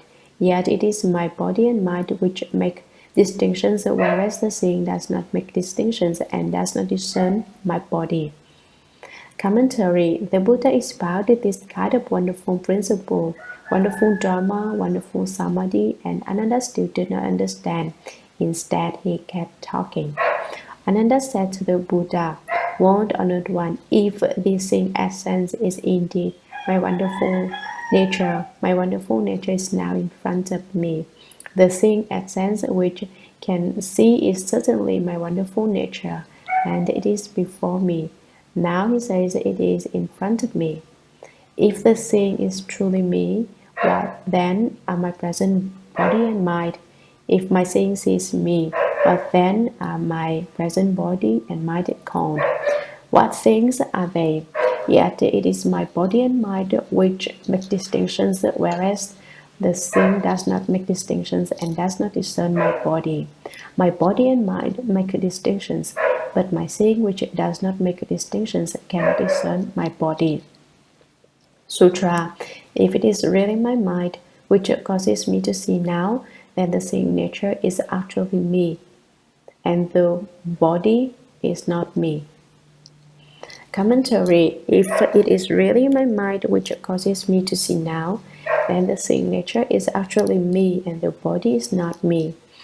If you say the seeing nature is truly the mind, it can cause me to see, and the seeing nature which you can see is then truly me. I see, and since I see, I know it is truly mine.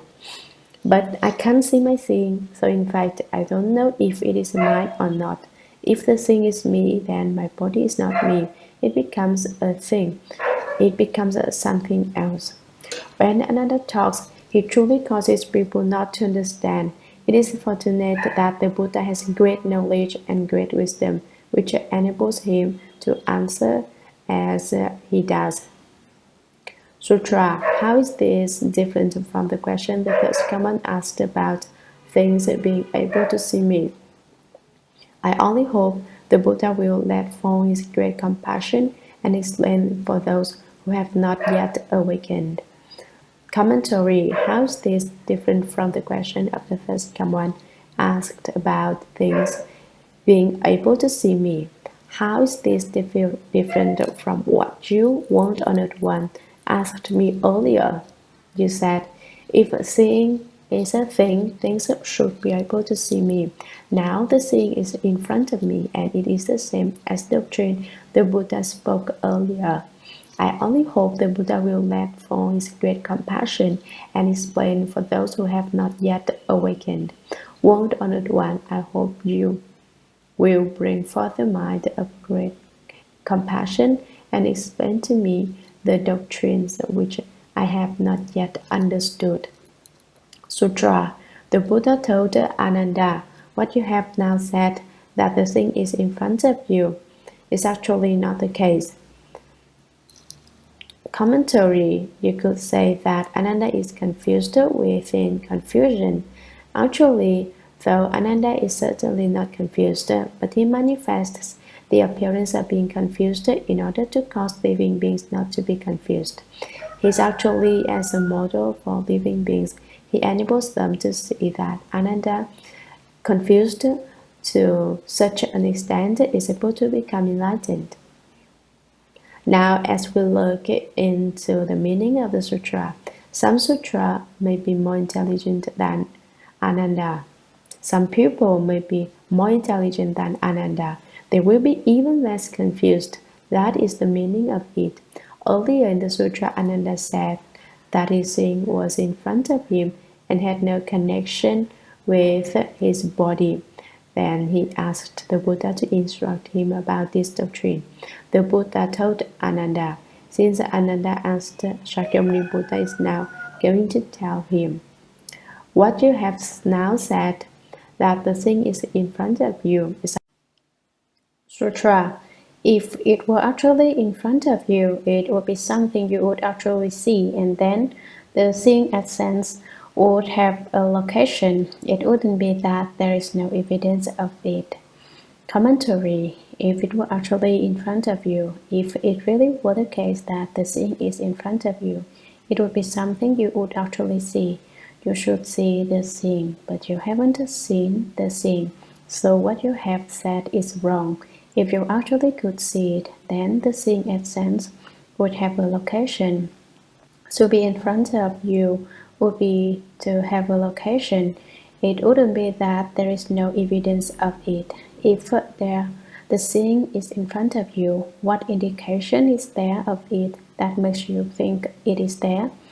Sutra. Now, as you sit in the Jeta grove, you look about everywhere at the grove, the ponds, the holes as far as the sun and moon, with the Ganges river before you. Now, before my lion's seat, point out these various appearances.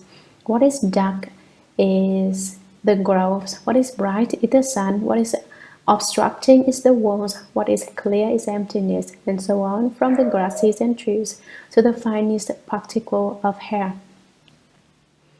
Their sizes vary, and since they all have appearances, none cannot be located.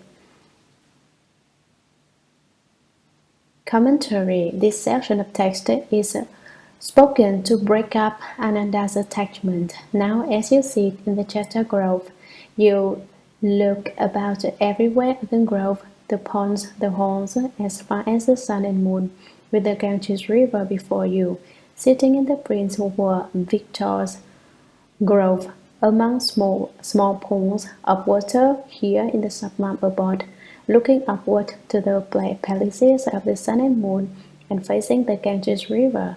Now before my lion's seat, point out these various appearances.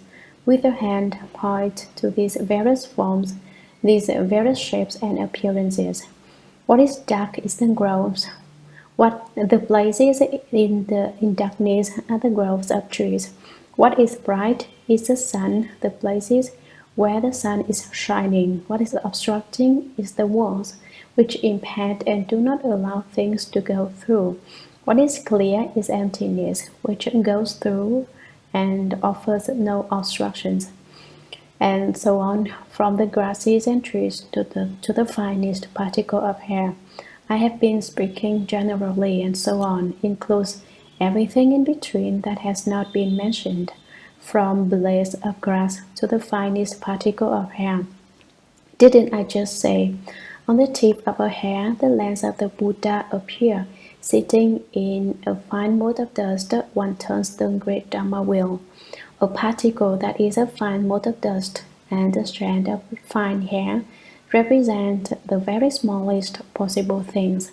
The sizes vary, and since they all have appearances, none cannot be located. Big or small, all these things have a form and appearance, and everything which has form and appearance can be pointed out. Now which among them would you say your seeing is? Which thing is your seeing? The thing has been discussed again and again, but Ananda still does not understand. And so the thing is still being explained. These are the 10 manifestations of seeing, 10 kinds of distinctions made to point out that the seeing is neither produced nor extinguished, and that it does not come or go. Actually, Ananda had perhaps already understood, but on behalf of living beings he has requested Dharma, since many living beings still do not understand. As he investigated the same nature with Shakyamuni Buddha, it was as if they were reciting and played line by line, each in harmony with the other. Sutra.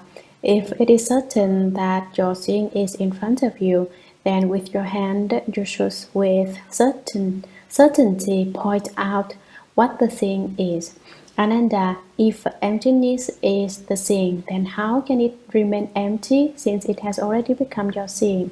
If a thing is a seeing, how can it be external to you as an object since it has already become your seeing?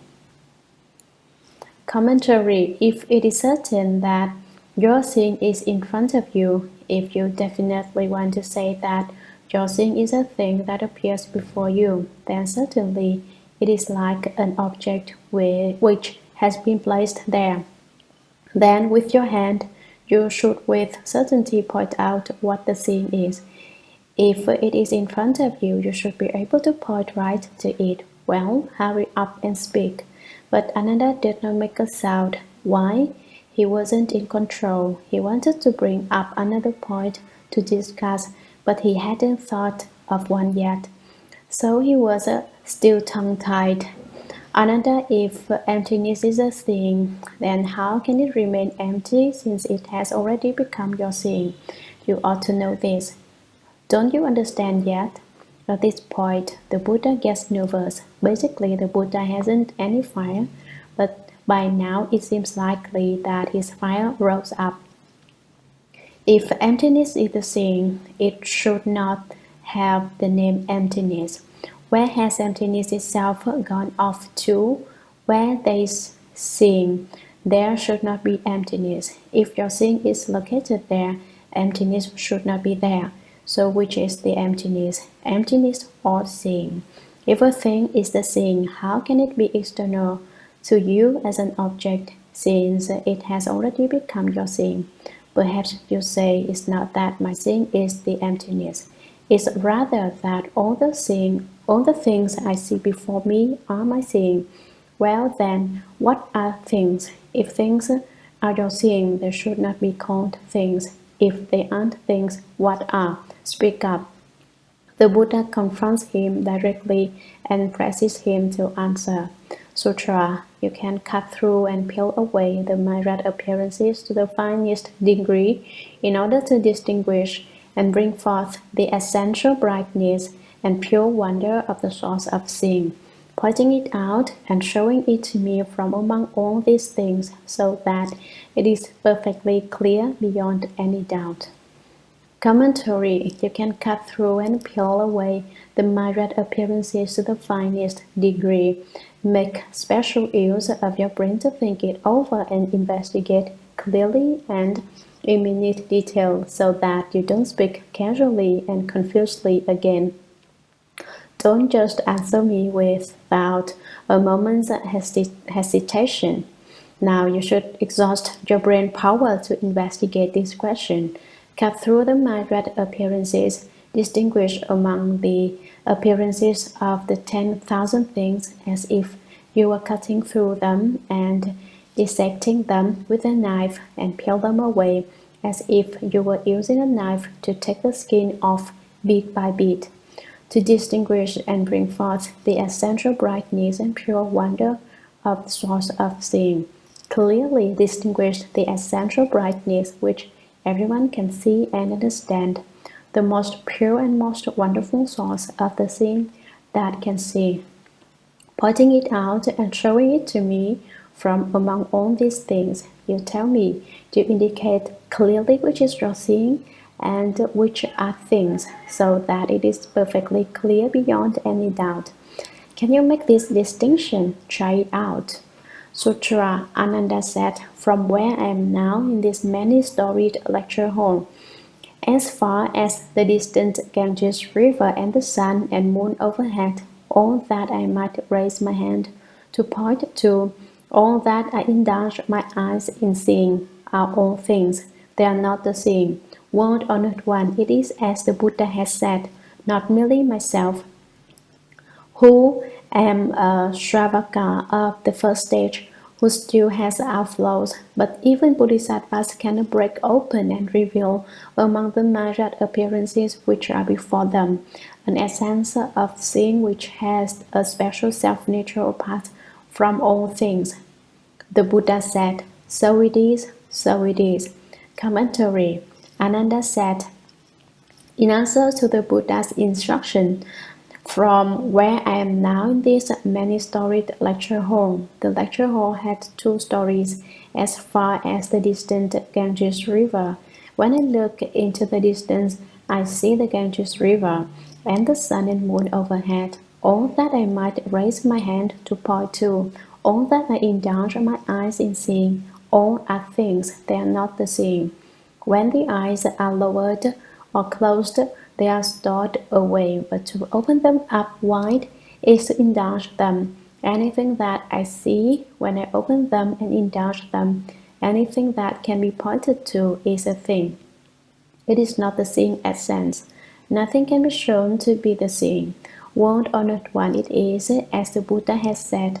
It is like the doctrine which the Buddha explained before, namely that not merely myself, who am a Shravaka of the first stage, who still has outflows, but even bodhisattvas cannot break open and reveal, among the myriad appearances which are before them, an essence of seeing which has a special self-nature apart from all things. I am a Shravaka who has just begun to study, a south hearer who has attained only the first fruition and whose power of spiritual penetration is quite small. Therefore, I still have outflows, since one becomes a being without outflows only upon attaining the fourth fruition of arhatship. But the Buddha said that not even at the level of a bodhisattva can one break open the myriad appearances before one, as if one were to cut them open with a knife and find the seeing essence among them. For your seeing nature is not a thing, and you cannot locate it as a thing among the myriad things. The Buddha said, so it is, so it is. This time you have spoken correctly. That is the way it is. He said it twice. Correct, correct. The Buddha emphasizes the point by repeating himself. This shows that he very much agrees with Ananda's opinion. He said, now your view is not mistaken. It is not like the mistakes you made before. Sutra. The Buddha said further to Ananda, it is as you have said, there is no seeing essence to be found, existing separately among all the things. Therefore, all the things you point to are things and none is the seeing. Commentary. The Buddha will ask another question in order to reveal the seeing essence. The Buddha said further to Ananda, it is as you have said, there is no seeing essence to be found, existing separately among all the things. There is no special thing that is the seeing.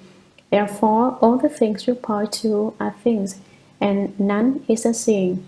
Among all the things, everything you point to is a thing. None of these things is a seeing essence. Sutra. Now I will tell you, you and the first come one sit in the Jeta grove, and look again at the groves and gardens, as far as the sun and moon, and at all the various different appearances. And it is certain that the seeing essence is not among whatever you point to. You can go ahead and reveal what among these things is not your seeing. Commentary. Now I will speak another doctrine for you. Now I will tell you, you and the third come and sit in the Jeta grove, Ananda and the Buddha, and everyone else are sitting in the Jeta grove, and look again at the groves and gardens, as far as the sun and moon, the flower gardens, everything that can be seen from here to the sun and moon in the sky above, at all the various different appearances, and it is certain that the seeing essence is not among whatever you point to. You can go ahead and reveal what among these things is not your seeing, which among all these things is not your seeing. The Buddha is joking, you say. He said before that things were not the seeing, and now he asks Ananda to tell him which things are not the seeing. That's how the Shurangama Sutra is. If you don't understand this place in the text clearly, you will become confused. It said before that the things were not the seeing, and now it says they are the seeing. You say, now it asks which aren't the seeing, but before it said none of them was the seeing. Sutra. Ananda said, I see clearly all over this Jeta grove, and I do not know what in the midst of it is not my seeing. Commentary. Ananda knew earlier that they were not his seeing, but now the Buddha has asked him which are not his seeing. He is confused again. He doesn't understand the question again. Ananda said, I see clearly all over this Jeta grove. I can see everywhere all around this grove of trees of Prince World Victor, and I do not know what in the midst of it is not my seeing. Which isn't my seeing, now I don't know. As soon as the Buddha asked that last question, Ananda got confused again. Thus, the Shurangama Sutra is just confusion upon confusion until the very end, when it is all made clear. So don't be afraid of confusion and say, I don't understand, I don't know what is going on now. The Buddha is just turning the principle back and forth, explaining it over and over. It is a thorough investigation of the principle. He brings up one doctrine and says, do you think that's right? He explains that it isn't right, and he brings up another doctrine and says, do you think that's wrong? And he shows how that too is not correct. It is simply to reveal the principle. What is not the seeing? The Buddha asks, speak up and tell me. Ananda says, I don't know which isn't the seeing. Now I'm confused again. Sutra. Why, if trees are not the seeing, why do I see trees? If trees are the seeing, then what becomes of trees? The same is true of everything up to and including emptiness. If emptiness is not the seeing, why do I see emptiness? If emptiness is the seeing, then what becomes of emptiness? Commentary. Why, if trees are not the seeing, why do I see trees? Ananda says that if the trees are not the seeing, then he wouldn't see the trees. So he can't say that the trees are not the seeing. If trees are the seeing, then what becomes of trees? If I were to say the trees are the seeing, then where would the trees have gone off to? Originally, the trees were simply trees, but now he is saying that they are the seeing, and so now he can't find a name for them. As for myself, I would just say they were wood. The same is true of everything up to and including emptiness. Trees are by nature things with form, but it is not only true of things which have an appearance. It is the same with emptiness and of all the things in between, which he doesn't mention by name because there would be no time to explain them all. It is the same with my explanation of the sutra. To lecture the entire sutra in 3 months means that many doctrines within it must go unspoken. If emptiness is not the seeing, why do I see emptiness? My seeing of emptiness is a seeing. If I say that emptiness is not the thing, then why do I see emptiness? If emptiness is the thing, then what becomes of emptiness? If it is the thing, how can it also be called emptiness? So I don't know how this doctrine is to be explained. Now Ananda has a mouth but finds it difficult to speak. Sutra, as I consider it again and review the subtlest aspects of the myriad appearances, none is not my seeing. Commentary. As I consider it again, Ananda has once again taken hold of his conscious mind that makes distinctions. Earlier, he constantly trotted out the sixth mind consciousness to debate with the Buddha, and now he has brought it out again. So he says, I am thinking again, and I reveal the subtlest aspects of the myriad appearances. I think about them in minute detail. I think it over and over, backwards and forwards, up and down, and I think I have reached it. In the subtlest aspects of the myriad appearances, none is not my seeing.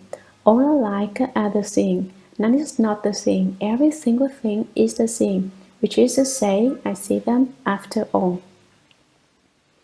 Sutra, the Buddha said, so it is, so it is. Commentary, the Buddha certified him again. Ah, what you say is correct. That is the way it is. You understand what I mean. The Buddha was happy and said, so it is, so it is. What do all of you say? Ultimately, what is the seeing and what are the things? Are the things the seeing or not? Sutra. Then all in the great assembly who had not reached the stage beyond learning was stunned upon hearing these words of the Buddha and could not perceive whether meaning began or ended. They were agitated and taken aback at the same time, having lost what they had adhered to. Commentary. Everyone heard this dialogue and heard that the seeing both is a thing and is not a thing. Then which is it? All the opinions which everyone had held before no longer held up. Then in the great assembly who had not reached the stage beyond learning. Bodhisattvahood is called the stage beyond learning. The fourth fruition of arhatship is also called the stage beyond learning. There were many in the Shurangama assembly who had not yet been certified as having attained the fourth fruition of arhatship. They were at the first fruition, the second fruition, or the third fruition, the positions with something left to study. They were stunned upon hearing these words of the Buddha. When the Buddha said it was the thing and then said it was not the thing, saying it was a thing and then saying it was not a thing, investigating back and forth like that, they didn't understand. They were stunned. They had eyes but yet could not see. They had ears and yet could not hear. They couldn't perceive anything at all. I give you an example. When people are confused by a ghost, they don't know anything at all. They forget everything that went on before. However, this is only an example. Don't think that the people in the Shurangama assembly were utterly confused by a ghost. They weren't. I just said they were like people who had been confused by a ghost. And now I say they were not like people who have been confused by a ghost. That's like saying seeing and things are one and then saying that they're not one. That's the same principle. They were stunned and could not perceive where the meaning began or ended. They did not know where this doctrine began or what it would be like in the end result. What is being talked about? They wondered. They didn't understand. They were agitated and taken aback at the same time, having lost what they had adhered to. Everyone was afraid. Their hearts pounded as if a rabbit was jumping around inside. They couldn't believe what they'd heard. All the opinions they had held before had been rendered invalid and destroyed. It was as if they had lost all the treasures which they previously possessed, and so they were trying to figure out where to go to find them. Should they notify the authorities? Should they call the police? In those days, There probably weren't any policemen. The things they had lost, moreover, were invisible. So even if they called the police would be helpless. They wouldn't be able to fight them. Sutra, the first one knowing they were anxious and uneasy in spirit, let pity rise in his heart as he consoled Ananda and everyone in the great assembly. Good pupil, what the unsurpassed Dharma King says is true and real. He speaks things as they are. He does not deceive.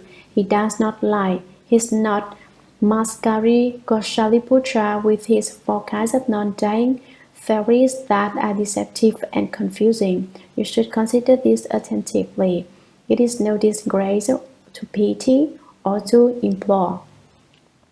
Commentary. When the Buddha saw that the great assembly was agitated, he gave rise to compassion in his heart and took pity on everyone.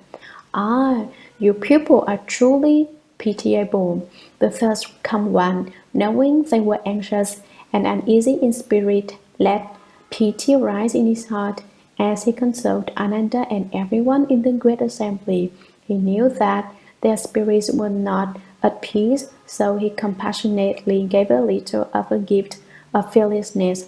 He said, "None of you should be frightened. I will now speak to you." Good people, the Buddha addressed everyone in the great assembly as good children. Good children, listen carefully. Don't be rambunctious. Now I will tell you what the unsurpassed Dharma King says. What the Buddha says is true and real. What he says is really so. You should have no doubts about that. There is a decided principle in what I said earlier, that the thing is a thing and is not a thing. I am truly and really telling you something reliable. I am not cheating you. He speaks things as they are. What I say is in accord with the principle. I rely on the principle in expressing my doctrines. It is impossible for it not to be in accord with the principle. He does not deceive. He does not lie. He does not say deceptive or untrue things. He is not Maskari Goshaliputra. Maskari is a Sanskrit name which is interpreted to mean "not seeing the way." His mother's name was Goshali. Putra means son of. Maskari Goshaliputra is one of the 6 masters of external paths. He was called "not seeing the way" because he did not understand the way. He could not see it and could not walk it. All he did was traverse a confused way. He ran around with his eyes closed, and eventually he walked right into the sea, where he drowned. It was because he did not see the way. That is what I think. Several thousand years later, it is for certain the salt water was very uncomfortable. It was not as comfortable as drinking wine or drinking pure water. Once he had drunk the salt water of the sea, it is likely that no doctor could cure him. With his forecast of non-dying theories that are deceptive and confusing, what did he say? It is both changeable and constant. Things both change and are permanent. It is both divine and pure. It is both clean and unclean. It is both produced and extinguished. It gets born and dies. It both increases and decreases. These are his 4 theories. Originally, the Buddha said, it is neither produced nor extinguished, but Maskari said, it is both produced and extinguished. His theory is off by just that much. The Buddha said everything is unmoving. Unmoving it occurs with conditions. It occurs with conditions but does not move. But Maskari said it neither changes nor is constant. Maskari's theories are just talking out of both sides of his mouth. He says one thing has principle and also says its opposite has principle. And right down the line, he is in direct opposition to the doctrine the Buddha explained. So the Buddha refers to his 4 kinds of non-dying as deceptive and confusing theories. Deceptive means that they go to the other extreme and in so doing confuse people, but his theories are not correct, they are wrong. To reassure the assembly, the Buddha says that his doctrines are not like the confused and deceptive theories propounded by Mascari. You should consider this attentively. You should think about this in detail. It is no disgrace to pity or to implore. Don't worry. Don't be afraid. Don't be sad. Pity refers to what the Buddha expressed. I am very sympathetic. Manjushri asks a question. Sutra. Then Manjushri, son of the Dharma king, took pity on the four assemblies, rose from his seat in the midst of the great assembly, bowed at the Buddha's feet, placed his palms together respectfully, and said to the Buddha, World honored one, the great assembly has not awakened to the principle of the first Karma's twofold disclosure of the essence of seeing as being both form and emptiness, and as being neither of them. Commentary. Then Manjushri, son of the Dharma king, Manjushri, the great wise Bodhisattva, had already understood, but he looked at those in the assembly who had something left to learn, the first stage, second stage, and third stage arhats, and saw that they were extremely pitiful. So he brought up a question. Manjushri is a Sanskrit name that means wonderful virtue. He is also called wonderfully auspicious. The Buddha is the Dharma king, and a Bodhisattva is a son of the Dharma king. Manjushri was an elder among the sons of the Dharma king. He was a leader among the Bodhisattvas. He took pity on the four assemblies. The bhikshus, bhikshunis, upasakas, and upasikas rose from his seat in the midst of the great assembly and bowed at the Buddha's feet. He stood up and then bowed down to the Buddha and held the Buddha's feet with his two hands. This is a gesture of utmost respect. People's feet are most unclean, and so to use one's hands to hold the Buddha's feet indicates, I am beneath your feet. So when you bow to the Buddha, you turn your palms up, and in this position you should contemplate that your two hands are under the Buddha's feet. This represents the purity of the body karma, because while showing respect in this way, you are not committing any offenses of your body. He placed his palms together respectfully. This represents the purity of the mind karma. In your karma, you also give rise to thoughts of true respect. Placing your palms together with the 10 fingers placed carefully side by side represents single-minded respect. It means that you turn to one and give undivided attention to revering the Buddha. Placing the palms together is also called uniting the 10 to become one, and said to the Buddha. This represents the purity of mouth karma. Body, mouth, and mind all pay respect. The karma of the body, the karma of the mouth, and the karma of the mind are all pure. This is the purity of the three karmas. Why do people commit karmic offenses? Offenses are most often committed by the mouth. It is said, calamities come forth from the mouth, sickness enters by way of the mouth. When catastrophes befall us, when adverse circumstances arise, they are usually brought on by the mouth. You say someone is wrong, and that person comes and treats you rudely. Isn't that a disaster brought about by the mouth? Sickness enters by way of the mouth. When we eat things, we should be careful what we take in. If you are not careful about what you eat, you can get sick. The sickness referred to, it means that over a long period of time, what you eat as well as other conditions can cause your breath and blood to be out of balance. When that happens, sickness arises. World honored one, the great assembly has not awakened. He says that no one understood, but did Manjushri Bodhisattva understand? He understood, but he still wanted to ask on behalf of those who had the opportunity to be present in the great assembly. If he had not asked, no one else would have known how to phrase the question. The Buddha could have explained it, but if no one knew how to ask, there would have been no way to take advantage of the Buddha's knowledge. We know that Manjushri understood because the text says that he took pity on the four assemblies. But even if it weren't for that phrase, we would know that he understood because he has the greatest wisdom and is referred to as the greatly wise Manjushri Bodhisattva. His question was asked on behalf of those who have not awakened to the principle of the Third Command's twofold disclosure of the essence of seeing as being both form and emptiness and as being neither of them. This refers to the doctrine involving the seeing essence, things, and emptiness.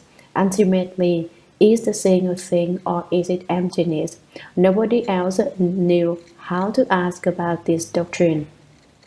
So Manjushri Bodhisattva decided to ask about it.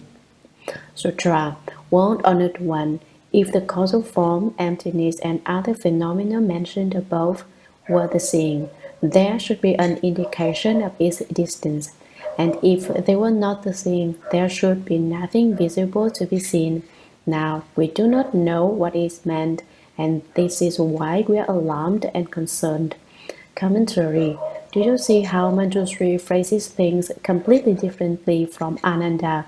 Ananda is not clear about what is going on, but when Manjushri Bodhisattva speaks, his reasoning is quite complete. He says, World Honored One, if these conditions before us, the appearance of form and emptiness alike, were the seeing, one would be able to point to it. These conditions before us refers to the dust before one, the causes and conditions discussed above. Form refers to things, emptiness to space. Alike refers to both of these characteristics, and appearance means that there is not necessarily such a thing, but they are used by way of analogy. Manjushri says that if form and emptiness are the same, there would be some representation of it, that one could point to the seeing. If they were not the seeing, then one would not see anything. The World Honored One first said that the thing was not a thing. Afterward, he said that thing is a thing. That is, he asked, what things are not the seeing? Nobody knew what he meant. Now we do not know what is meant.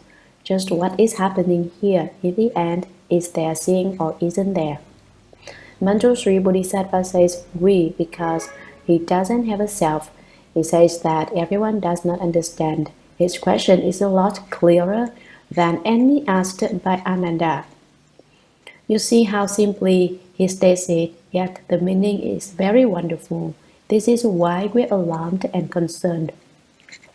This is something we never paid much attention to before, and now that we have taken notice of it, the doctrine is so wonderful that we are not sure what it is ultimately all about. I look at this lamp, for example. Is the seeing the lamp, or is the lamp the seeing? This doctrine hasn't been explained clearly. If you say the lamp is not the seeing, then I don't see the lamp. You may say the lamp is a seeing, but the lamp itself cannot see. So you say it is a seeing, and yet it is not the seeing. Sutra. It is not that our good rules from former lives are deficient. We only hope that the third come one will have the great compassion to reveal exactly what all the things are and what the seeing essence is. Is it that there's no question of is or is not in all of this? Commentary. It is not that our good rules from former lives are deficient. The reason for our alarm and concern is not that our good rules from our last lives or from other previous lives are deficient. It wasn't that the members of the assembly had few good rules. It was that they didn't understand the doctrine at all. Sometimes people whose good rules are slight will become very afraid when they cultivate the way. What should you do if this happens? Do more good deeds to nourish your good roots. When your good roots are nourished and grow deeper, then you will have samadhi power. If your good roots are insufficient, your samadhi power will be insufficient too. So we all should nourish our good roots. We only hope the first common will have the great compassion to reveal exactly what all the things are and what the seeing essence is. Is it that there is no question of is or is not in all of this? In the end, is it that there is no is or no is not in the midst of things? Emptiness and the seeing essence. Manjushri Bodhisattva is really clear about this doctrine, and so he makes this deduction. Sutra. The Bodhisattva told Manjushri and the Great Assembly, to the first come ones and the great Bodhisattvas of the 10 directions, who dwell in this samadhi, seeing and the conditions of seeing, as well as the characteristics of thought, are like flowers in space, fundamentally not existent. Commentary. The Buddha told Manjushri and the Great Assembly, so the first come ones and the great Bodhisattvas of the 10 directions, who dwell in this samadhi, in the great Shurangama Samadhi, seeing and the conditions of seeing, the causes and conditions which arise in their seeing, as well as the characteristics of thought, as well as the things we think about, are like flowers in space, fundamentally non-existent. Basically, there aren't any flowers in space. When your eyes are defective, you see them. But if there's nothing wrong with your eyes, there are no flowers in space. Or perhaps if you look at the sun for too long, you may see flowers all over empty space. That is one way to explain it. Another way to explain it is that if you open the Buddha eye, whatever flowers you want to look at exist in space. These are flowers in space also. So there are two principles here. Are the flowers seen by those who have opened their Buddha eye real? No, they are not real either. They are also illusory transformations, but if you think you want to see them, they come into being. Then, are there any flowers in space? No. Basically, there isn't anything at all. Basically, they do not exist. Basically, there isn't anything. What are you trying to find? Why are you trying to find out if the thing is a thing or if it is emptiness or what? What are you looking for? You are all caught up in seeking outside, in running outside yourself to look for things.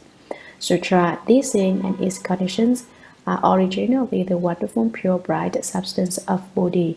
How can one speak of is and is not? Commentary. The Buddha said, this thing and its conditions are originally the wonderful pure bright substance of Bodhi. The thing and the conditions of thing are themselves the wonderful pure bright substance of your Bodhi mind. It is also the pure nature and bright substance of the everlasting true mind. Here, for purposes of literary style, the name Bodhi has been used instead. How can one speak of is and is not? How can you say that is and is not can be found within the true mind, which defies duality? There is nothing dual about the true mind. It is absolute and not in the realm of opposites. And so how can you be so confused as to speak of an is and is not there? Sutra Manjushri. Now I ask you, take yourself as an example, Manjushri. Is there still another Manjushri? Is there a Manjushri who is and a Manjushri who is not? Commentary. Now the Buddha asks Manjushri Bodhisattva a question. Manjushri, I now ask you, take yourself as an example, Manjushri. Is there still another Manjushri? Is there a Manjushri who is and a Manjushri who is not? You say, this is Manjushri. That's what is meant by a Manjushri who is. Then, is there Manjushri who is not? What do you say? That is what the Buddha asked Manjushri Bodhisattva, and he waits to see what Manjushri Bodhisattva will answer. You should learn to ask questions like Manjushri Bodhisattva. Don't imitate Ananda's way of asking questions. Ananda's questions are really obtuse. Sutra, so it is, World Honored One, I am truly Manjushri. There is no Manjushri who is. Why, if there was still another Manjushri who is Manjushri, there would be two Manjushris. But it is not that. Now I am not Manjushri. In fact, neither of the two characteristics is and is not exist. Commentary, so it is, World Honored One. Manjushri Bodhisattva says, it is just as you explain it, Buddha. There is no Manjushri who is and no Manjushri who is not. There isn't any is or is not. I am truly Manjushri. I am the real Manjushri. There is no Manjushri who is. There isn't anyone beyond me that is Manjushri. There isn't anything else. I am just Manjushri. There isn't any is Manjushri or is not Manjushri. Why? Why do I say that? If you say this Manjushri is, then what Manjushri is not? If there were two Manjushris, then that would be acceptable. If there was still another Manjushri who is Manjushri, there would be two Manjushris. If there is an is, then there is an is not, and that becomes two Manjushris. But it is not that now I am not Manjushri, but it certainly isn't that I am not Manjushri today. There is a Manjushri, but there is no is Manjushri. In fact, neither of the two characteristics is and is not exist. In terms of myself, Manjushri, a particular person, the two aspects of is and is not do not exist. And to speak of one that is Manjushri and that one that is not Manjushri is incorrect. At that time, he caused everyone in the great assembly to understand that there isn't something that is the thing and something that is not the thing. The thing is the everlasting thing. There is no such thing as saying that things are the thing or that emptiness is the thing. The thing is the wonderfully pure, bright substance of the nature of Bodhi, so you cannot set up is and is not with regard to it. Sutra, the Buddha said, this is not only the case with the thing, the basic substance of wonderful Bodhi, but also with emptiness and mundane objects. Commentary, the more he explains, the more all-encompassing the sutra becomes. Not only is the thing the basic substance of wonderful bright Bodhi, but emptiness and mundane dust are also. They are just like the thing. The Buddha said, the wonderful brightness of the thing is this way, and so are emptiness and mundane objects.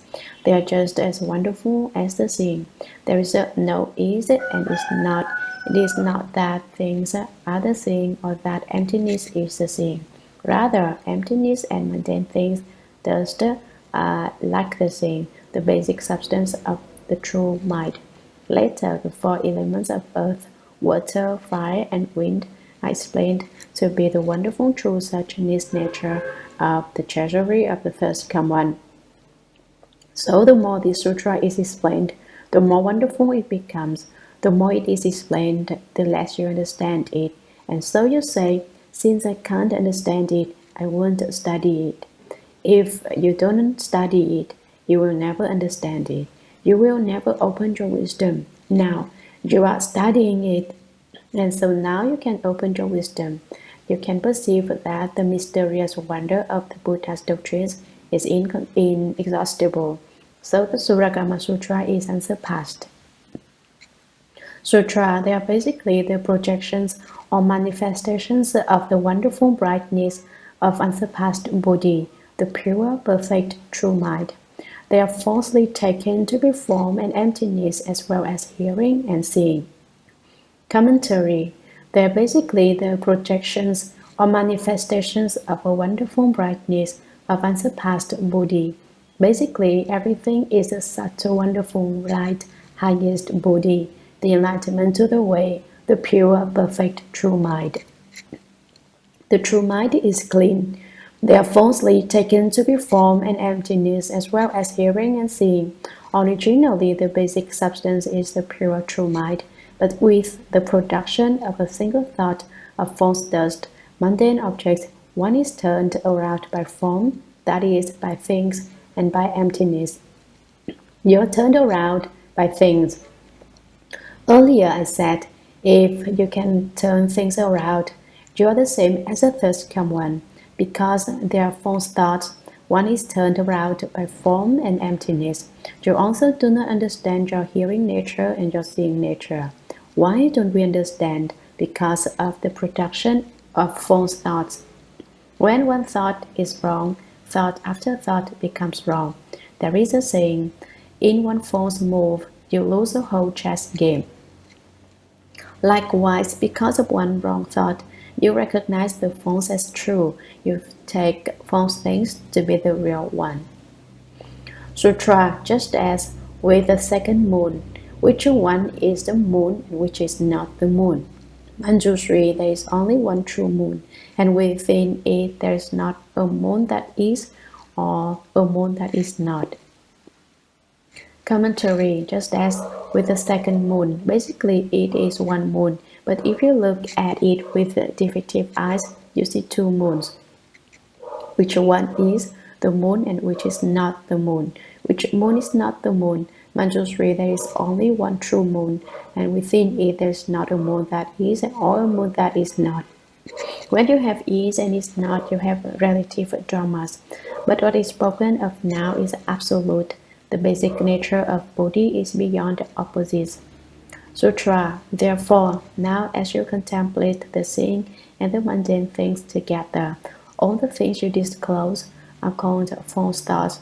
You cannot transcend is and is not from within them. Commentary, therefore, because of this, now as you contemplate the seeing and the mundane things together, all the things you disclose are called false thoughts. You contemplate your seeing and things, and you disclose all kinds of forms and appearances. They are all false thoughts. They appear because of your false thoughts. You cannot transcend is and is not from within them. Within emptiness, you cannot find something that is emptiness and something that is not emptiness. Emptiness is simply emptiness. How could there further be an emptiness that is and an emptiness that is not? Now, can you say of things that a thing is and is not? It is the same with a thing. You cannot say there is a thing that is a thing or is emptiness, or that the thing is or is not seen. This will not work. In this, you cannot find an is or an is not. Sutra, with the true essence, the wonderful, enlightened, bright nature, you can get beyond trying to point out or not point out. Commentary, with the true essence, the genuine seeing essence, the wonderful, enlightened, bright nature, the subtle, wonderful, inconceivable, bright nature. You can get beyond trying to point out or not point out. The bright nature can teach you to get beyond trying to pinpoint things as being or not being. You felt that the doctrine was correct when you said that the thing is a thing, and then you said the thing is not a thing. But ultimately, is it a thing or isn't it? The Buddha is asking Ananda. Fundamentally, there is no such distinction of is and is not. Your doctrine was wrong. You tried to point to things as is or is not, but basically it cannot be done. It is a complete mistake to try. But now you can get beyond that. Sutra. Ananda said to the Buddha, World Honored One, it is truly as the Dharma King has said. The condition of enlightenment pervades the 10 directions, clear, everlasting, and by nature, neither produced nor extinguished. How does it differ, then, from the first Brahma Kapila's teaching of the profound truth, or from the teaching of the ascetics who throw ashes on themselves, or from the other externalist sects that say there is a real self which pervades the 10 directions? Commentary. In response to Shakyamuni Buddha's discussion of is and is not, Ananda said to the Buddha, won't unearth one. It is truly, as the Dharma King has said, the condition of enlightenment pervades the 10 directions, clear, everlasting, and by nature neither produced nor extinguished. Clear refers to what is pure and tranquil. Take, for example, a bowl of muddy water. We wouldn't say it was clear, but after the silt and sand have settled so that you can see the bottom. So we say it is clear. The nature of the condition of enlightenment is pure, clear, everlasting, and neither produced nor extinguished. How does it differ then from the first Brahma Kapila's teaching of the profound truth, or from the teaching of the ascetics who throw ashes on themselves, or from the other externalist sects that say there is a real self which pervades the 10 directions? The first Brahma Kapila said that he had descended from the great Brahma heaven, a god born among people, and that in the future he would be born in the great Brahma heaven according to his resolve. He said, in the future all of us will return to the great Brahma heaven. He was a proponent of the Brahma heaven. Brahma means pure, and Kapila, as I explained earlier. However, I believe that no one remembers means the external path of the yellow head. Do you remember Mantanji's daughter? She made her mother make use of the former Brahma heaven mantra of the Kapilas, the very sect being discussed here. The profound truth discussed by external paths has also been explained in that dull, dark, inactive state. One doesn't know anything at all. Profound means a total lack of perception. You might say that one becomes drunk and yet one isn't drunk. You might say that one has taken drugs and yet one hasn't. It is simply that one doesn't know anything at all. In India, there is an external path which practices asceticism. The adherents say they want to live a natural existence, so they don't wear very much clothing or wash their bodies. And they lie in ashes and roll around in them until their entire bodies were covered with them. These are the externalist ascetics who throw ashes on themselves. There is another externalist sect whose adherents sleep on beds of nails. They hammer nails into a bed and then they sleep on top of them. The nails don't pierce their flesh, and they say this because they have a vara indestructible body. Would you say that is treating people, or isn't it? There are another externalist sects whose adherents cultivate non-beneficial ascetic practices, such as those who don't eat food but only eat grass or the leaves of trees. All of these sects are included in those Ananda refers to as believing in a true self that pervades the 10 directions. But as to the worth of their practices, although they endure extreme discomfort, their work will not lead to ultimate success. For instance, the non-beneficial practice of sleeping on beds of nails and having the nails not pierce one's flesh is not of any particular worth. After all, a pig's skin is more or less impenetrable by nails. Do pigs therefore have the way? Nails can't pierce a cow's hide. Do cows therefore have the way? No. So this is a bit of practice which is not beneficial. You should not make a mistake here and think they are necessarily endowed with a very indestructible body just because I said they consider themselves endowed with one. In fact, it is a false notion. It's just like having a pig's skin or a cow's hide, and it's certainly not anything extraordinary. They practice this method every day, and so they accomplish that kind of fruition and become endowed with that particular talent. But it does not count as any kind of spiritual skill, nor does it mean they have the way. Another asked the third one, you say the condition of enlightenment pervades the 10 directions. What is the difference between it and the true self, which they say pervades the 10 directions? Sutra. Also in the past, the world honored one gave a lecture on Mount Lanka explaining the principle thoroughly for the sake of great wisdom Bodhisattva and others. Externalist sects always speak of spontaneity and speak of causes and conditions, which is an entirely different principle. Commentary. Ananda continues. Also in the past, the world-honored one gave a lecture on Mount Lanka explaining the principle thoroughly for the sake of great wisdom Bodhisattva and others.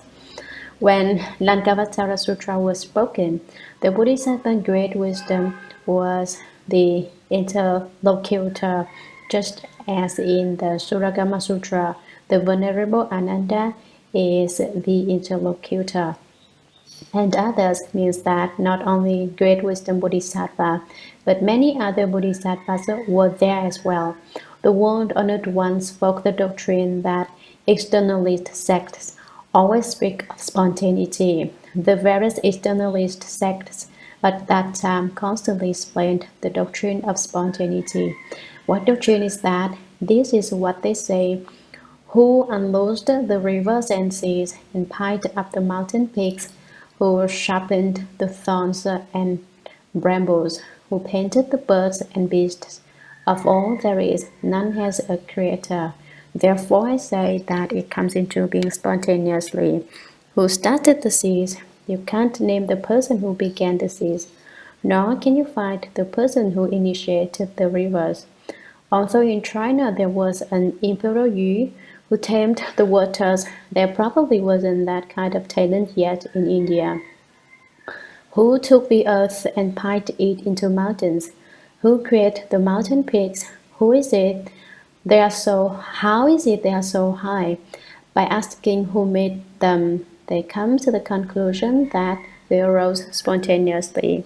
Spontaneously a river appeared, a sea came into existence. Spontaneously there were mountains, the thorns and brambles, the birds and beasts, absolutely everything, without any help from people, is produced of itself. Of all there is, none has a creator. Therefore I say that it comes into being spontaneously. But I speak of causes and conditions. Here, Ananda is quoting what the Buddha said earlier. Buddha, you explained the drama of causes and conditions, which is not the same state. It is not the same as the externalist sect's view of spontaneity. However, the doctrine I hear you speaking now seems the same as the doctrine spoken by externalist sects. You say that the condition of enlightenment pervades the 10 directions, and the externalist sects say that the true self also pervades the 10 directions. Isn't that the same? The name is different, that's all. Your condition of enlightenment is more than likely the true self, and their true self is more than likely the condition of enlightenment. Isn't that the way it is? What is meant by the cause and the condition that the Buddha speaks of? I have often told you the cause is the seed. What contributes to its growth are the conditions. Planting a seed in the ground is a cause. Conditions are the aiding factors which contribute to the growth. Mud, dirt, water, manure, sunlight, and other such things are called the conditions which aid and contribute to its growth.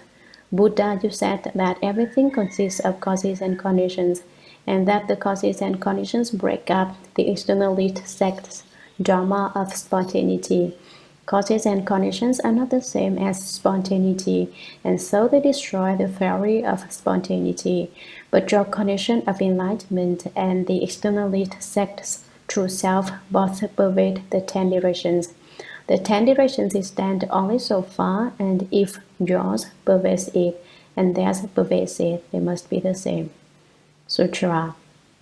Now, as I contemplate the nature of enlightenment, as spontaneous, as neither produced nor extinguished, and as apart from all empty falseness and inversion, they seem to have nothing to do with your causes and conditions or the spontaneity advocated by others. Would you please enlighten us on this point, lest we should fall into dead-end paths, thus enabling us to obtain the true mind?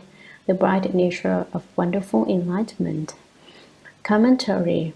Now, as I contemplate the nature of enlightenment as spontaneous, I carefully contemplate the enlightened nature which the world honored one spoke of as being spontaneous.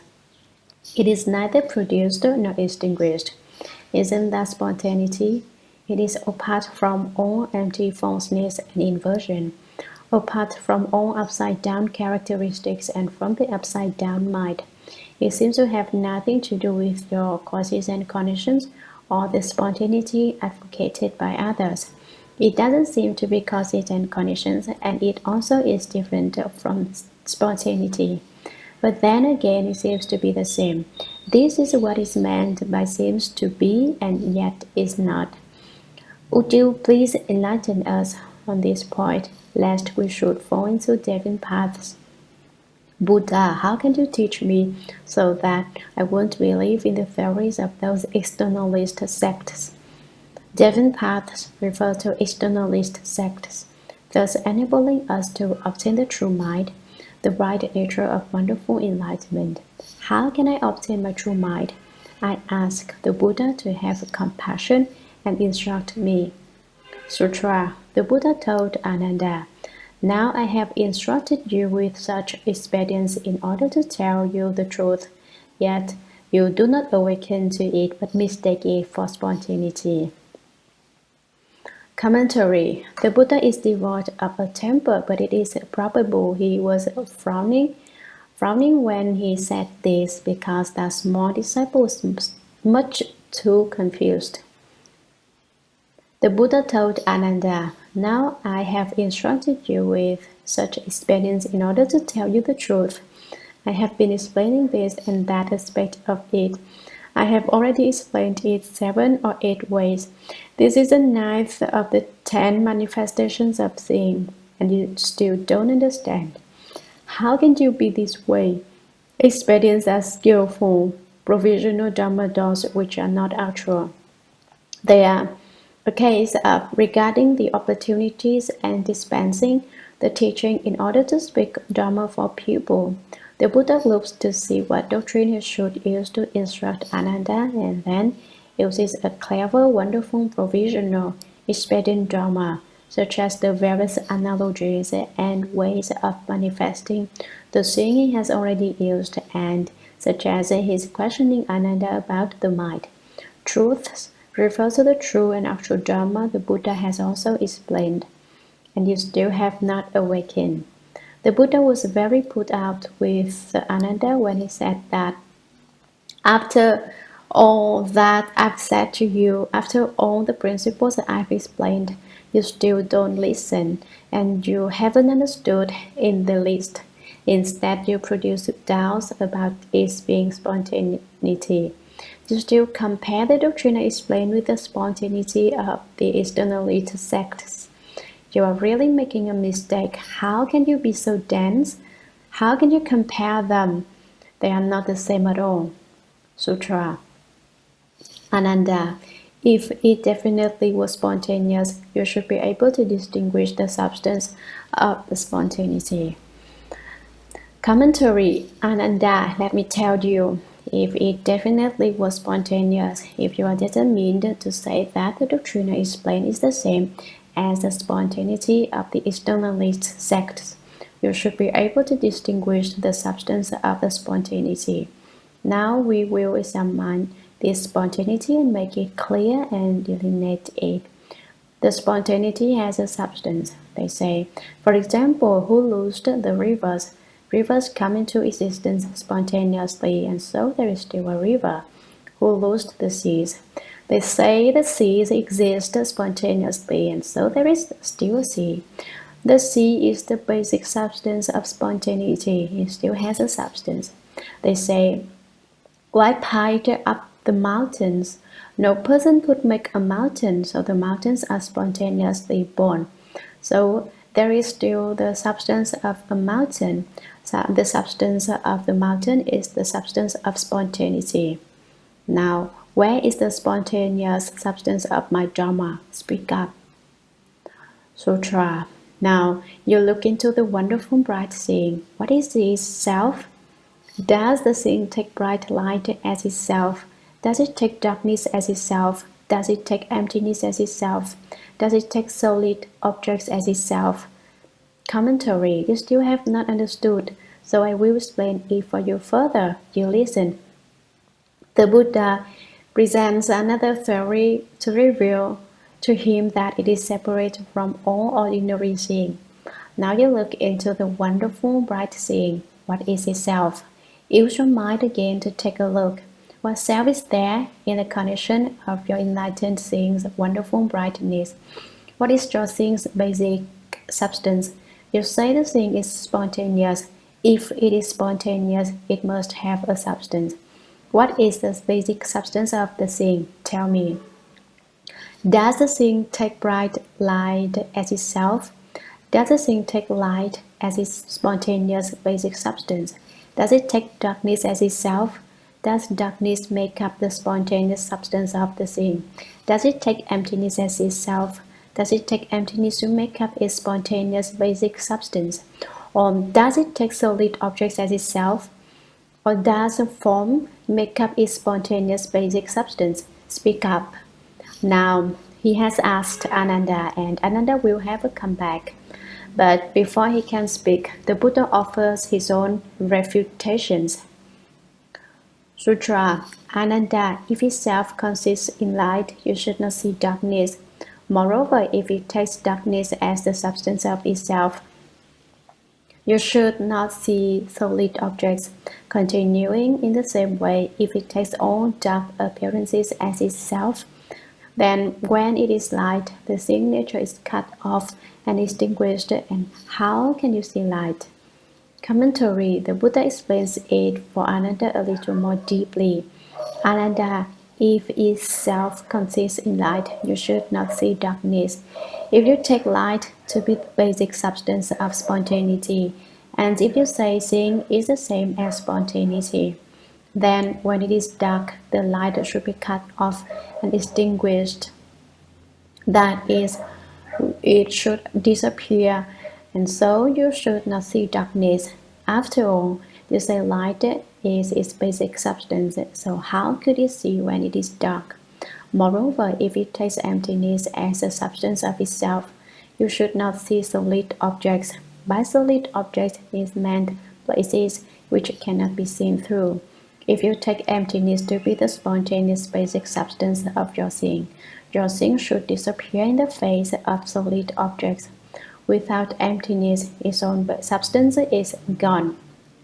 Continuing the same way, if it takes all dark appearances as itself, then when it is light, the seeing nature is cut off and extinguished. And how can you see light?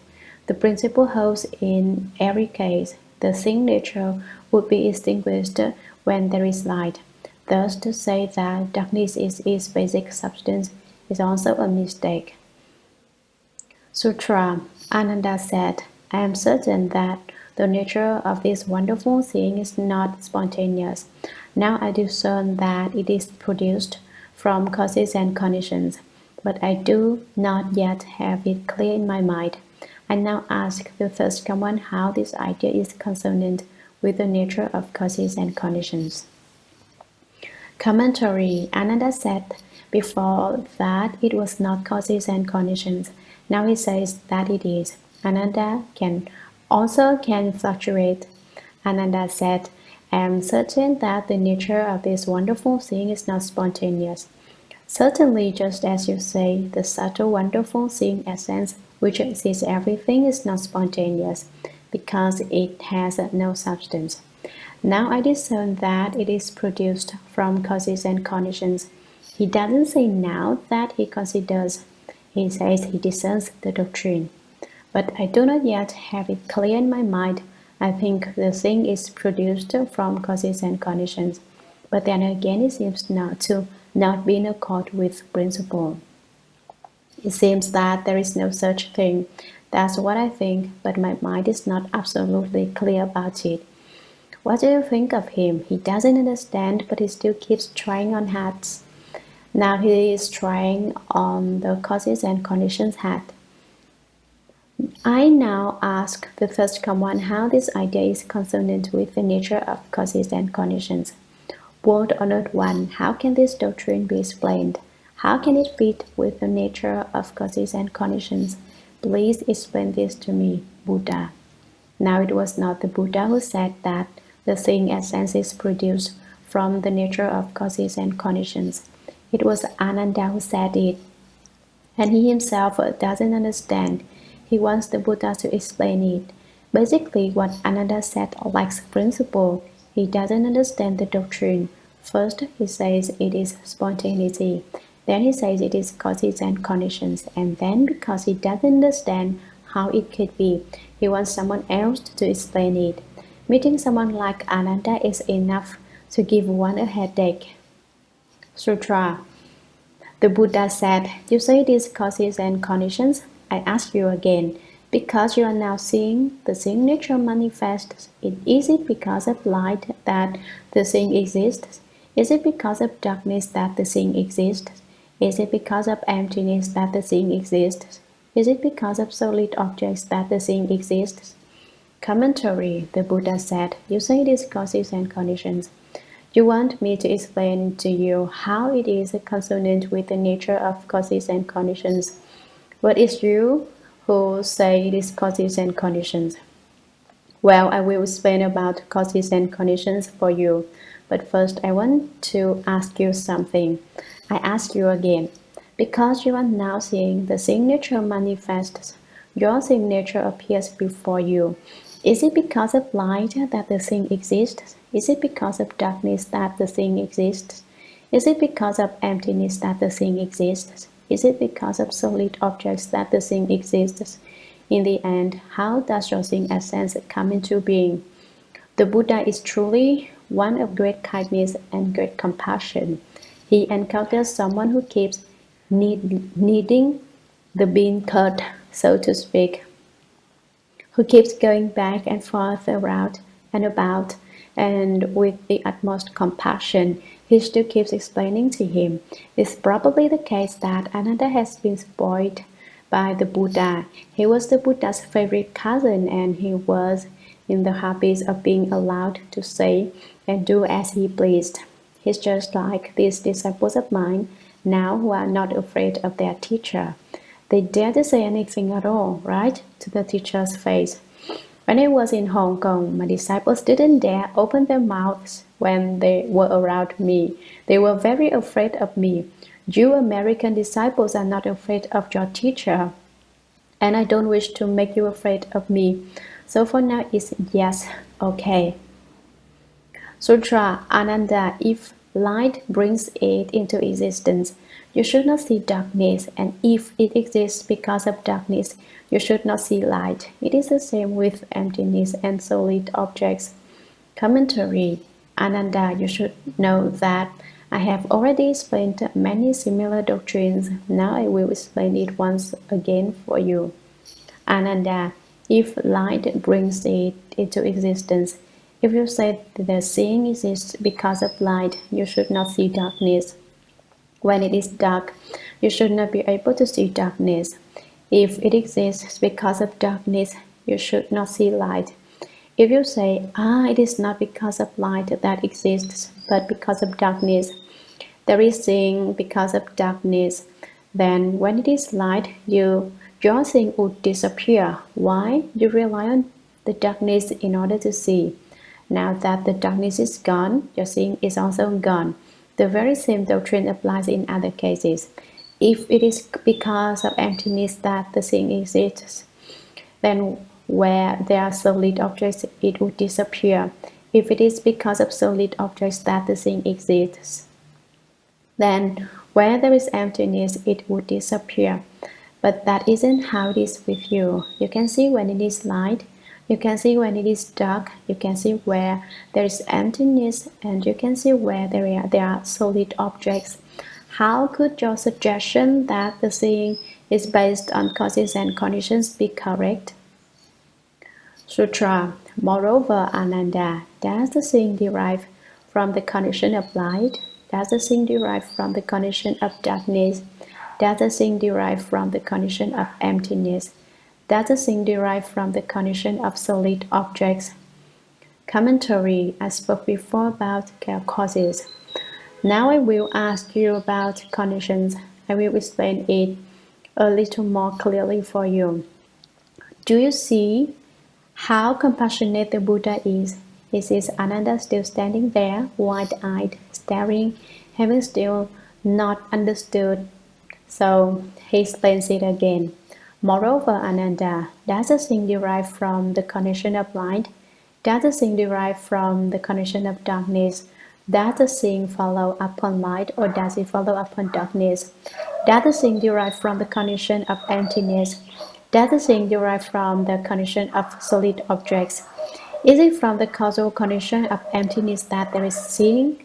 Or is it from the causal condition of solid objects that there is seeing? Sutra. Ananda, if it exists because of the condition of emptiness, you should not see solid objects.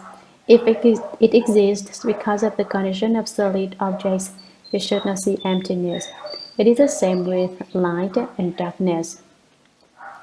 Commentary. Ananda, if it exists because of the condition of emptiness, if it is because of the emptiness that there is seeing, you should not see solid objects. The principle here is about the same as the one explained above.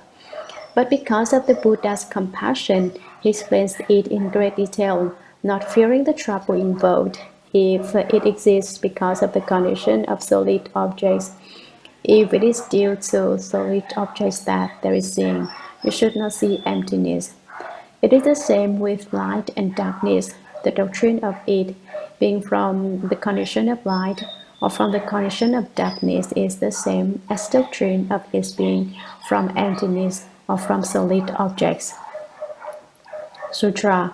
First, you should know that the essential enlightened wonderful brightness is due to neither causes nor conditions, and it does not arise spontaneously. Commentary. Now the Buddha again rouses Ananda from his stupidity. First, you should know, don't continue to be so confused, that the essential enlightened wonderful brightness, the seeing, is due to neither causes nor conditions. It is not because of causes, it is not because of conditions, and it does not arise spontaneously. Now, do you know? Sutra. It is not that which is not spontaneous. It is not that it is not. Nor is it that it is not not. It is not that which is or is not. Commentary. It is something transcending all contraries, relativities, and partialities. It is not that which is not spontaneous. Now, this certainly does not say that the thing essence does arise spontaneously. The double negative means that there is not even no spontaneous arisal. It is not that is not, nor is it that it is not not. There is neither a negation nor a lack of negation. There is no is and there is no is not. It is not that which is and is not. There isn't any correct and incorrect. You can't think about this with your mind that makes distinctions. Once you think about is and is not, you have left the doctrine of the seeing essence. Then what is there? Sutra. Any Dharma is that which is apart from all characteristics. Commentary. If you separate from all empty and false characteristics, that is the true and actual Dharma. Don't base your skill on empty and false characteristics. Any Dharma is that which is apart from all characteristics. If you can be separate from all empty and false characteristics, that is your genuine seeing essence, that is the genuine wonderful Dharma. What are these characteristics? They are the characteristics of false thought. To be apart from false thought is the wonderful Dharma of true centeredness. If you do not separate yourself from the characteristics of false thinking, Sutra. Now, in the midst of dharmas, how can you use your mind to make distinctions that are based on worldly sophistries, terms, and characteristics? That is like grasping at empty space with your hand. You only succeed in tiring yourself out. How could empty space possibly yield to your grasp? Commentary. The world honored one continues speaking to Ananda. Now, in the midst of dramas, how can you use your mind to make distinctions that are based on worldly sophistries, terms, and characteristics? Why do you dwell in false thoughts and use your mind? Why do you base your skill on false thought? Worldly doctrines of spontaneity and causes and conditions are sophistries. Sophistries are clever discussions of unreal things. You use the terms and characteristics of sophistries to make distinctions about my wonderful Dharma, to make distinctions about my wonderful Shurangama Samadhi. How can you do that? That is like grasping at empty space with your hand, to use your mind which has false thinking, your conscious mind that makes distinctions, to fathom the wonderful Shurangama Samadhi is like trying to grab hold of empty space and stroke it with your hand. How can you capture empty space? Were you to ask a child if empty space can be grasped, even if the child would say it can't be done. What are you doing now is grasping at empty space. It is like a Tong Hua Feng who said, first capture empty space, then you can capture Tong Hua Feng. He said it to a ghost which had captured him. Upon being captured, he reasoned with the ghost, wait a bit, can't you? He said, there's a more matter I haven't finished attending to. When I have finished that up, I'll accompany you to see King Yama. Who was Tong Hua Feng? He was a cultivator of the way, a monk with samadhi power. When he was in samadhi, the ghosts and spirits couldn't see him, but he was visible to the ghosts and spirits when he left the samadhi. That time he had left samadhi, and the ghost of impermanence paid him a visit. What is a ghost of impermanence? When your time comes to die, it is the friend who comes to accompany you to see King Yama. That friend came and captured Tong Hua Feng and said, your life should end. Come with me to see King Yama. And he locked Tong Hua Feng up in handcuffs and iron chains. Tong Hua Feng said to him, friend, don't be so impolite. I still have one thing to attend to, and then I will go with you. The ghost thought, you're opposing me for having captured you. Well, it doesn't matter if I show you a little courtesy. So he said, what do you have to attend to? Whereupon Tong Hua Feng folded up his legs into full lotus posture, and as soon as he was settled, he entered samadhi. The samadhi he entered was no thought samadhi. Just before he entered it, he said, now go and capture empty space, and then you can take along Tong Hua Feng, he said. If you can capture empty space, then come back and take me to see King Yama. Once he had entered samadhi, the ghost had no way of capturing him. So everyone should know that samadhi power is extremely important. Samadhi power is not being turned around by things, but being able to turn everything around. Didn't it say earlier in the text, if you can turn things around, then you are the same as a thirst-come one. Cultivating to develop samadhi power is the same.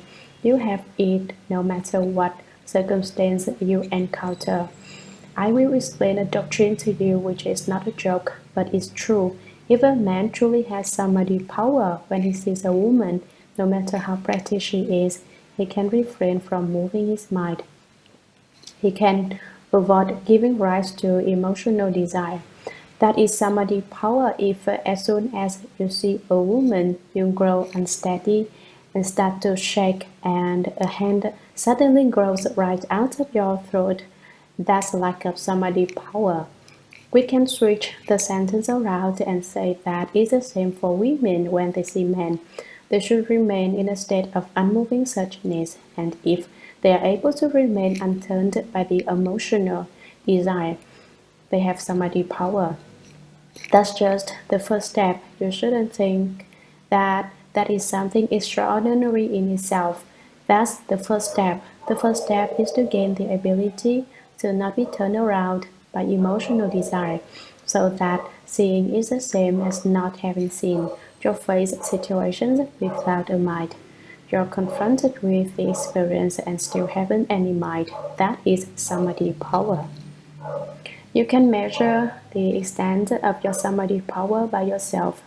For example, if you can remain unmoved when the emotional desire between men and women comes to mind, then you have a little bit of samadhi power. To take it further, if you can remain in the company of your girlfriend without the arising of the least incident, that is a genuine skill, but the skill is not easily developed. If you have that kind of samadhi power, you certainly can cultivate and develop a very indestructible body. If you like that samadhi power, what is to be done? Don't be satisfied with the status quo, saying, I haven't got that much samadhi power, so forget it. I'm not going to cultivate, I'm just give in to it. That's useless. You're just writing for a phone. The less samadhi power you have, the more you must cultivate. For instance, I sit in meditation and the pain comes. The more pain there is, the more I want to sit. I will force myself to do what is difficult. That is also samadhi power. You only succeed in tiring yourself out. The Buddha tells Ananda that using his mind to invent sophistries about the same nature is like trying to grasp empty space. All you do is toil bitterly to no avail. You wear yourself out and exhaust your own energy. You lose your strength. After all, if you continually paw at empty space with your hand, can you deny that your arm would get tired? Eventually, your hand would hurt and would start to ache from weariness. You need and clutch and grasp and can't get hold of empty space. You grasp it and there's nothing. You grasp again and again, there is nothing. It would truly be a case of having nothing to do and going to look for something to do. And that's the way Ananda was. He didn't have anything to do. It was probably the case that as a monkey ate his fill, and for lack of anything to do, he began clutching at empty space. How could empty space possibly yield to your grasp? How could empty space comply so that you could catch it? Empty space is basically empty. How could you capture it? If there was something you could grasp, then it would not be empty space. There has to be a thing before you can grasp it. For instance, this cup. Because there is a cup, I'm able to grasp it. If the cup weren't there, you could grasp back and forth and up and down, and there still wouldn't be anything. So the Buddha likens Ananda, who develops his skill based exclusively on the conscious mind that makes the distinctions, to someone who grasps at empty space. The principle is the same, to just increase your own wariness, which is not of the least benefit to the self-nature. Sutra. Ananda said to the Buddha, if the nature of the wonderful enlightenment has neither causes nor conditions, then why does the world-honored one always tell the bhikkhus that the nature of thing derives from the four conditions of emptiness, brightness, the mind, and the eyes? What does that mean? Commentary. How much gold would you say Ananda has? He asks his teacher. He really tries to argue publicly with the Buddha. More than anything else, it's like a game of chess. Ananda said to the Buddha, World-honored one, if the nature of the wonderful enlightenment, the same essence, has neither causes nor conditions, then why does the world-honored one always tell the bhikkhus that the nature of seeing derives from the four conditions? Ananda is borrowing the Buddha's principles. It's you that said this, Buddha, not me. You talked about the nature of seeing that way. Listen to him. He's protesting against the Buddha. Ananda had got snuck left and right, so many times he hasn't said one thing right that by now he's probably heedless of everything. I'm going to have it out with the Buddha, so he says, won't or not one. You keep saying that the signature is complete with four conditions. So why does the Buddha now say that it is not causes and conditions? He certainly must have had enough gall to fill the skies to be prompted to argue with the Buddha like this. What are the four conditions? Emptiness, brightness, the mind, and the eyes. What does that mean? How do you explain this doctrine? In the past, you explained it according to these four conditions, and now you are going back on what you said. How can you do that? Is it possible for the Buddha to say things which don't count? The Buddha doesn't lie. How can you say it is that way and now say it isn't? Yeah, you can see that meeting up with this kind of disciple is not an easy task. Thank goodness the Buddha is the Buddha. If it were I'd have no way to handle him. Sutra, the Buddha said. Ananda, what I have said about all the worldly causes and conditions has nothing to do with the primary meaning. Commentary. Ananda's ability in debate is so good that he has subdued the Buddha. The Buddha said, Ananda, what I have said about all the worldly causes and conditions has nothing to do with the primary meaning. It is not the principal doctrine. What I said then was a provisional and expedient. You should not think that the things I said then are true. At that time it was as if I were rearing little children by telling you to be good and not be rambunctious. When you grow up, you can be an official. You can do important things. It was an expedient and provisional Dhammador. Doesn't it seem from the tone of what it says that the Buddha has been subdued by Ananda? In the Vimalakkhati Sutra, Manjushri Bodhisattva asks the layman, Vimalakkhati, what is the primary meaning? What do you suppose the layman Vimalakkhati said? Can you guess? If any of you know, then you are truly a present-day Vimalakkhati. Do any of you know what the primary meaning is? Anyone who has read the Vimalakkhati Sutra will know, but if I tell you, you should not go around posturing in front of people, imitating the layman Vimalakkhati's gesture because you haven't reached his status. Don't be like some people who make the mistake of pretending to be what they aren't. Vimalakkhati closed his eyes and did not open his mouth. He didn't say a word. Manjushri Bodhisattva said, Oh, you understand. That's the way it was, but you can't do the same thing when you go someplace and someone asks you what the primary meaning is. That is unacceptable. It's fine to know about it, but to be aware of the principle, but you can't go about putting on airs as if you were the same as the Vimalakkhati. That is impermissible. The same is true when reading the Sixth Vajra Sutra, which contains a lot of principles. Sometimes people make verbal zen out of these principles. If you genuinely understand the doctrine, then it is all right, but it is not all right to indulge in verbal zen. I will repeat this because it is very important. You can't go around trying to carry on chun banter with people. What is chun banter? Someone points a finger or makes a fist or some other such gesture that is impermissible for you to do. Why? You haven't the experience. You are not enlightened. It's not you who can make these kinds of gestures. One who makes these kinds of gestures is one who is enlightened. One who is enlightened has the penetrating understanding of absolutely everything. I had an encounter recently with someone who was so confused that he acted like he was drunk and supposed himself to be enlightened. So I told him to explain the 7 kinds of sutra titles and the 6 realizations. And he couldn't come up with one title. He could not complete one realization. What enlightenment do you suppose he had attained?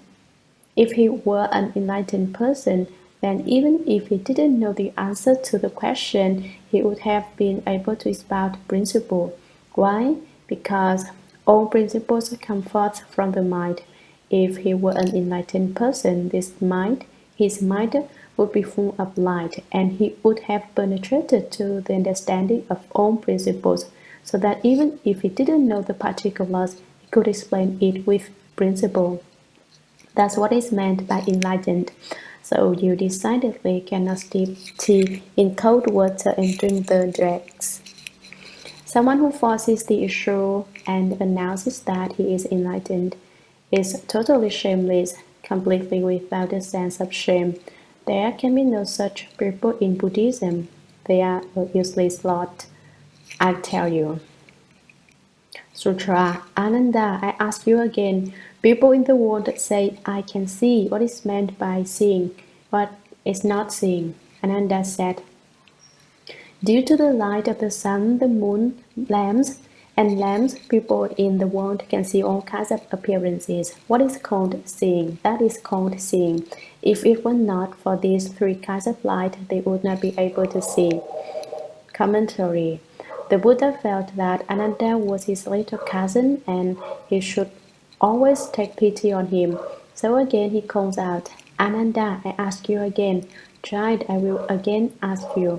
People in the world say, I can see. Everyone says he can see. The text does not have the Buddha saying he can see. It is each person speaking of himself. What is meant by seeing? What is seeing? What is not seeing? Tell me the doctrine involved.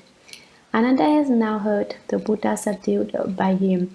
He has been victorious, and so he doesn't stop to think. He just speaks out. Ananda said, due to the light of the sun, the moon, and lamps, people in the world can see all kinds of appearances. That is called seeing. Without them, we can't see. If it were not for these three kinds of light, they would not able to see. Sutra. Ananda, if it is called not seeing, when there is no light, you should not see darkness. If in fact you do see darkness, which is none other than the lack of light, how can you say there is an absence of seeing? Commentary. Whenever Ananda says something, he contradicts himself. He slaps his own cheek, as it were. He opposes his own principle. Thus he says that if these three kinds of light are lacking, there isn't any seeing. The Buddha challenges him, his essential point. You say there is no seeing, and ask you about that. Ananda, if it is called not seeing, when there is no light, you should not see darkness.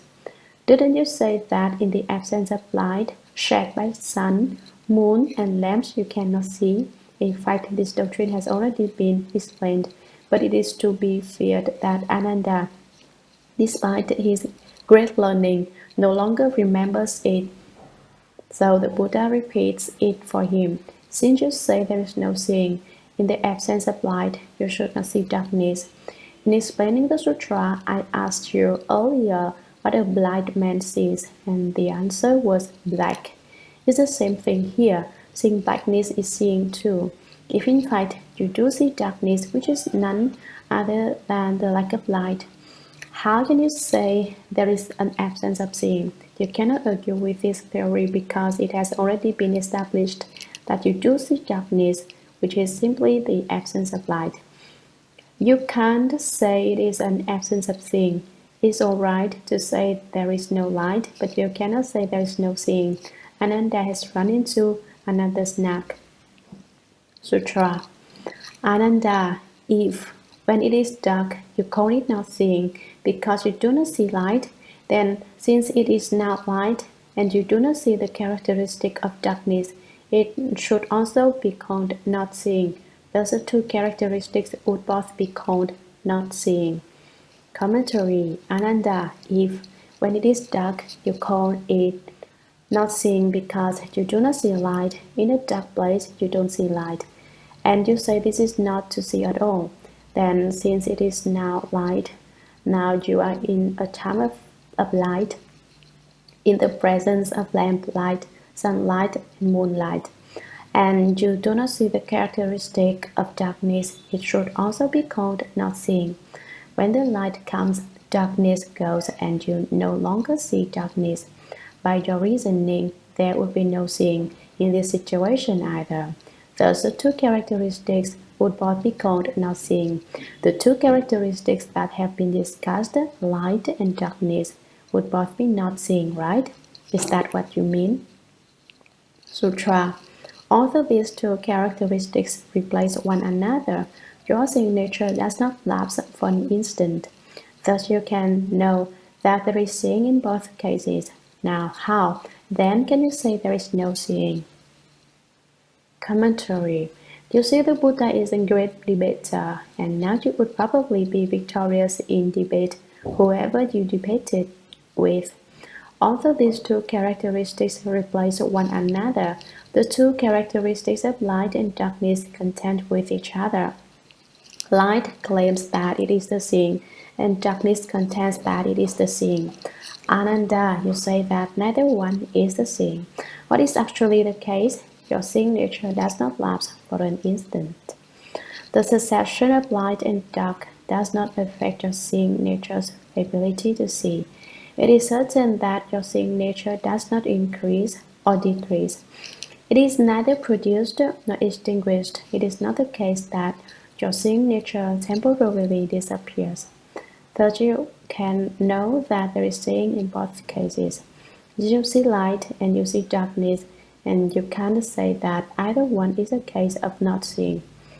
How, then, can you say there is no seeing? Since there is seeing in both cases, what did you say is not seeing? Speak up. He questions a level deeper. Speak up. Sutra. Therefore, Ananda, you should know that when you see light, the thing is not the light. When you see darkness, the thing is not the darkness. When you see emptiness, the thing is not the emptiness. When you see solid objects, the thing is not the solid objects. Commentary. Therefore, Ananda, because of the doctrine just explained, you should know that when you see light, the thing is not the light. When you look at light, your looking is certainly not the light. Your seeing nature is certainly not the light. It certainly is not that your seeing nature follows after the light and turns into it, that your seeing nature is turned around by that state. When you see darkness, the thing is not the darkness. When you look at blackness, your seeing certainly is not the blackness. Your seeing has still not changed. It is the same as the seeing that is light. It is identical without any distinction. When you see emptiness, the seeing is not the emptiness. When you look at emptiness, your seeing certainly is not turned around by the emptiness. It does not run after emptiness. When you see solid objects, the seeing is not the solid objects. When you see places where there are solid objects, it certainly is not that your seeing follows after that and becomes a solid object. It cannot be turned around by that kind of external situation. It cannot be shaken by external things. It is your everlasting, unchanging seeing nature. Sutra. Having realized these four meanings, you should also know that when you see your seeing, the seeing is not the seeing to be seen. Since the former seeing is beyond that later, the later cannot reach it. That being the case, how can you say that your absolute intuitive perception has something to do with causes and conditions, or spontaneity, or that it has something to do with mixing and uniting? Commentary. Having realized these four meanings, these are the four meanings spoken of above, the four causal conditions by which the seeing nature is accomplished. Now that you have realized that the seeing nature is not contingent upon the four aspects of light, darkness, emptiness, and solid objects, you should also know that when you see your seeing, the thing is not the thing to be seen. Here the first seeing refers to our genuine seeing, true perception, and the second seeing refers to the seeing essence, which although it is also said to be a genuine seeing, is ever so slightly false. The first seeing is a pure seeing. It is a genuine true thing. The second carries with it a bit of falseness. So when your genuine seeing is able to see the false seeing, the seeing is not the seeing. Your genuine seeing is apart from all characteristics with substance. It has no substantial characteristic. There isn't anything at all. So it is said, the seeing is not the seeing. No seeing is accomplished. Since there is basically nothing at all, you cannot give it a name. This is a point which is called separation from the spoken word. It is said, the mouth wishes to speak, but is at a loss for words. The mind wants to set upon conditions, but reflection ceases. The mind wants to think, but has no way to do so. This is to be apart from the mark of the spoken word. You cannot speak of it, and apart from the mark of the written word, it cannot be represented by any word. The path of words and language is severed. The place of the place the mind can go, is extinguished. The way of words and language is gone. The mind has no place to go. This means that the places where the mind thinks are gone. So at this time it is said that the seeing is not the seeing. This doctrine is not at all easy to understand. But also, if you are familiar with Buddhist studies, it is very easy to understand, since there isn't anything at all. How can you also say that the seeing is causes and conditions, or that it is spontaneity? Since the former seeing is beyond the latter cannot reach it. Since your seeing is different from the seeing, your seeing cannot catch up to it. There isn't anything, so what are you looking for? The latter cannot reach it means that your false seeing cannot see it. What is the seeing you cannot see? It is your genuine seeing. That being the case, how can you say that your absolute intuitive perception has something to do with causes and conditions, or spontaneity, or that it has something to do with mixing and uniting? Why do you still want to say your seeing essence, the absolute intuitive perception, is the causes and conditions that I spoke of in the past? Why do you bring that up as a comparison? And why bring up a comparison with the spontaneity taught by the externalist sects? And why bring up the characteristics of mixing and uniting by saying that everyone mixes together in a mixed up union? The characteristic of mixing and uniting is like when Chinese raviolis break up. When you boil them, you can't distinguish them one from another.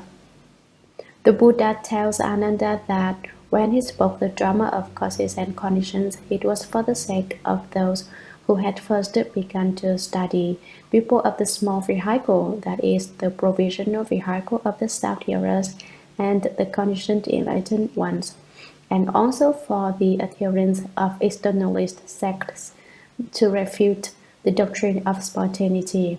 Now I am explaining the Shurangama Sutra in order to manifest and display the great Shurangama Samadhi. That kind of wonderful meaning absolutely cannot be compared to causes and conditions.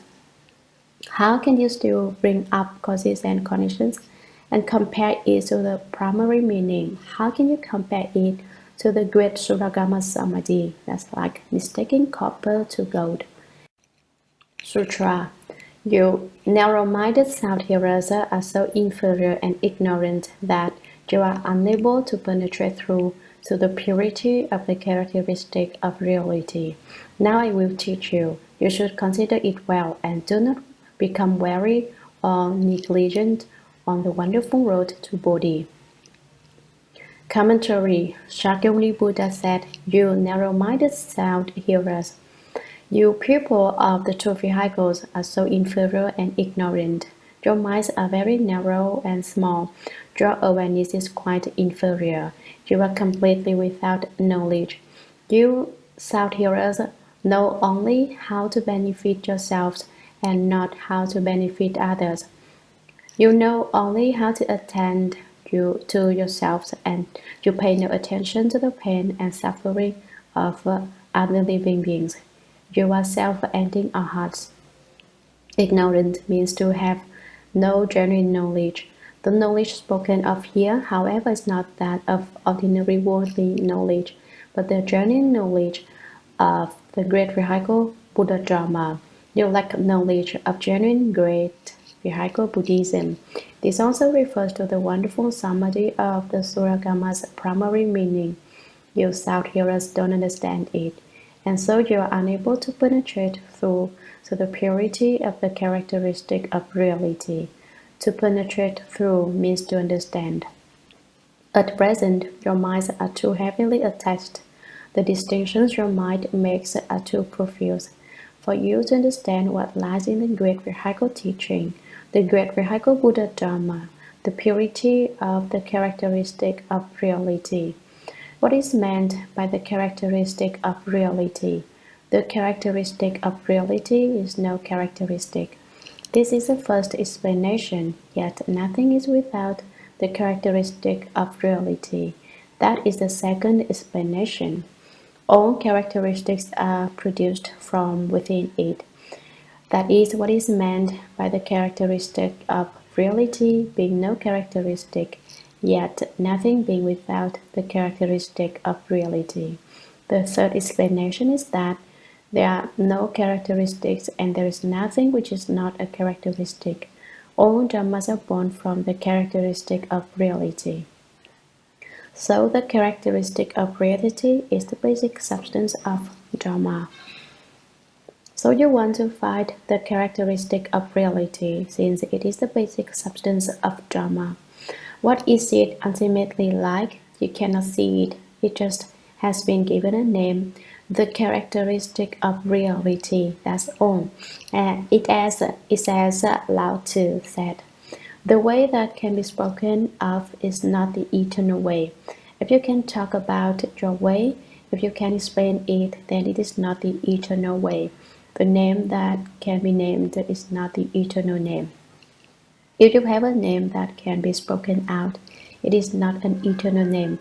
So then, he said, the nameless is the beginning of heaven and earth. The name is the mother of the Maya things. That's what Lao Tzu's philosophy is like. All I'm doing now is bringing it up to help and make the doctrine clear. The characteristic of reality is true emptiness, and it is also wonderful existence. Do you say that true emptiness is empty? It is not, because within it is produced wonderful existence. Wonderful existence is certainly not existence. True emptiness is not empty, and wonderful existence does not exist. Because it does not exist, it is said to be wonderful existence. Because it is not empty, it is said to be true emptiness. The characteristic of reality is the same doctrine.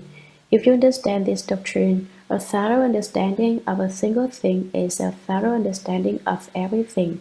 What is our self-nature like? The self-nature is like empty space. Would you say there is anything in empty space? There is absolutely everything in empty space, but you cannot see it. The existence within emptiness is wonderful existence. The lack of emptiness within emptiness is true emptiness. Since true emptiness is not empty, it is called wonderful existence. Since wonderful existence is not existence, it is called true emptiness. These two names are one. You investigate them in detail and find, however, that there is not even one. To give it a name is just to put a head on top of a head. You say, this is true emptiness and this is wonderful existence. This is the characteristic of reality that allows you to have a certain amount of attachment. As for genuine basic substance of Dharma, there isn't anything at all. By sweeping away all dhammas, one becomes separated from all characteristics. As was said above, what is apart from all characteristics is dharma. To be apart from all mundane marks is dharma, but most people cannot separate themselves from those characteristics, and since they cannot leave those characteristics, they do not obtain all dhammas. I can be separate from characteristics, you say. I don't attach myself to anything. You aren't attached to anything. There was an earthquake a while ago. Were you afraid? I believe there were quite a few people who were very agitated when that earthquake came. That is just because you cannot be apart from characteristics. If you can be apart from characteristics, Mount Tai would come crashing down before you and you would not be startled. People who can turn things around are not frightened by any state they meet. If you aren't frightened, then there aren't any states. Why do states exist? Why are there demonic obstructions? Why can demons come and disturb your somebody? Because you move. As soon as you move, they slip right in. If you don't move, no demon in existence will have any way to get at you. There won't be any mantra they can recite to move you. You say, then why was Mantaji able to recite a mantra and confuse Ananda in this sutra? It was just because he didn't have any samadhi. If he had samadhi, if Ananda had had the genuine Shurangama samadhi, there would have been no need for the Buddha to speak the Shurangama Sutra or the Shurangama mantra, and you and I would not be able to listen to the Shurangama Sutra now or study the Shurangama mantra. So those were the causes and conditions. But if someone has samadhi, no matter what state arises, he or she will not be frightened. Now I will teach you, I will instruct you, Ananda. You should consider it well. This considering well does not refer to the kind of consideration Ananda has been using and speaking about. The word is the same, but it is not meant in the same way. Here, consider means that he should use his true mind to contemplate and investigate. It isn't that he should use his conscious mind. That makes distinctions. And do not become weary or negligent on the wonderful road to Bodhi. Don't be lazy and slack off. Don't be insolent or perfunctory about it. Don't be muddled about the wonderful road to Bodhi. You should be particularly attentive and especially aware that this is the path to wonderful enlightenment. It is the way to become a Buddha. It is the wonderful Shurangama Samadhi. If you have the wonderful Shurangama Samadhi, you can walk to the position of wonderful enlightenment. That is the position of the fruition of Buddhahood. Buddhas are said to be wonderfully enlightened, and Bodhisattvas are said to be the ones of equal enlightenment. They are equal to wonderful enlightenment. 55 positions lie between the level of South-hero through the levels of Bodhisattvas to the position of wonderful enlightenment. The 55 position will be explained later on in the Shurangama Sutra.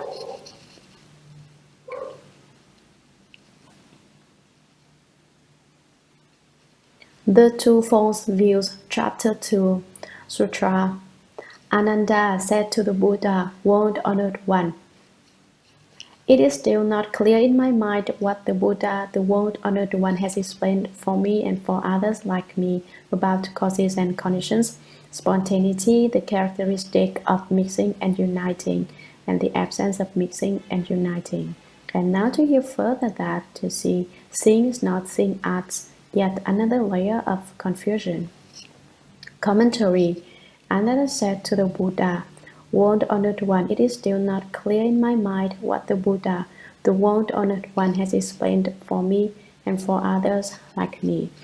Buddha, for the sake of me, a South-hero, and for the sake of the conditioned enlightened ones, you have explained about causes and conditions, spontaneity, the characteristic of mixing and uniting, and the absence of mixing and uniting, characteristics which do not mix and unite. It is still not clear in my mind, Buddha. After hearing your explanation, we still have not become enlightened. We haven't understood. Our minds still haven't opened to enlightenment. And now to hear further that to see, seeing is not seeing adds yet another layer of confusion. Ananda is heckling the Buddha again. He says the expression of this kind of doctrine has caused him to add yet another layer of confusion, obscurity, and lack of understanding. It's like some people who have heard this much of the Shurangama Sutra and are still saying, what is it talking about? I don't understand. I have listened for all these days, and the more of it I hear, the less clear I become. Sutra, humbly, I hope that with your vast compassion you will bestow upon us the great wisdom eye so as to show us the bright, pure, enlightened mind. After saying this, he wept, made obeisance, and waited to receive the holy instruction. Commentary. Humbly, I hope that with your vast compassion, I kneel before the Buddha and hope that the Buddha will bring forth great compassion and will bestow upon us the great wisdom eye. Give me the wisdom eye so as to show us the bright, pure, enlightened mind. Buddha, please explain the enlightened mind with its pure substance to us of the two vehicles, the sound hearers and the conditioned enlightened ones. After saying this, at this point, Ananda was really nervous. So when he'd finished speaking, what do you suppose he did? He wept and made obeisance. He cried. He resorted to the talent of a child and stood crying before the Buddha. And he bowed his head just like a child who is deprived of his milk and sees his mother and cries for a drink of milk. Requesting the Dhamma is like asking for milk to drink, and waited to receive the holy instruction. He waited for Shakyamuni Buddha to give him some Dhamma milk to quell his hunger and confusion. Sutra. Then the world-honored one, out of pity for Ananda and the great assembly, began to explain extensively the wonderful path of cultivation of all samadhis of the great Dharani. Commentary. Ananda's weeping brought the Buddha out of samadhi. He came out of samadhi to explain to him the doctrine of the way, the doctrine of wonderful samadhi. Then the world-honored one, out of pity for Ananda, then was when Ananda was famished and wanted milk to drink. It was when Ananda's confusion was so deep that he sought clarity. It was when Ananda wept and made obeisance. Basically, the Buddha is endowed with a heart of great kindness and great compassion. So when Ananda cried, the Buddha's compassionate heart was moved once again, and he wished to quickly speak Dharma for him. Since Ananda was his youngest cousin, it was likely that here the Buddha showed him a special fondness and protection. And the great assembly, however, he didn't do this just for Ananda's sake, but for the sake of everyone in the great assembly also. He began to explain extensively. Extensively means that he categorized and made distinctions as he explained the wonderful path of cultivation of all samadhis of the great Dharani. The Sanskrit word Dharani refers to mantras. Sometimes the word mantra will be used, and sometimes Dharani when it encompasses all dhammas and upholds limitless meanings. That is, all dhammas are contained within the mantra, and the limitless wonderful meanings are produced from the mantra. This is one way to explain it. I have another way of explaining it. All encompassing means holding the three khammas of body, mouth, and mind entirely, encompassing them to make them pure. Precepts, samadhi, and wisdom, and the three non-outflow studies are upheld. Great dharanis are not the same as small ones. A small one is just a little mantra, and its effect is not as great. What is spoken of here is a great dharani. Samadhi is concentration, the wonderful path of cultivation. Ananda wants to cultivate the wonderful path to the dhammas of the samadhi of the great all-encompassing upholder. Now Shakyamuni Buddha is going to proclaim the genuine Dhamma. Sutra, he said to Ananda. Although you have a strong memory, it only benefits your wide learning, but your mind has not yet understood the subtle secret, contemplation and illumination of shamatha. Listen attentively now as I explain it for you in detail. Commentary. The Buddha presents the topic. He tells him in advance that he is going to explain to him. He tells him in advance what he is going to explain to him. he said to Ananda. Although you have a strong memory, it only benefits your wide learning. Your memory is excellent and you learn a great deal by the use of it. When things pass before your eyes, you do not forget them, but your power of memory can help only your learning, your ability to open wisdom through hearing. But your mind has not yet understood the subtle secret contemplation and the illumination of shamatha. Shamatha is the doctrine of quietude. It has an unspeakably wonderful power of subtle secret contemplation and illumination, but your mind has not yet understood. You have not realized it in the least. You haven't the least bit of understanding. Listen attentively now as I explain it for you in detail. You should pay particular attention now and listen to me while I explain to you bit by bit, point by point, layer by layer. Don't cry, Ananda, be good, and I will tell you now. I will explain it for you. Don't be sad. Sutra, and may this explanation cause all those of the future who have outflows to obtain the fruition of Bodhi. Commentary, and may this explanation cause all those of the future who have outflows. Those of the future includes us who are here now. We are now the future referred to then. Everyone is said to have outflows before they are certified as having attained the fourth fruition of arhatship. Outflows means every kind of font. If, for example, someone likes to drink, he is said to have a drinking outflow. Those who like to smoke cigarettes have a cigarette outflow. Those who like to eat fine food have the outflow of eating fine food. Those who like to wear good clothes have the outflow of wearing good clothes. If these examples don't make it clear, then let me put it this way. In general, whatever you like most is an outflow. You say, what I like to do most now is meditate, so that must be a meditation outflow. That's different. Meditation directs you upward. That when I said the things you like most, I meant things that send you downhill. If you like things which make you go down, they are outflows.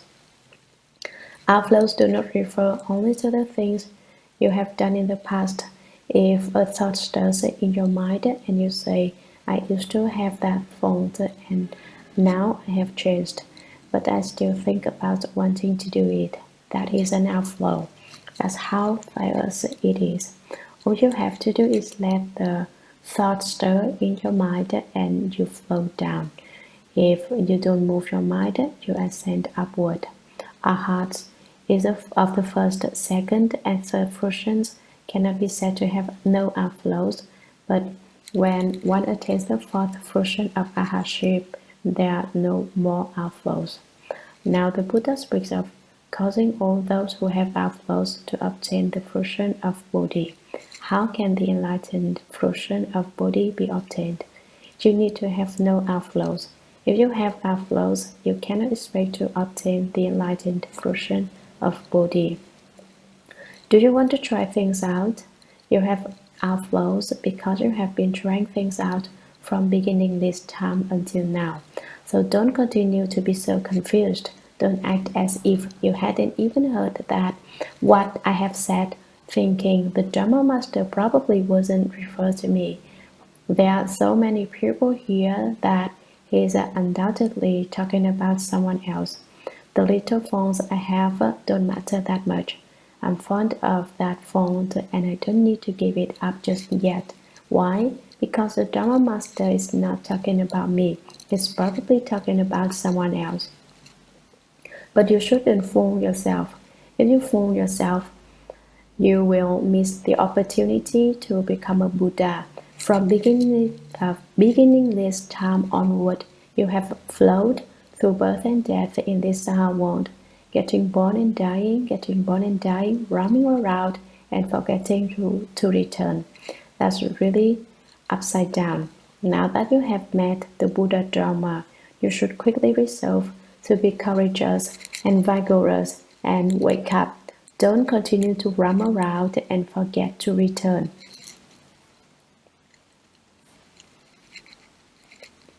Sutra. Ananda, all living beings turn on the wheel of rebirth in this world because of two upside-down discriminating false views. Wherever these views arise, revolution through the cycle of appropriate karma occurs. Commentary. As soon as you read this section of text, you should experience immediate terror. You should be shocked. Ananda, all living beings turn on the wheel of rebirth in this world.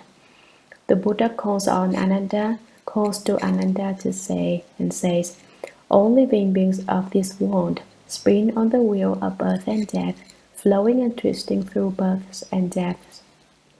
They spin like the wheel of an automobile, sometimes being born in the heavens, sometimes entering the house, sometimes they become asuras, sometimes they are people, sometimes they become animals, sometimes they are hungry ghosts. The turning wheel of the six paths continually revolves without cease because of two upside-down discriminating false views. The wheel is turned by two kinds of perversions, which results when the conscious mind makes distinctions and gives rise to false views. These views stem from individual and collective karma. Wherever these views arise, at any time or place that these false views come into being, revolution through the cycle of appropriate karma occurs. Whatever is seen is false, there is nothing true. What is meant by false views? If we truly understood, the mountains, the rivers, the great earth, the houses, buildings, structures, and dwelling places would not exist. That presents a real problem then, because if there isn't anything at all, where am I going to live? You say. You still live in your house, don't worry. Wherever these views arise, revolution through the cycle of appropriate karma occurs. You receive a fitting retribution for whatever karma you create, both individual and collective. If you do good, virtuous deeds, you get reborn in the heavens. If you commit crimes, you fall into the hells. Whatever karma you create brings you an appropriate retribution which you must undergo. In whatever place you create a particular incident, you will undergo an appropriate retribution on the turning wheel. The Buddha Dharma is very subtle and wonderful. Those who are within the Buddha Dharma may not be aware of its advantages to them, and those who are outside the Buddha Dharma may not be able to find out the bad points of being outside.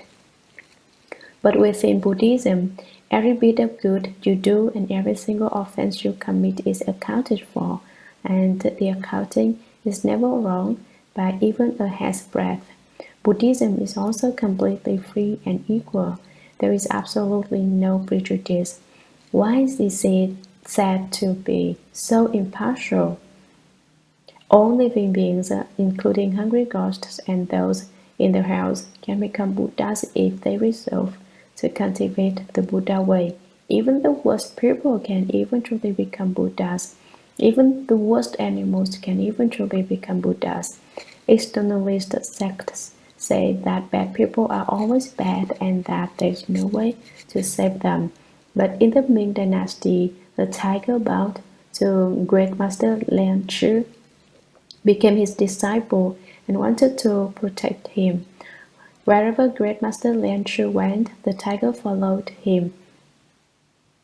No one was afraid of Great Master Lian Chi, but when the tiger arrived on the scene, people kept their distance. They caught sight of the shadow and ran away, crying, "A tiger is coming," and everyone ran for cover. Monks begged. They asked people to give them food. Great Master Lian Chi was no different. He also begged for his food, and when he didn't have any food to eat, he told the tiger disciple to go out begging. But everyone is afraid of tigers. Who would have dared make offerings to one? You ask. Your point is well taken, but Great Master Lian Chi had taught his tiger to be good and not to harm anyone. So after a long time, Anyone came to know that the tiger was a genuinely good tiger, and no one was afraid of it. Besides that, Great Master Lan Chu had taught it to enter the city walking backwards, and people weren't so afraid when the first thing they caught sight of was the tiger's tail rather than its head. What is more, old Great Master Lan Chu's disciples recognized that their tiger Dharma brother had come. The ones who had taken refuge before he did called him Little Dharma Brother Tiger, and the ones who had taken refuge after he did called him Elder Dharma Brother Tiger. And when he arrived, people fought to make offerings to him. This one gave $3, that one gave $5, another gave $8, and another $10.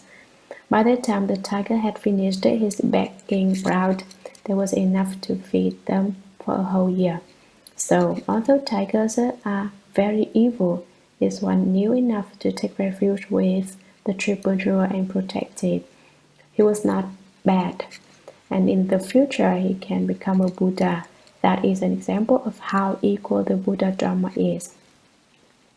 The Buddha Dharma is also very free.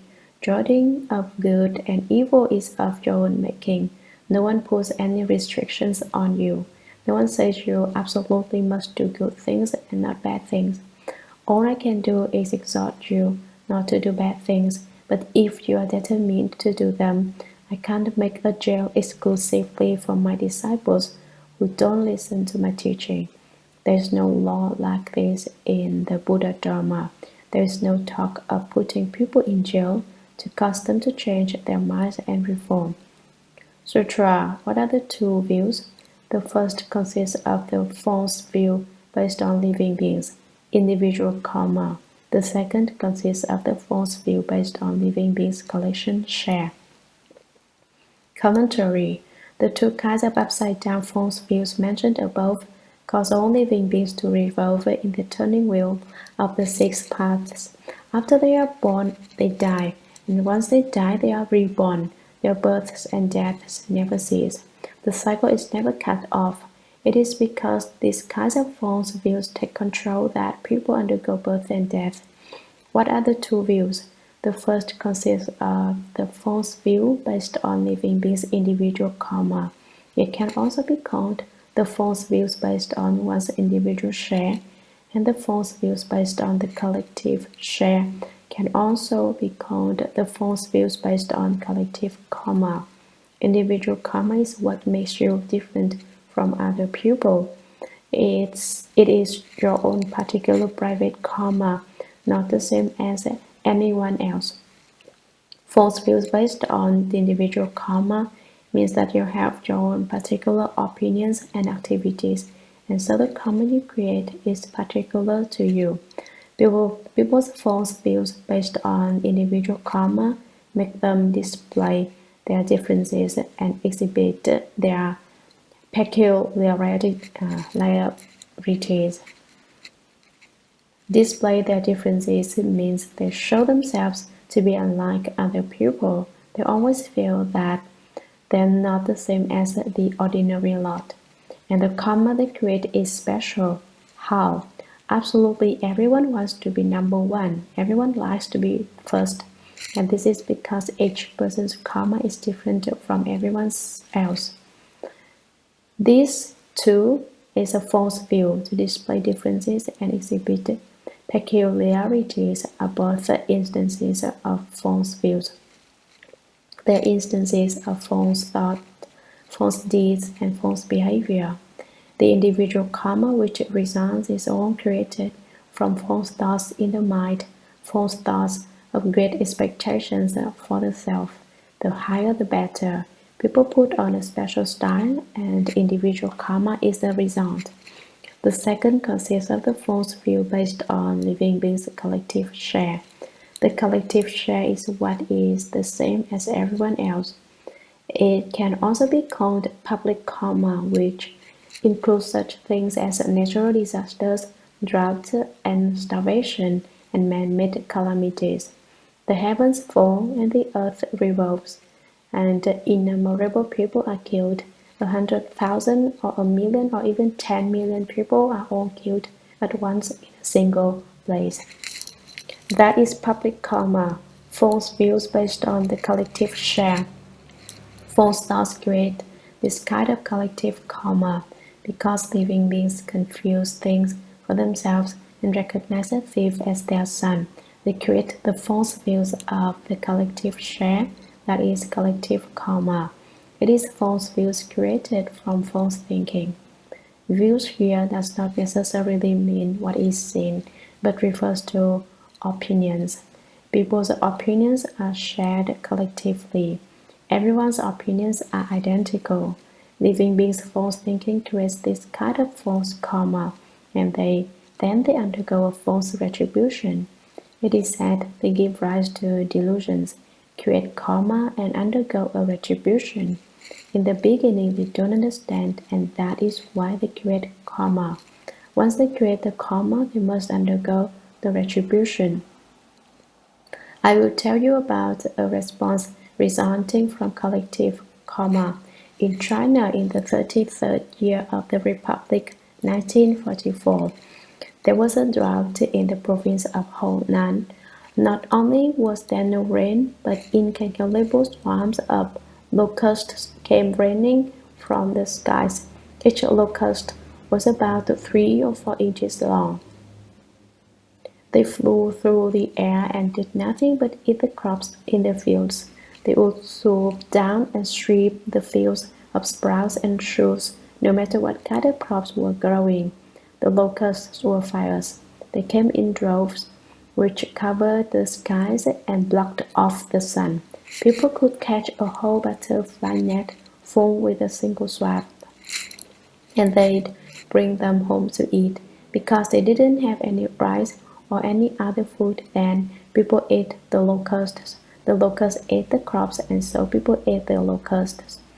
For the most part, it is easy for a child's Buddha eye to open, and at that time there were children who saw why there were so many locusts in the air.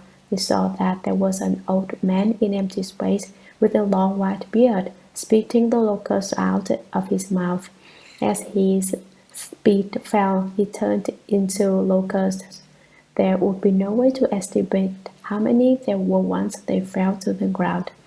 They were more than a foot thick, not just at one place, but for a radius of several hundred miles. Wouldn't you say this was strange?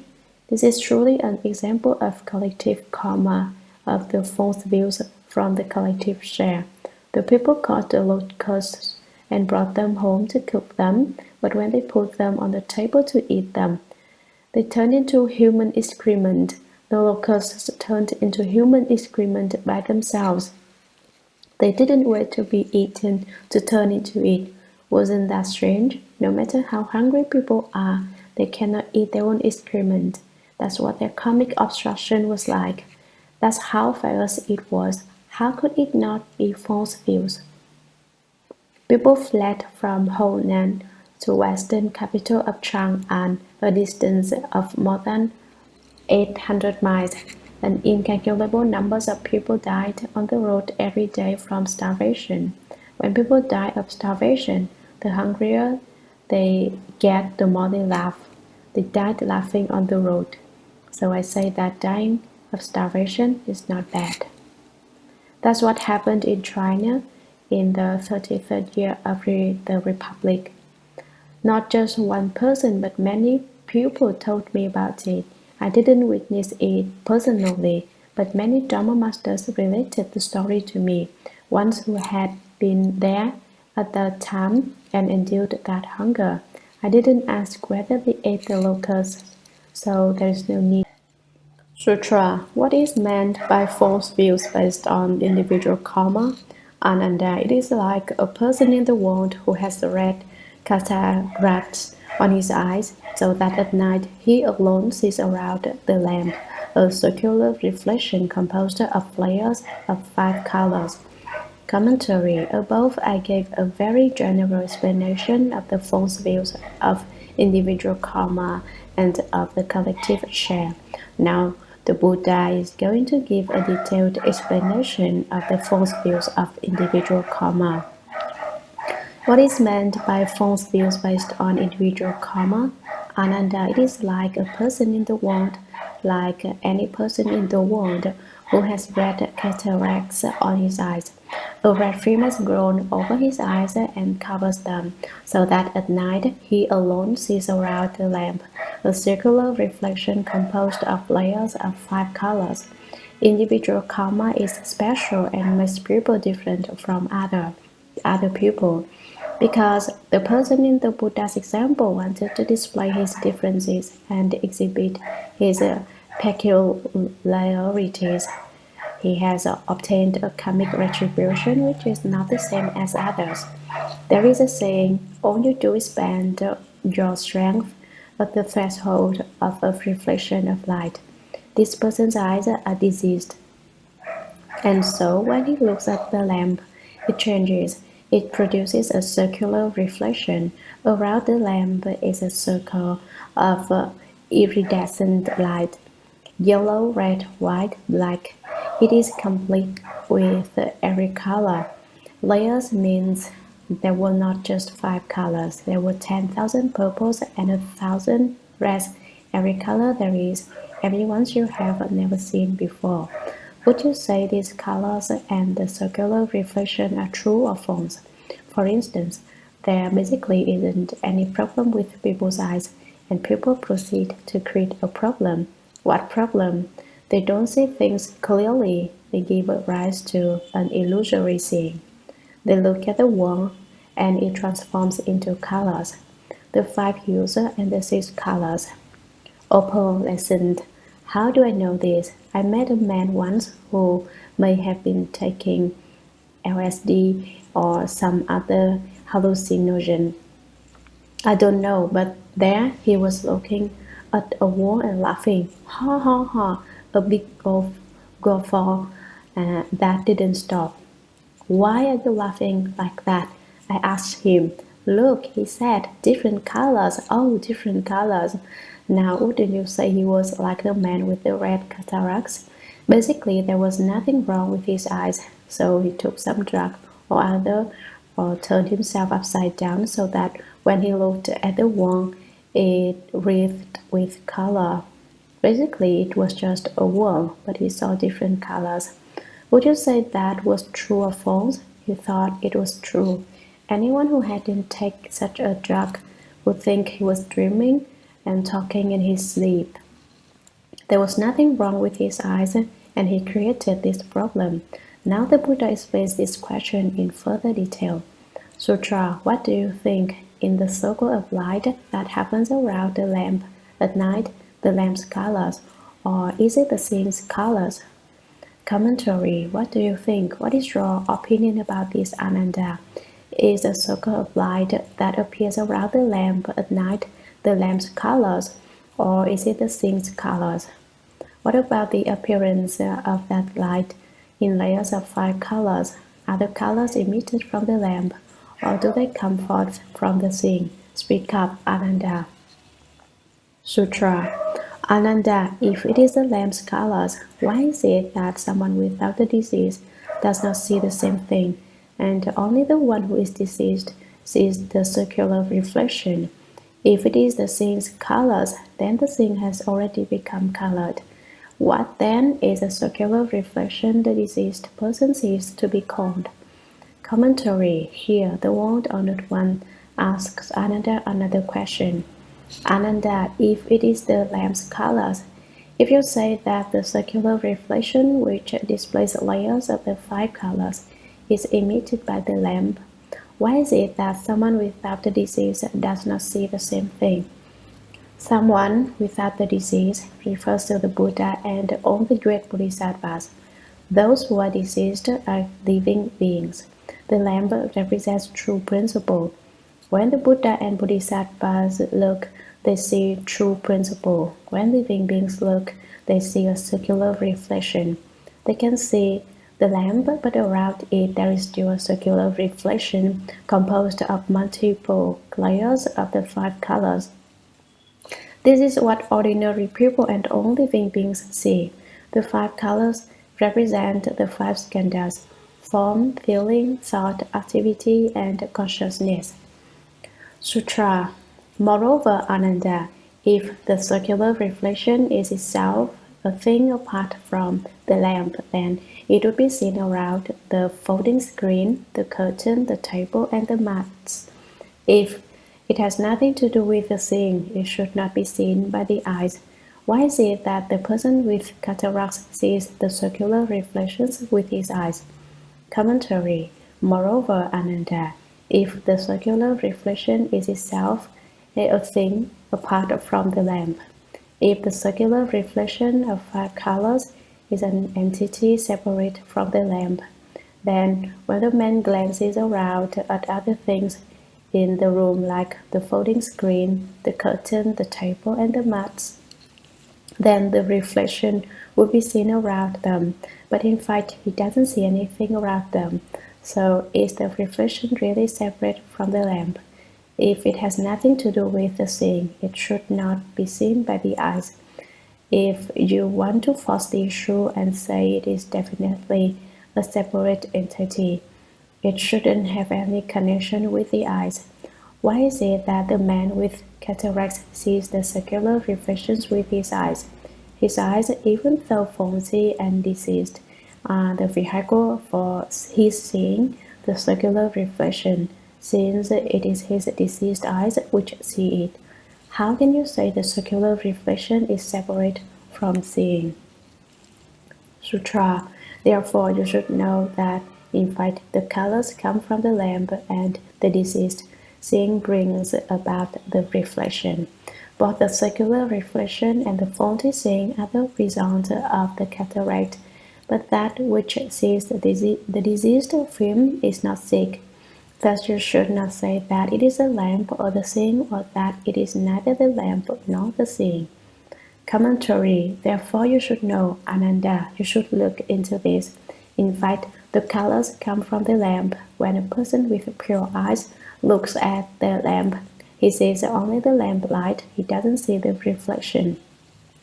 The diseased seeing brings about the reflection, so the reflection is because of the cataract on the man's eyes. The man's seeing is faulty, and so it creates a false reflection around the lamp when he looks at it. Since the colors come from the lamp, you can't say that the reflection is separate from the lamp, or that it is merely from the eye. Since the diseased seeing brings about the reflection, you can't say that the reflection is separate from the seeing, or that it is merely from the lamp. Both the circular reflection and the faulty seeing are the result of the cataract. The seeing referred to here is the faulty seeing.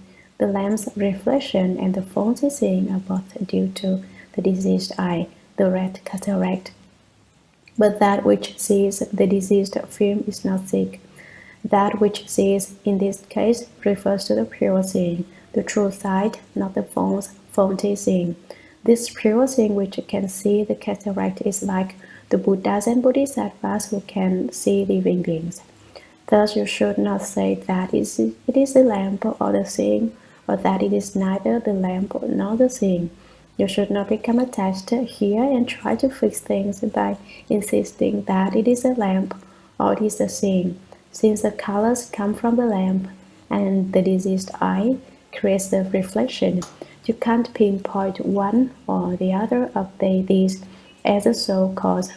Once again, the colors come from the lamp, so it is not that the lamp is not the cause.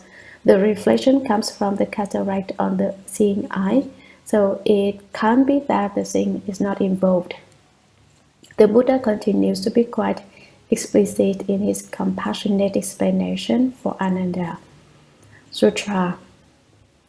It is like a second moon often seen when one presses on one's eye while looking up into the sky. It is neither substantial nor a reflection, because it is an illusory vision caused by the pressure exerted on one's eye. Hence, a wise person should not say that the second moon is a form or not a form, Nor is it correct to say that the illusory second moon is apart from the seeing or not apart from the seeing. Commentary: it is like a second moon, often seen one presses on one's eye while looking up into the sky. It is neither substantial nor a reflection because it is an illusory vision caused by the pressure exerted on one's eye. The second moon is analogous to the circular reflection seen by the person with cataracts. The second moon is not substantial in the same way that the circular reflection is not created from the seeing alone, nor is the second moon a reflection in the same way that the circular reflection is not just based on the lamp's colors. Pressure exerted on one's eye is analogous to the cataract on the person's eye. You can try this out yourself if you're not clear about what the analogy means. Take your finger and press it in the corner of your eyes. The pressure will give you double vision, and so you will see a second moon. Hence, a wise person, if you use your wisdom to regard this, you should not say that the second moon is a form or not a form, nor is it correct to say that the illusory second moon is apart from the seeing or not apart from the seeing. Basically, what results from the pressure against the eye is false to begin with. To use it as a basis for arguing further about what it is and what it is not is just adding falseness to falseness. Would a wise person do that? Sutra. It is the same with the illusory created by the diseased eyes. You cannot say it is from the lamp or from the seeing. Even less can it be said not to be from the lamp or the seeing. Commentary: it is the same with the illusion created by the diseased eyes. The second moon is not real. It only exists because of the pressure on the eye. The circular reflection is not real. It only exists because of the cataract. They are both empty and false. You cannot say this from the lamp or from the seeing. Even less can it be said not to be from the lamp or the seeing. It originated from the cataract on the man's eye, so you can't say it comes from the lamp or from the seeing. But the circular reflection only appears around the lamp and is only seen when the man uses his eyes to look at it. And so you can't say it is not from the lamp and not from the seeing. The circular reflection is totally illusory to begin with. Why squabble about what it is and is not? Sutra. What is meant by the false view of the collective share? Ananda. In Jambudvipa, besides the waters of the great seas, there is level land that forms some 3,000 continents, east and west, throughout the entire expanse of the great continent. There are 2,300 large countries. In the other smaller continents, in the seas, there are maybe 200 or 300 countries, or perhaps 1 or 2, or perhaps 30, 40, or 50. Commentary: this section of text talks about the false view of the collective share. The false view of the individual share causes each person to see differently. The false view of the collective share is that everyone has the illusion of seeing the same thing at almost the same time. So a country is used by way of analogy. What is meant by the false view of the collective share? What is said to make up the false view of the collective share? Ananda, listen carefully, I will tell you. In Jambudvipa, in the southern continent, besides the waters of the great seas, there is level land that forms some 3,000 continents. Outside the seas is the level land, which is divided into 3,000 continents, east and west, throughout the entire expanse of the great continent. In the middle of these 3,000 continents, there is a great continent, and north, south, east, and west. To count them all up, there are 2,300 large countries.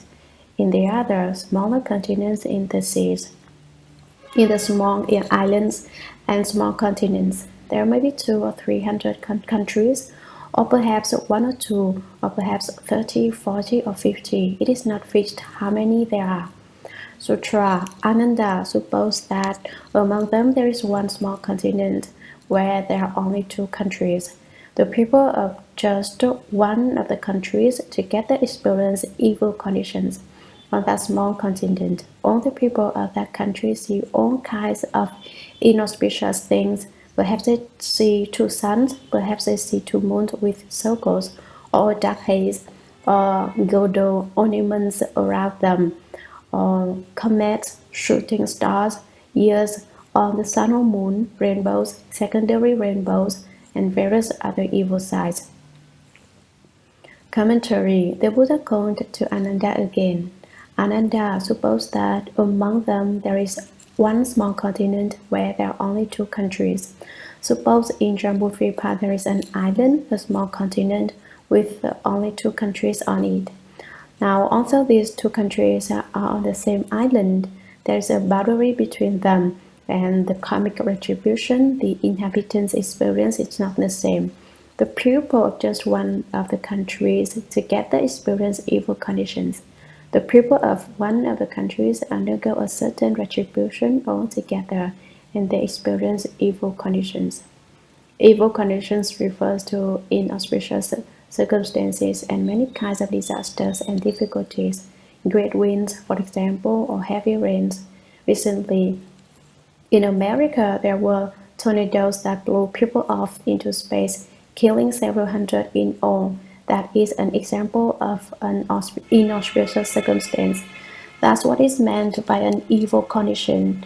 You see, on that one continent, some people underwent the evil retribution, and some people did not. In the same way, people in San Francisco did not undergo the evil condition of the tornado. They did not experience that suffering, but in the Midwest, houses were blown into empty space. Trees were uprooted and blown completely away, and there was a flooding and fire. Such disasters are far too prevalent. On that small continent, all the people of that country see all kinds of inauspicious things. What do they see? Sometimes the trees will talk. They hear someone speaking, and it turns out to be a tree. There isn't a person inside. That's an inauspicious event. Among supernatural events, there are some very inauspicious things. Perhaps they see two suns. Perhaps the people in the one country see two suns, which is an indication of a great change within the country, something inauspicious. Perhaps the leader of the country will die or will be assassinated by someone who wants to usurp the power. This is because the skies can't have two suns, the people can't have two kings. There can't be two suns in the sky.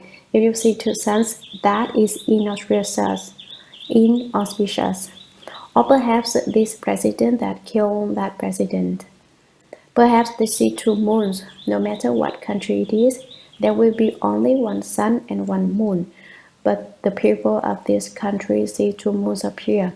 This also indicates that something inauspicious is in store for the country. With circles or dark haze or golden ornaments around them. Circles around the moon indicates wind. Dampness in the foundations indicates rain. When the moon looks like it has water around it, as if it was soaking in water, there will be a windstorm. And when the foundations of the house are damped, it will rain. Circles indicate the presence of an evil energy surrounding the moon. Just looking at it makes one uncomfortable. It is very unusual. A dark haze refers to a black, very murky energy which covers the moon. The moonlight doesn't shine through it, and yet it is not a cloud. Golden ornaments refer to a formation around the side of the sun or moon, which looks like the ornaments worn by women around their waist. In general, the sun and moon can't be surrounded by anything. If there is something there, it is not a good sign. Or comet, shooting stars. the light of a comet extends over a great distance. During the reign of the first emperor of the Qing dynasty in China, 255-206 BC, comets appeared quite often, and as a result, the people experienced extreme distress and suffering during that period. Shooting stars or meteors also emit a long trail of light, though not as long as the comets, but their appearance is brief. They are just like flickering flames. One is gone and then another appears. Then that one disappears and yet another appears. The shooting stars dart through space and sometimes they fall in showers, and celestial robes fall out of the sky just like rain pouring down. Years on the sun or moon. This refers to a time when it appears that the sun or moon has grown years. Rainbows, secondary rainbows. Some say that in the morning they are called rainbows, and in the evening they are called secondary rainbows. In general, they are yin and yang, and they indicate that heaven and earth are out of balance. Nevertheless, if you can change, if the people of that country can change their minds, everything will be all right. And various other evil sides means that not just the few mentioned here, but many others appeared as well, large ones and small ones. If the country is flourishing, then every single thing is auspicious. If the country is on the decline, then every single thing is inauspicious. If one person has the reward of blessings, the rest of the person can follow along and borrow this light. If the people follow someone who likes blessings, they will undergo suffering. Take a look at the country's leader, the country's president. If he has blessings, the people will follow him and have blessings as well. If he hasn't any blessings, the people will follow him and endure suffering. It can be said that the head of a country is responsible for every circumstance. Sutra. Only the people in that country see them. The living beings in other countries from the first do not see or hear anything unusual. Commentary. These two countries on the same small continent should have the same karmic retribution, but in one of them, inauspicious signs indicating disaster and difficulty appear, and everyone in the entire country sees them. Only the people in that country see them. The living beings in the other country from the first do not see or hear anything unusual, but in the other country on the small continent, all the people, all the beings there do not see these states or hear these sounds.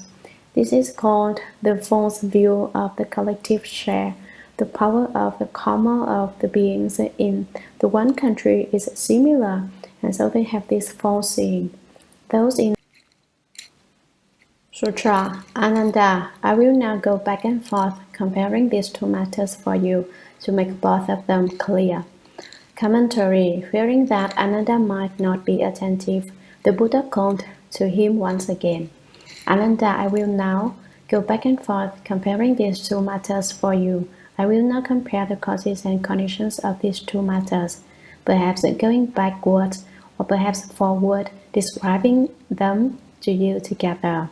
The two matters are referring to the man with the diseased eyes seeing a circular reflection around the lamp, and the entire population of one country seeing all kinds of disasters and evil conditions which were not seen by the people in the other country. I will compare these various principles to make both of them clear. Sutra. Ananda. In the case of the living being's false view of individual karma, by which he sees the appearance of a circular reflection around the lamp, the appearance seems to be real, but in the end, what is seen comes into being because of the cataracts on the eyes. Commentary. The Buddha called again to Ananda. Ananda, in the case of the living being's false view of individual karma, the living being spoken of before had his own special individual karma which caused him to see states which in fact were not real. As we explained before, he sees the appearance of a circular reflection around the lamp. The appearance seems to be real. He sees a circular reflection around the lamp as if it were the actual situation, but in the end, what is seen comes into being because of the cataracts on the eyes. But when you investigate this doctrine thoroughly, it turns out that the person who sees the circular reflection has cataracts on his eyes, and that is why he sees the reflection. Sutra. The cataracts are the results of the weariness of the seeing rather than the products of form.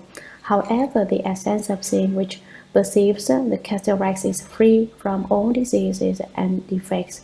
For example, you now use your eyes to look at the mountains, the rivers, the countries, and all the living beings. They are all brought about by the disease of your seeing contracted since time without beginning. Commentary. The cataracts are the results of the weariness of the seeing. The eyes are diseased, and so within the seeing a false seeing arises. The false seeing is the weariness of the seeing. Rather than the product of form, it is not an actual external state. No actual appearance exists which creates the characteristic of the weariness of seeing. However, the essence of seeing which perceives the cataracts is free from all diseases and defects. What is more, seeing circular reflections around the lamp and the disease of the eyes having nothing to do with the fundamental seeing of the seeing nature. It is not that the seeing nature is diseased, it is the eye which is diseased. For example, you now use your eyes to look at the mountains, the rivers, the great earth, the houses, the buildings, the structures, the dwellings, the countries, and all the living beings. Ananda, take yourself as an example. All these things you see with your eyes are all brought about by the disease of your seeing contracted since time without beginning. Sutra. Seeing and the conditions of seeing seem to manifest what is before you. Originally, my enlightenment is bright. The seeing and conditions arise from the cataracts. Realize that the seeing arises from the cataracts. The enlightened condition of the basically enlightened bright mind has no cataracts. Commentary. The first seeing refers to the category of seeing, that which is able to see. The second seeing refers to the category of appearances, that which is seen. The category of seeing which is able to see and the category of appearances which are seen seem to manifest what is before you. States manifest like the ones described above in the example of the man with the diseased eyes who saw circular reflections around a lamp, and the example of the people who had comic obstructions and could see all kinds of inauspicious things in their country. The two examples are parallel. Just as people whose eyes are not diseased do not see the circular reflections around the lamp, so the people in the neighboring country do not see the inauspicious sights. The circular reflections and the inauspicious sights manifest as a result of karma. Karmic obstructions bring about these appearances. Living beings create karma and must undergo a retribution. Originally, my enlightenment is bright. These appearances which arise because of karma basically do not have any connection with my original enlightened nature. The seeing and conditions arise from the cataracts because the eyes are diseased. They see these kinds of sick things. Realize that the seeing arises from the cataracts. If you understand that the seeing is a result of the cataracts on the sick eyes, the enlightened condition of the basically enlightened bright mind has no cataracts. Originally, one's own seeing absence, one's own basically enlightened bright mind, one's wonderfully bright true mind, the seeing which can see the seeing, that enlightened nature has no disease, it is without defects. Sutra. That which is aware of the faulty awareness is not diseased. It is a true perception of seeing. How can you continue to speak of feeling, hearing, knowing, and seeing? Commentary. That which is aware of the faulty awareness is not diseased. It is a true perception of seeing. This is the same as the doctrine that When your seeing sees your seeing, the seeing is not the seeing. Your awareness that the eyes are sick is not itself a defective awareness. It is your genuine awareness, the genuine seeing of your seeing essence. Having a defective awareness is like being in water and not seeing the water. A creature submerged in water does not notice the water. It is only when it is no longer in the water that it sees it as water. What is apart from the water and able to see it as water is the genuine basic enlightenment. The enlightened seeing which is aware of the disease is not the seeing that functions with a defect. Only when you are separate from the defect can you know of it. This is the real seeing. How can you continue to speak of feeling, hearing, knowing, and seeing? Why do you still want to remain within those faculties and make distinctions and seek? This is the seeing. What other seeing are you looking for?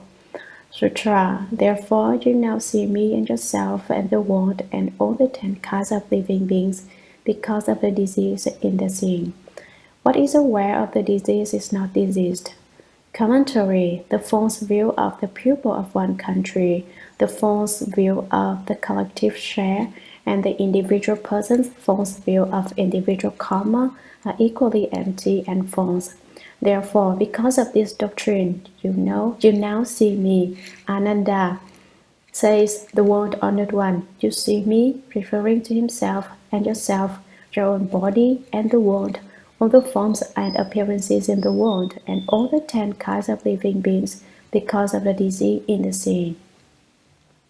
There are actually 12 classes of living beings, but those lacking thought and lacking form are left out because they cannot be seen. All these things are the empty and false defect of your seeing, the false views of individual karma and the collective share. It is our false views, our discriminating views, a problem which develops in the seeing. What is aware of the disease is not diseased.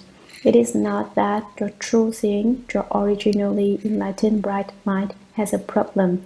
The problem is with the false seeing, which arises in the false views of your collective karma and which makes you see false characteristics. Sutra. The true essential seeing by nature has no disease. Therefore, it is not what we normally call seeing. Commentary. The true essential seeing by nature has no disease. Its seeing essence has no problem. Its basic substance is without defects. So the eyes which sees a circular reflection are not the seeing essence. Since the seeing essence doesn't have any problem, therefore it is not what we normally call seeing. It not only has no problem, it does not have anything at all. Was it called then not seeing? No, there isn't any seeing and there isn't any not seeing. What's being discussed here? It is your inherent genuine seeing essence which comes from our inherent enlightened nature. It comes from the place of basic enlightenment. But basic enlightenment is also a name, and basically there isn't even a name. If you give it a name, you're adding a head on top of a head again. If you call it basic enlightenment, you've already said too much. Sutra. Ananda, let us compare the false views of those living beings' collective share with the false views of the individual karma of one person.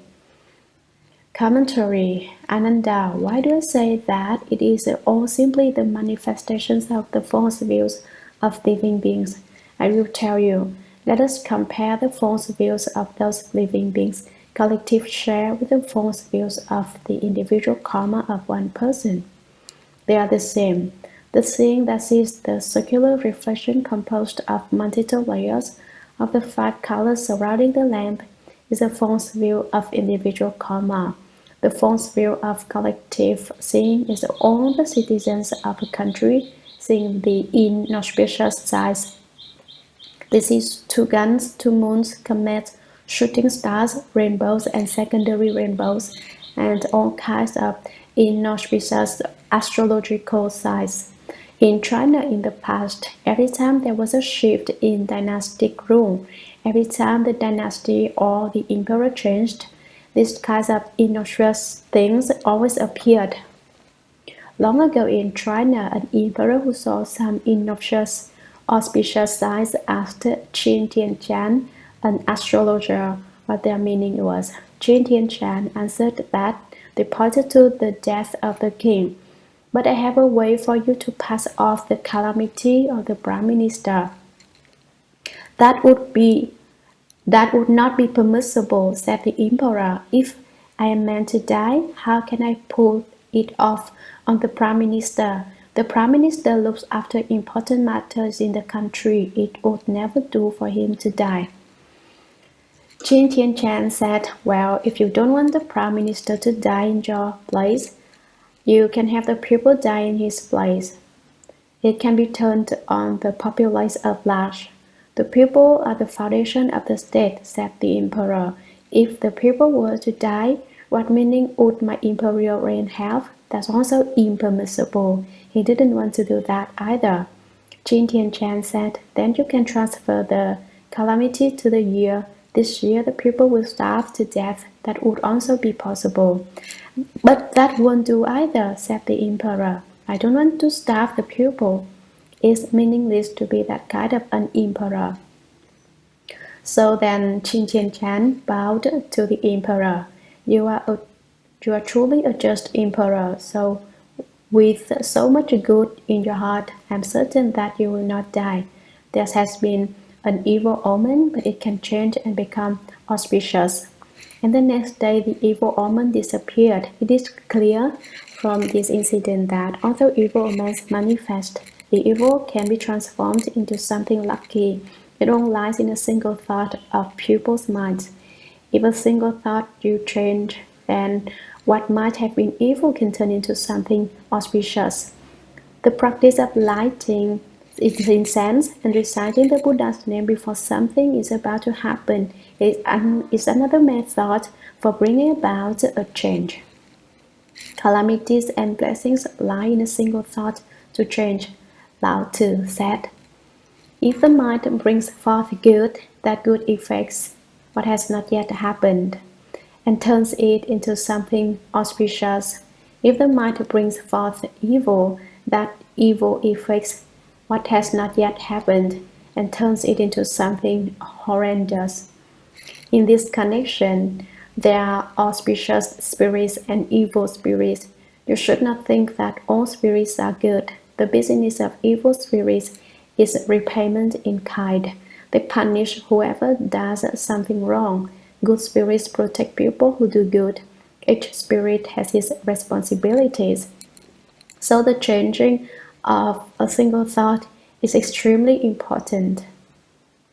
The fact that that emperor could take responsibility for his own death and not have the prime minister or the people stand in for him or cause the year to be a bad one allowed him to encounter the evil and turn it into good. So these matters are all subject to change. They are certainly not fixed. I am reminded of Yuan Liaofan, originally called Yuan Xiaohai, who was an official of the Ming Dynasty. After he finished school, his father told him to study to be a doctor because doctors can save people's lives as well as making a good living. After he began studying medicine, he met an old man named Kung, who had a long beard and who was skilled in physiognomy and divination. When he saw Yuan Xiaohai, he said, "You should go to school. You are an official." Yuan Xiaohai said, "But my father, mother, and family all want me to be a doctor." "Don't study medicine," was the reply. "You can go to school, and in such and such a year you will achieve such and such a rank in the emperor examination, and in such a year you will become a high-ranking official. Then in such and such a year, on such and such a day, you will become a magistrate, and you will become well-known. Then when you are 54, on the 14th day of the 8th month at midnight, your life will come to an end. You will have no sons." Not only did the old man date the important events of Yuan Xiaohai's life, he even calculated the day of his death. After the divination, Yuan Xiaohai did go to school, and it turned out that the divination was unbelievably accurate. The rank he achieved in the imperial examination was exactly what old Kong had predicted. The divination didn't miss by the breadth of a hair. In fact, it was so accurate that Yuan Xiaohai didn't even read any longer. What did he do? He waited. He sat there and waited for the breath to come to him.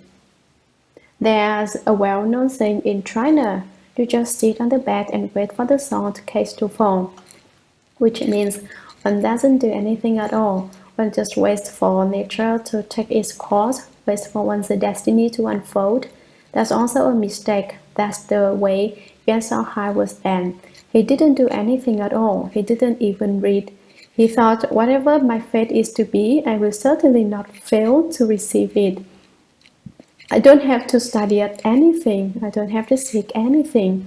It will certainly come on its own. So he roamed in the mountain and played in the water and traveled all over on a grand holiday. He took a long-term vacation and didn't do a thing. Eventually, his travels led him to Nanjing, to Chisha Mountain, when he heard that Dhyana Master Yuan Ku resided. So he went there to see him. Dhyana Master Yuan Ku handed him a round cushion, and the two of them sat in meditation. They sat facing each other for 3 days, and neither of them moved. Dhyana Master Yuan Ku was very surprised. "Oh," he said, "where do you come from? You're a vessel especially endowed with the way. You've sat for 3 days without having to shift your legs or move at all." Yuan Xiaohai replied, "I know that everything is predetermined, so I hope for nothing. That's why I don't have any false thoughts when I sit here, and so I don't feel any pain in my legs." Where does the pain in your legs come from? It comes from your false thoughts. That is, the false views which this sutra discusses. Because of false views, your legs ache. If you haven't any false views, if you have true views, your legs will not hurt. Yuan Xiaohai said that since he didn't have any greed and didn't seek for anything, he didn't have any false thinking, and so when he said it was not necessary to move. Dhyana Master Yuan Ku said, "I thought you were an extraordinary person, but as it turns out, you're just an ordinary person." That upset Yuan Xiaohai. "Why do you say I'm an ordinary person?" Everyone wants to come out on top, and Yuan Xiaohai didn't want to finish second either. As soon as he was called an ordinary person, he was unhappy. Dhyana Master Yuan Ku said to him, "If you weren't an ordinary person, you wouldn't have been tied down by your fate for the last several decades. You're bound up by your destiny and haven't transcended it in the least." Yuan Xiaohai said, "Can one transcend fate? Is it possible not to be bound by one's destiny?" Dhyana Master Yuan Ku said, "You're a scholar. Doesn't the Yi Ching say, 'Bring out the auspicious and avoid the evil'? That's what the emperor I just told you about did. He brought out the auspicious and avoided the evil." After that, Yuan Xiaohai changed his name to Yan Liaofan, putting an end to the ordinary. "I'm not an ordinary person," he said. "I have finished with being an ordinary person." And after that, the earlier divination no longer came true. It was said that he would die at 54 on the 14th day of the 8th month, but he didn't die then. His horoscope said he would have no sons, but he had two. He lived to be over 80, so one's fate is not fixed. And the auspicious and inauspicious are not fixed either. All you have to do is do good, for as soon as you change your mind, everything changes. Why are things inauspicious? Because your mind has inauspiciousness in it. That is why you encounter inauspicious circumstances. This proves that false views give rise to false causes and conditions. If your views are true, the false causes and conditions disappear. Sutra, the individual person with the diseased eyes, is the same as the people of that one country. He sees circular reflections erroneously brought about by a disease of the seeing. The beings with a collective share see inauspicious things. In the midst of their karma of identical views arise pestilence and evils. Commentary: the individual person with the diseased eyes is the same as the people of that one country. The one sick man and the population of that one country all have an empty false seeing. He sees circular reflections erroneously brought about by a disease of the seeing. The one man sees circular reflections, and all living beings of that country see all kinds of disasters and difficulties. It is all because of a defect that the empty falseness arises. The beings with a collective share see inauspicious things. The multitude of people in that one country, with their collective share of karma, see evil omens which are not seen at all in the neighboring country. In the midst of their karma of identical views arise pestilence and evils. The karmic obstacles, the evil conditions bring about the pestilence and evils, because a lot of false views can accumulate and become blocks and misfortunes. Sutra, both are produced from a beginningless falsity in the seeing. It is the same in the 3,000 continents of Jambudvipa, throughout the four great seas, and in the Saha world, and throughout the 10 directions.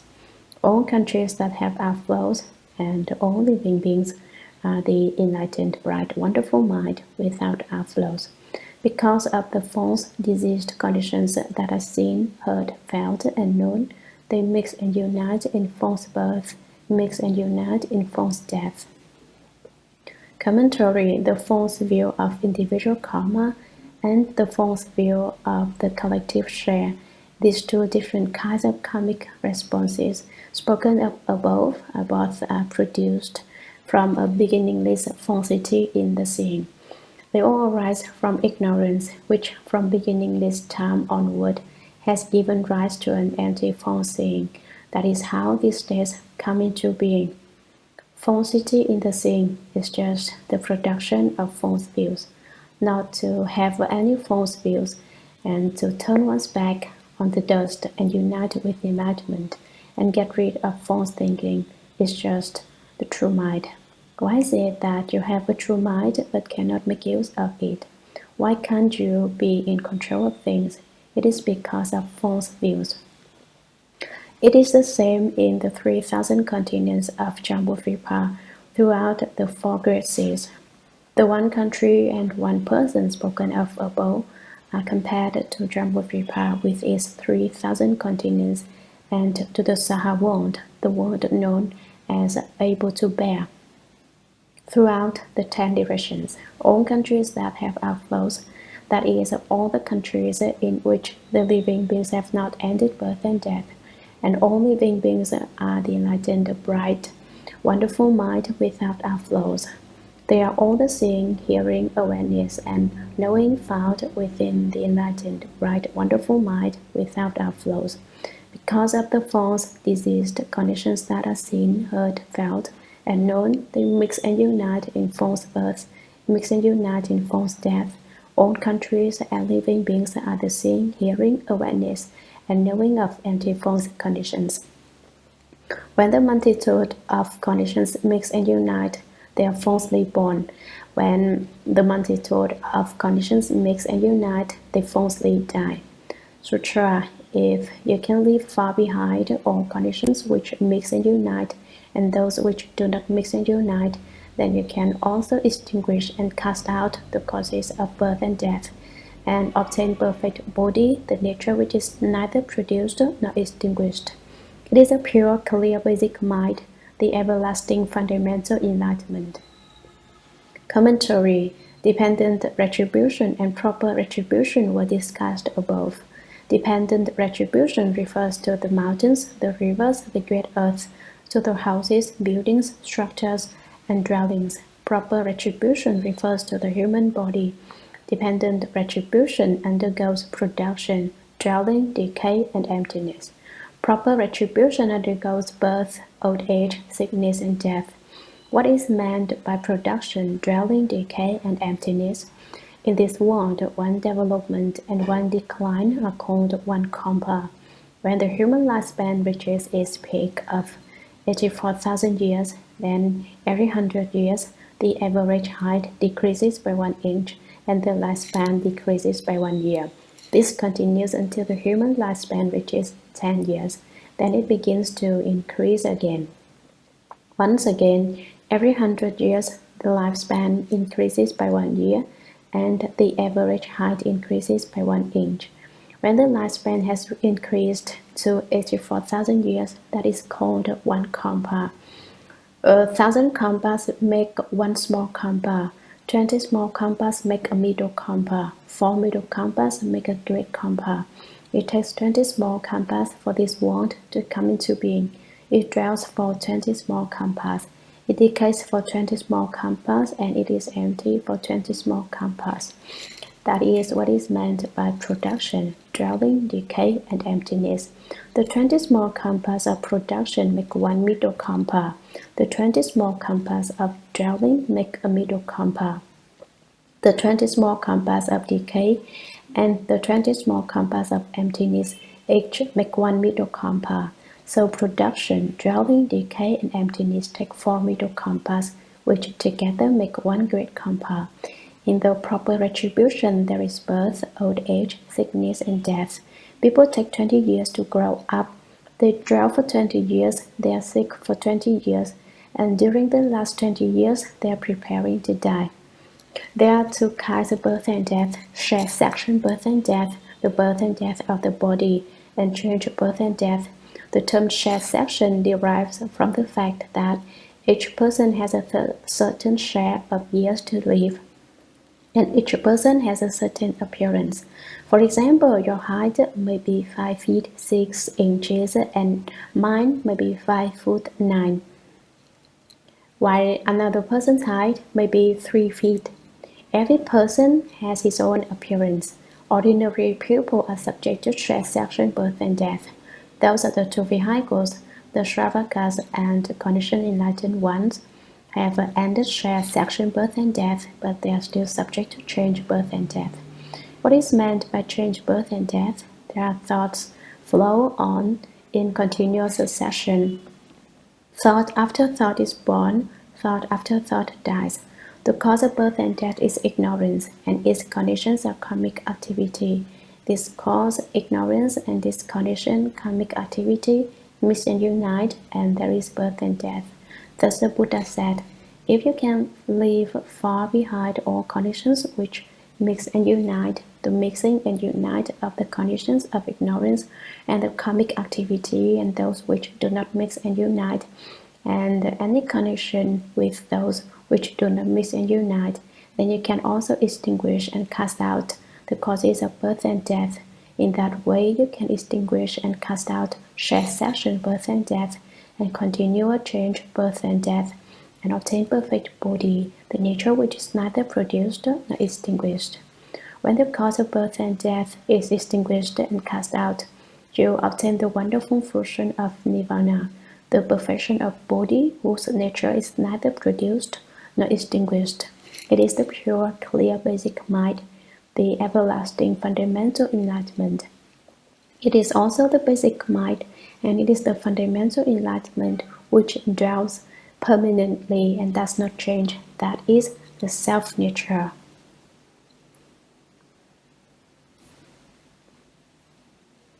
Mixing and Uniting, Chapter 3, Sutra.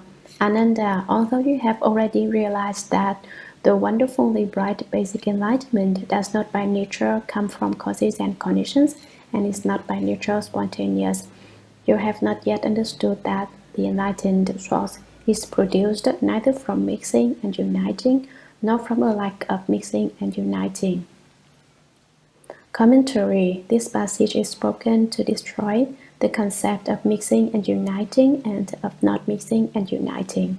Ananda still has doubts about it, so the Buddha espoused this doctrine once again. He says once again that the seeing nature is just as it is. He first reminds Ananda, Ananda, although you have already realized that the wonderfully bright basic enlightenment does not by nature come from causes and conditions and is not by nature spontaneous. Ananda, you understood this doctrine when it was explained before. The nature of wonderfully bright basic enlightenment does not belong to causes and conditions, nor does it belong to spontaneity. But you have not yet understood, he reminds him. You still haven't understood that the enlightened source is produced neither from mixing and uniting, nor from a lack of mixing and uniting. It does not come from not mixing and uniting either. Mixing and uniting means the mixing and uniting of ignorance and karmic consciousness. You may think it is produced from mixing and uniting, or perhaps from a lack of mixing and uniting, but both ideas are incorrect. The externalist sect, which preaches spontaneity, is called the God Self. Externalist sect. They have a self which is a God Self. What they think is this, outside of the categories of appearances. In the eighth consciousness, there is a category of seeing, which is what they refer to as the God Self, that changes it into the knowledge and views of an externalist sect. The externalist sect that preaches causes and conditions holds that there is no category of seeing beyond the categories of appearances. So they say that there is no self. There are only appearances, the division of appearances.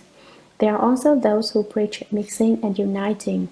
They say that when ignorance and karmic consciousness mix and unite, there is production and extinction.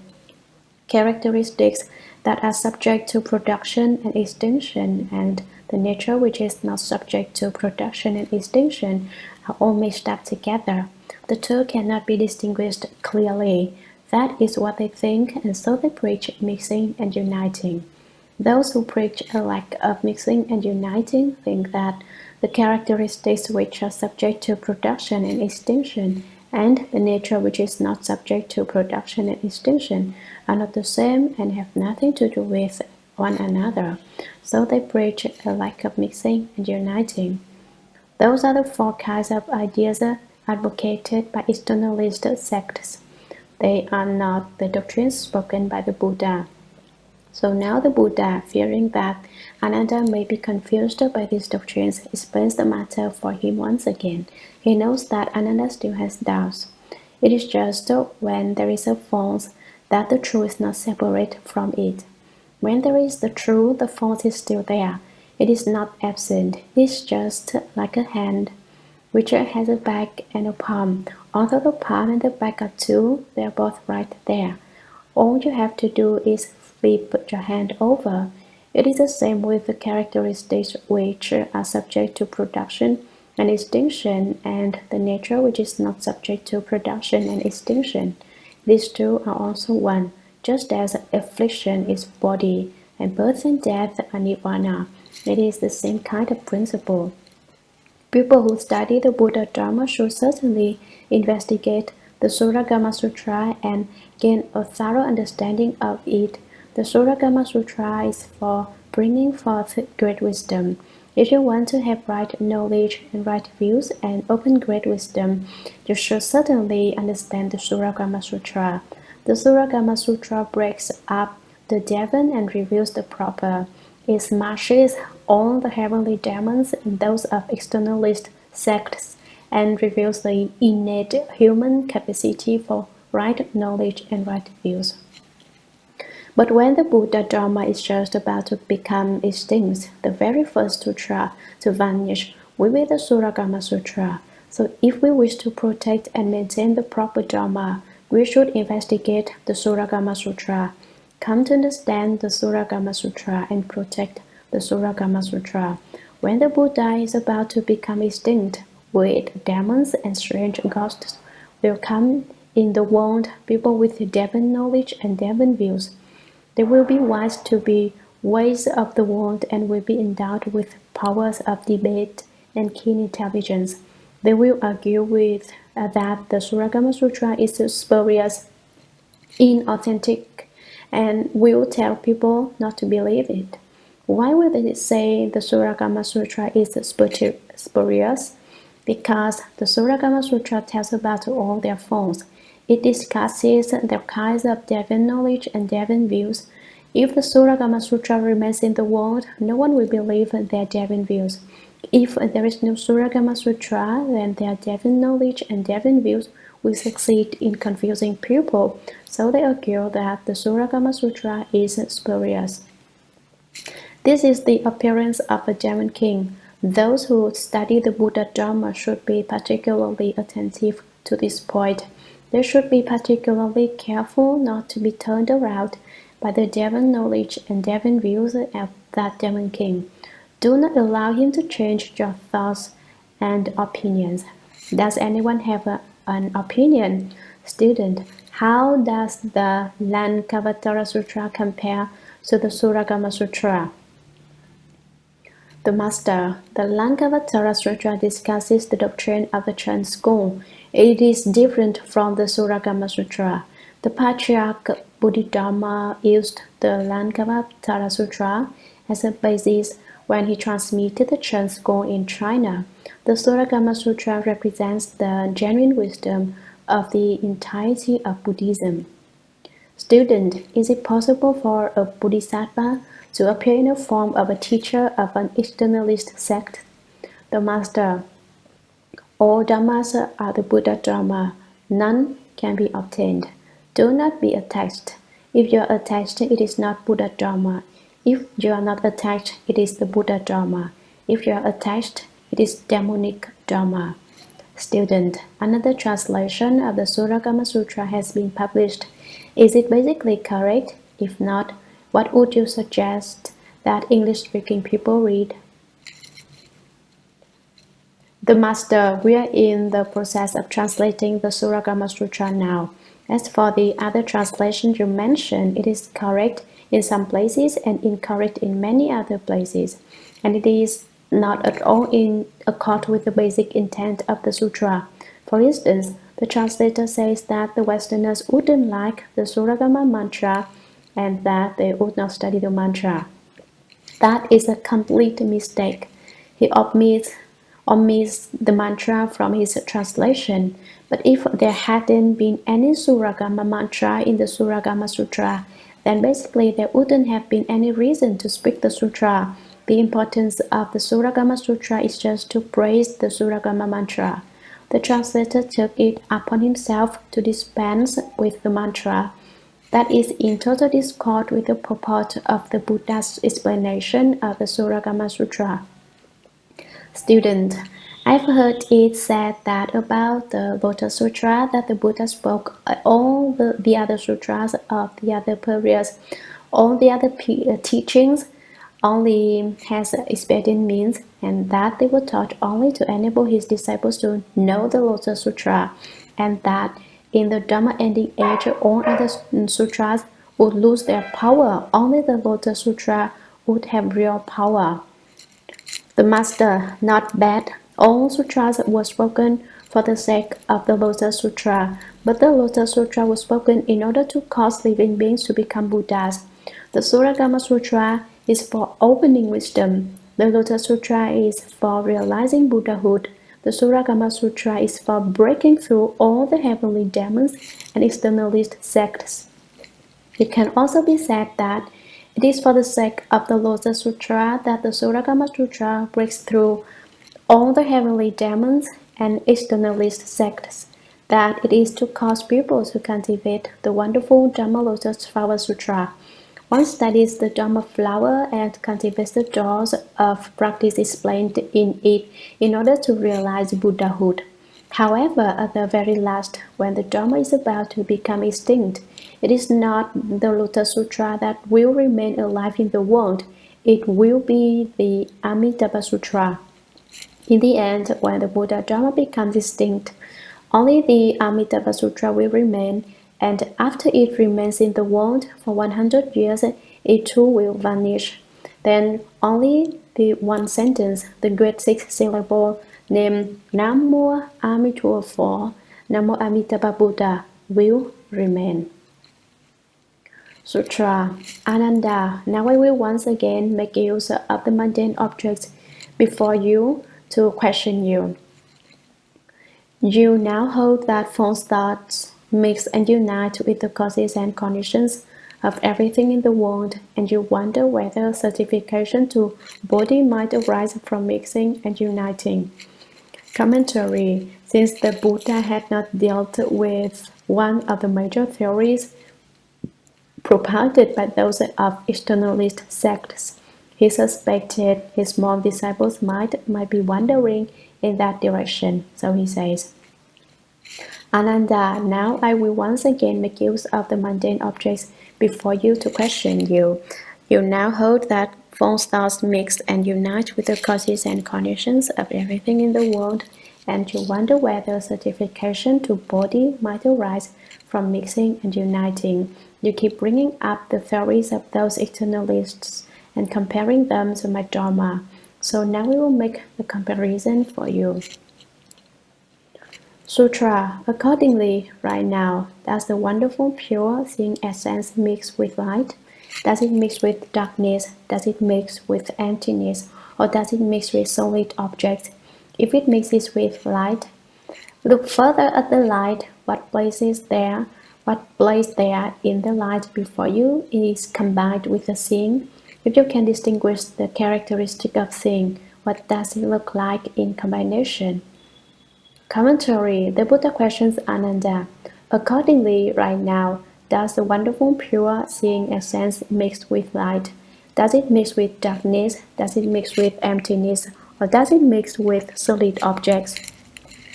As you are at present, does your subtle, wonderful, pure, and clear seeing essence mix with light or darkness, with emptiness or solid objects? Which does it mix with? If it mixes with light, look further at the light. What place there in the light before you is combined with the seeing. If you say it mixes together with the light, then when you are looking at the light in front of you, tell me which part of it is the seeing. Point it out to me, which place is mixed and united with the seeing. If you can distinguish the characteristic of seeing, what does it look like in combination? If it is possible for you to determine the form and appearance of your seeing, if you can recognize it, what form and appearance does it have when it is mixed together with the light? For instance, if you combine red and white, the result is neither red nor white. When you combine your seeing and light, what does the end result look like? Sutra. If it is not the seeing, how can you see the light? If it is the seeing, how can the seeing see itself? Commentary. If it is not the seeing, how can you see the light? If it is the seeing, how can the seeing see itself? If you say you do see the light and that it is the seeing, then it must be that you are seeing your seeing. How can the seeing see itself? How can you do that? What's your method? Once again, Ananda has to think over the doctrine. Sutra. If it is certain that the seeing is complete, what room will there be for it to mix with the light? If the light is complete, it cannot unite and mix with the seeing.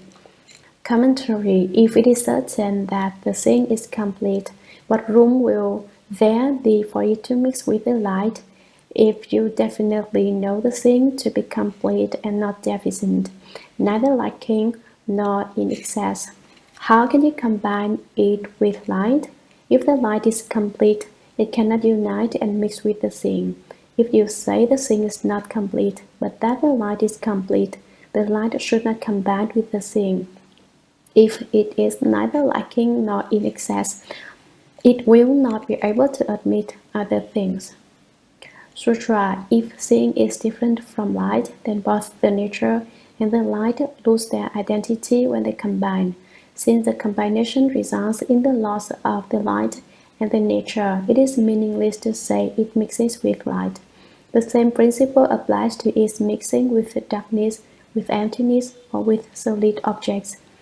Commentary: if seeing is different from light, then both the nature and the light lose their identity when they combine. If you say that the seeing and the light are two different things, then it follows that they would lose their original characteristics if they were mixed together.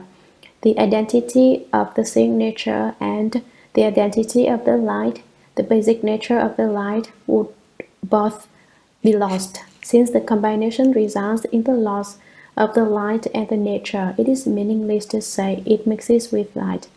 So I say that there is no such thing as a mixing and uniting of the seeing with the light. To say they do mix and unite has no basis in principle.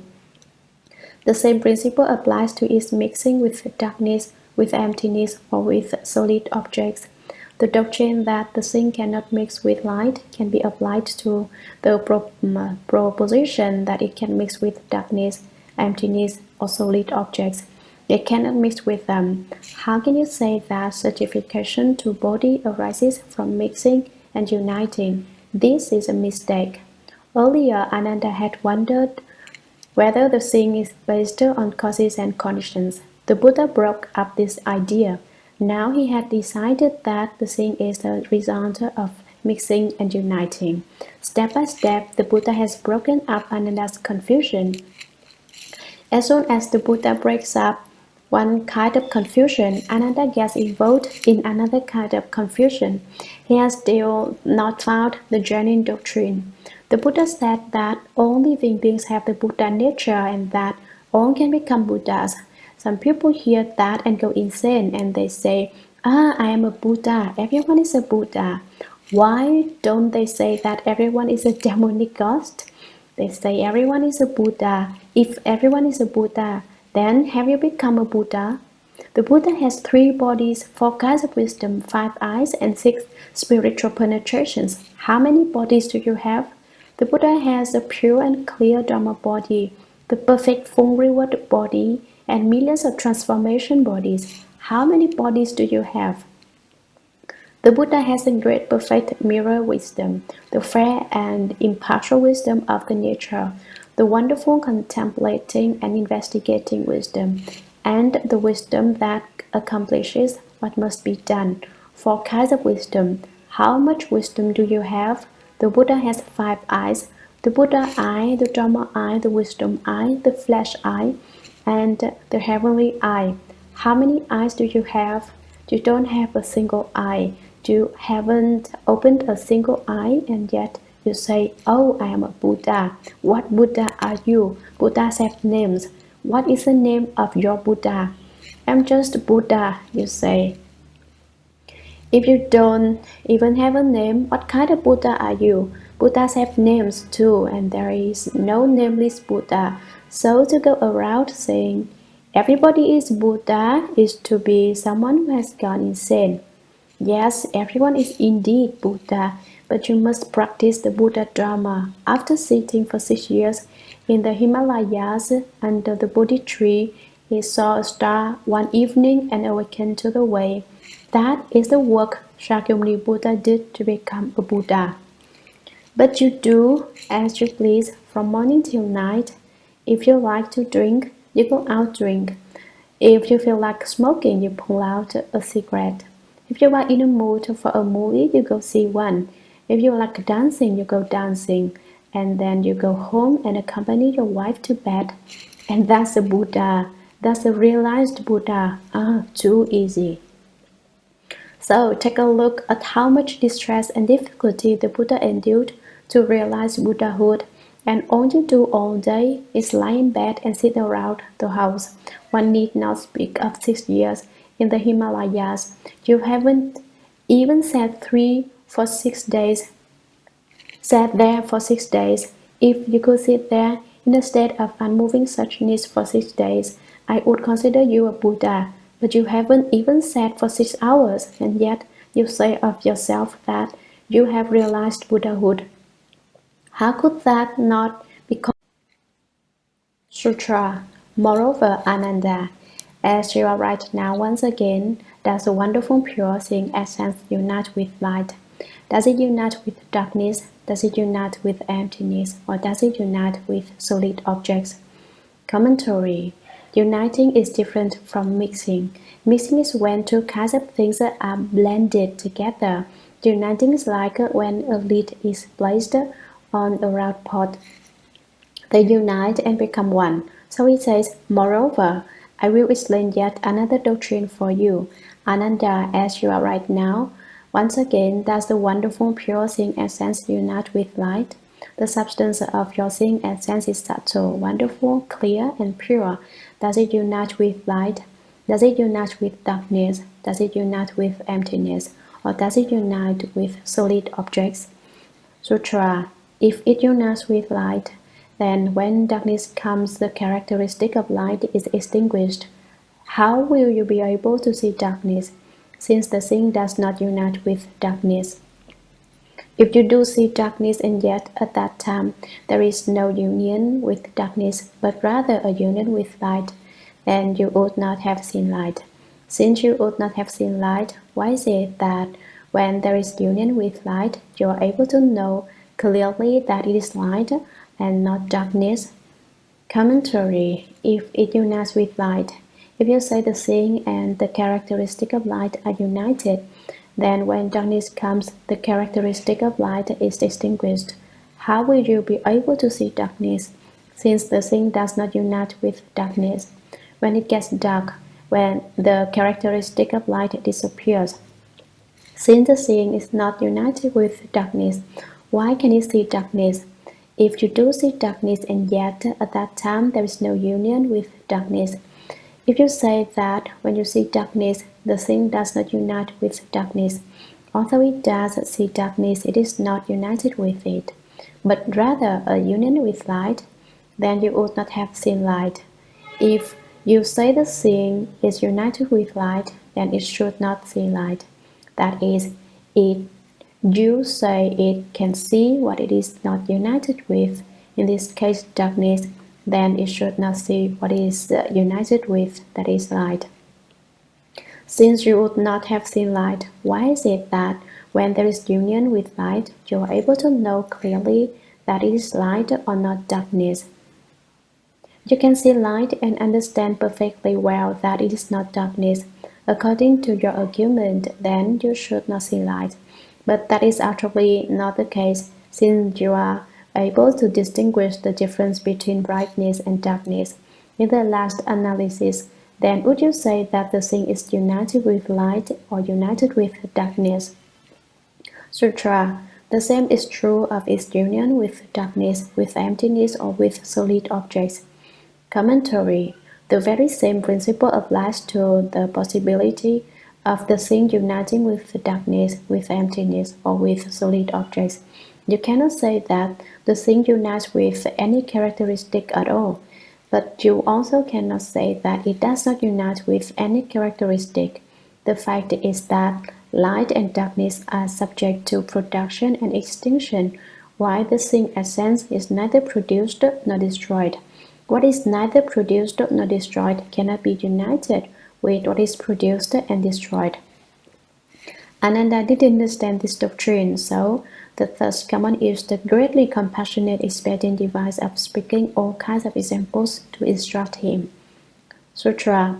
Ananda said to the Buddha, "Won't honored one, as I consider it, the source of this wonderful enlightenment does not mix or unite with any conditioned mundane object or with the mind's speculation. Is that the case?" Commentary. Having heard the Buddha's explanation, Ananda had another doubt. He once again thought about it and considered it. Ananda said to the Buddha, "Won't honored one, as I consider it, the source of this wonderful enlightenment."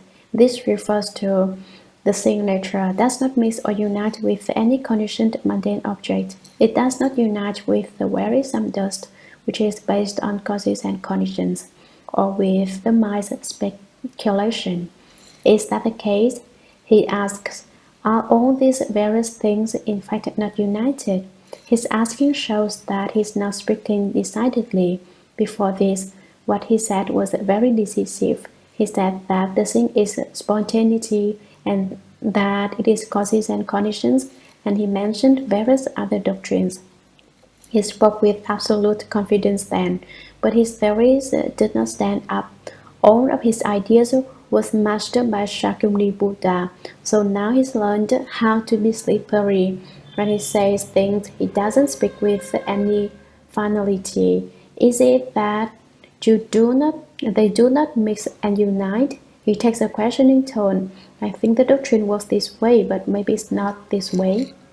Sutra, the Buddha said, now you say further that the enlightened nature is neither mixed nor united. So now I ask you further, as to this wonderful thing essence neither mixing nor uniting. Does it not mix with light? Does it not mix with darkness? Does it not mix with emptiness? Does it not mix with solid objects? Commentary: the same nature is neither produced nor extinguished.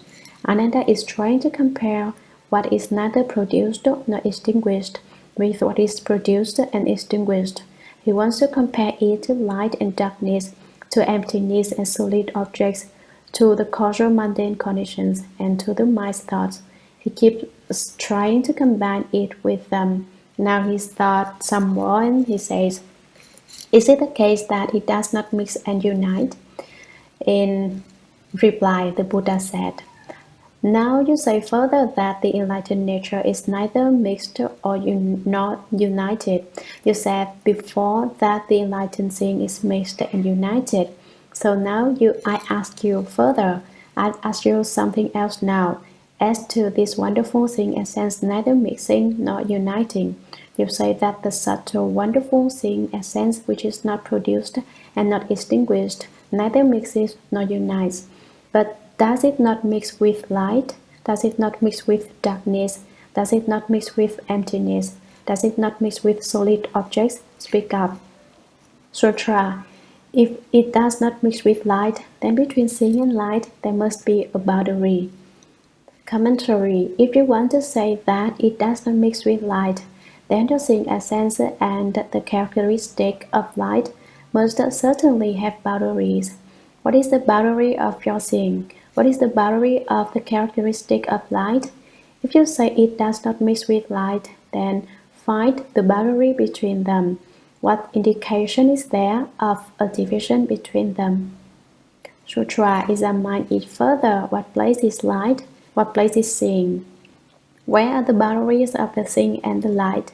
Commentary, examine it further. Look into it. What place is light?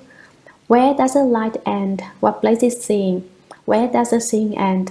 Where are the boundaries of the seeing and the light? Tell me, where is the boundary line which divides them?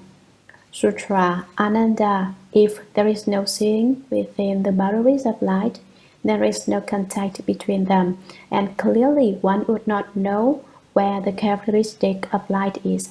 Then how could its boundaries be realized? Commentary, Ananda, if there is no seeing within the boundaries of light, if within the characteristic of light there is indeed no seeing essence, then there is no contact between them. Light and seeing could not bump into one another. The two would never meet. And clearly one would not know where the characteristic of light is. Since the two cannot come in contact, it is quite evident that one could not know where the characteristic of light is. How could its boundaries be realized? If you don't even know where its characteristic is, how can any boundary be drawn? Sutra. As to its not mixing with darkness, with emptiness, or with solid objects, the principle is the same. Commentary. The doctrine is the same for darkness, for emptiness, and for solid objects. Now you divide them for me. You say they do not mix. Where is the boundary of their not mixing? Speak up. Sutra. Moreover, as to the wonderful seeing essence neither mixing nor uniting, does it not unite with light? Does it not unite with darkness? Does it not unite with emptiness? Does it not unite with solid objects? Commentary. Above, mixing was discussed. Now uniting will be discussed. Moreover, as to the wonderful thing essence neither mixing nor uniting, you say that the subtle wonderful thing essence does not mix with or unite. But does it not unite with light? Does it not unite with darkness? Does it not unite with emptiness? Does it not unite with solid objects? Sutra: if it does not unite with light, then the thing and the light are at odds with each other by nature, as are the ear and the light, which do not come in contact. Commentary: if it does not unite with light, then the thing and the light are at odds with each other by nature. If the thing is not united with the characteristic of light, then they are opposed to one another. Since they do not unite, they go so far as to be in discord and mutual opposition, as are the ear and the light, which do not come in contact. It would be like the ear. If you look, you can see light, but if you cover your eyes, your ears don't know if it is light or dark. The ear does not distinguish brightness and darkness. Light and the hearing nature of the ear do not come in contact. Sutra: since the thing does not know where the characteristic of light is, how can it determine clearly whether there is union? Commentary: it can't see the characteristic of light because it can't unite with it. So how can it distinguish, how can it discern the presence or absence of light? Sutra: as it is not uniting with darkness, with emptiness, or with solid objects, the principle is the same. Commentary: the doctrine of whether the thing unites with darkness, with emptiness, or with solid objects. Verse of transference. May the merit and virtue accrued from this work adorn the Buddha's Pure Lands, repaying for kinds of kindness above, and aiding those suffering in the paths below. May those who see and hear of this all bring forth the resolve for Bodhi, and when this retribution body is over, be born together in ultimate bliss.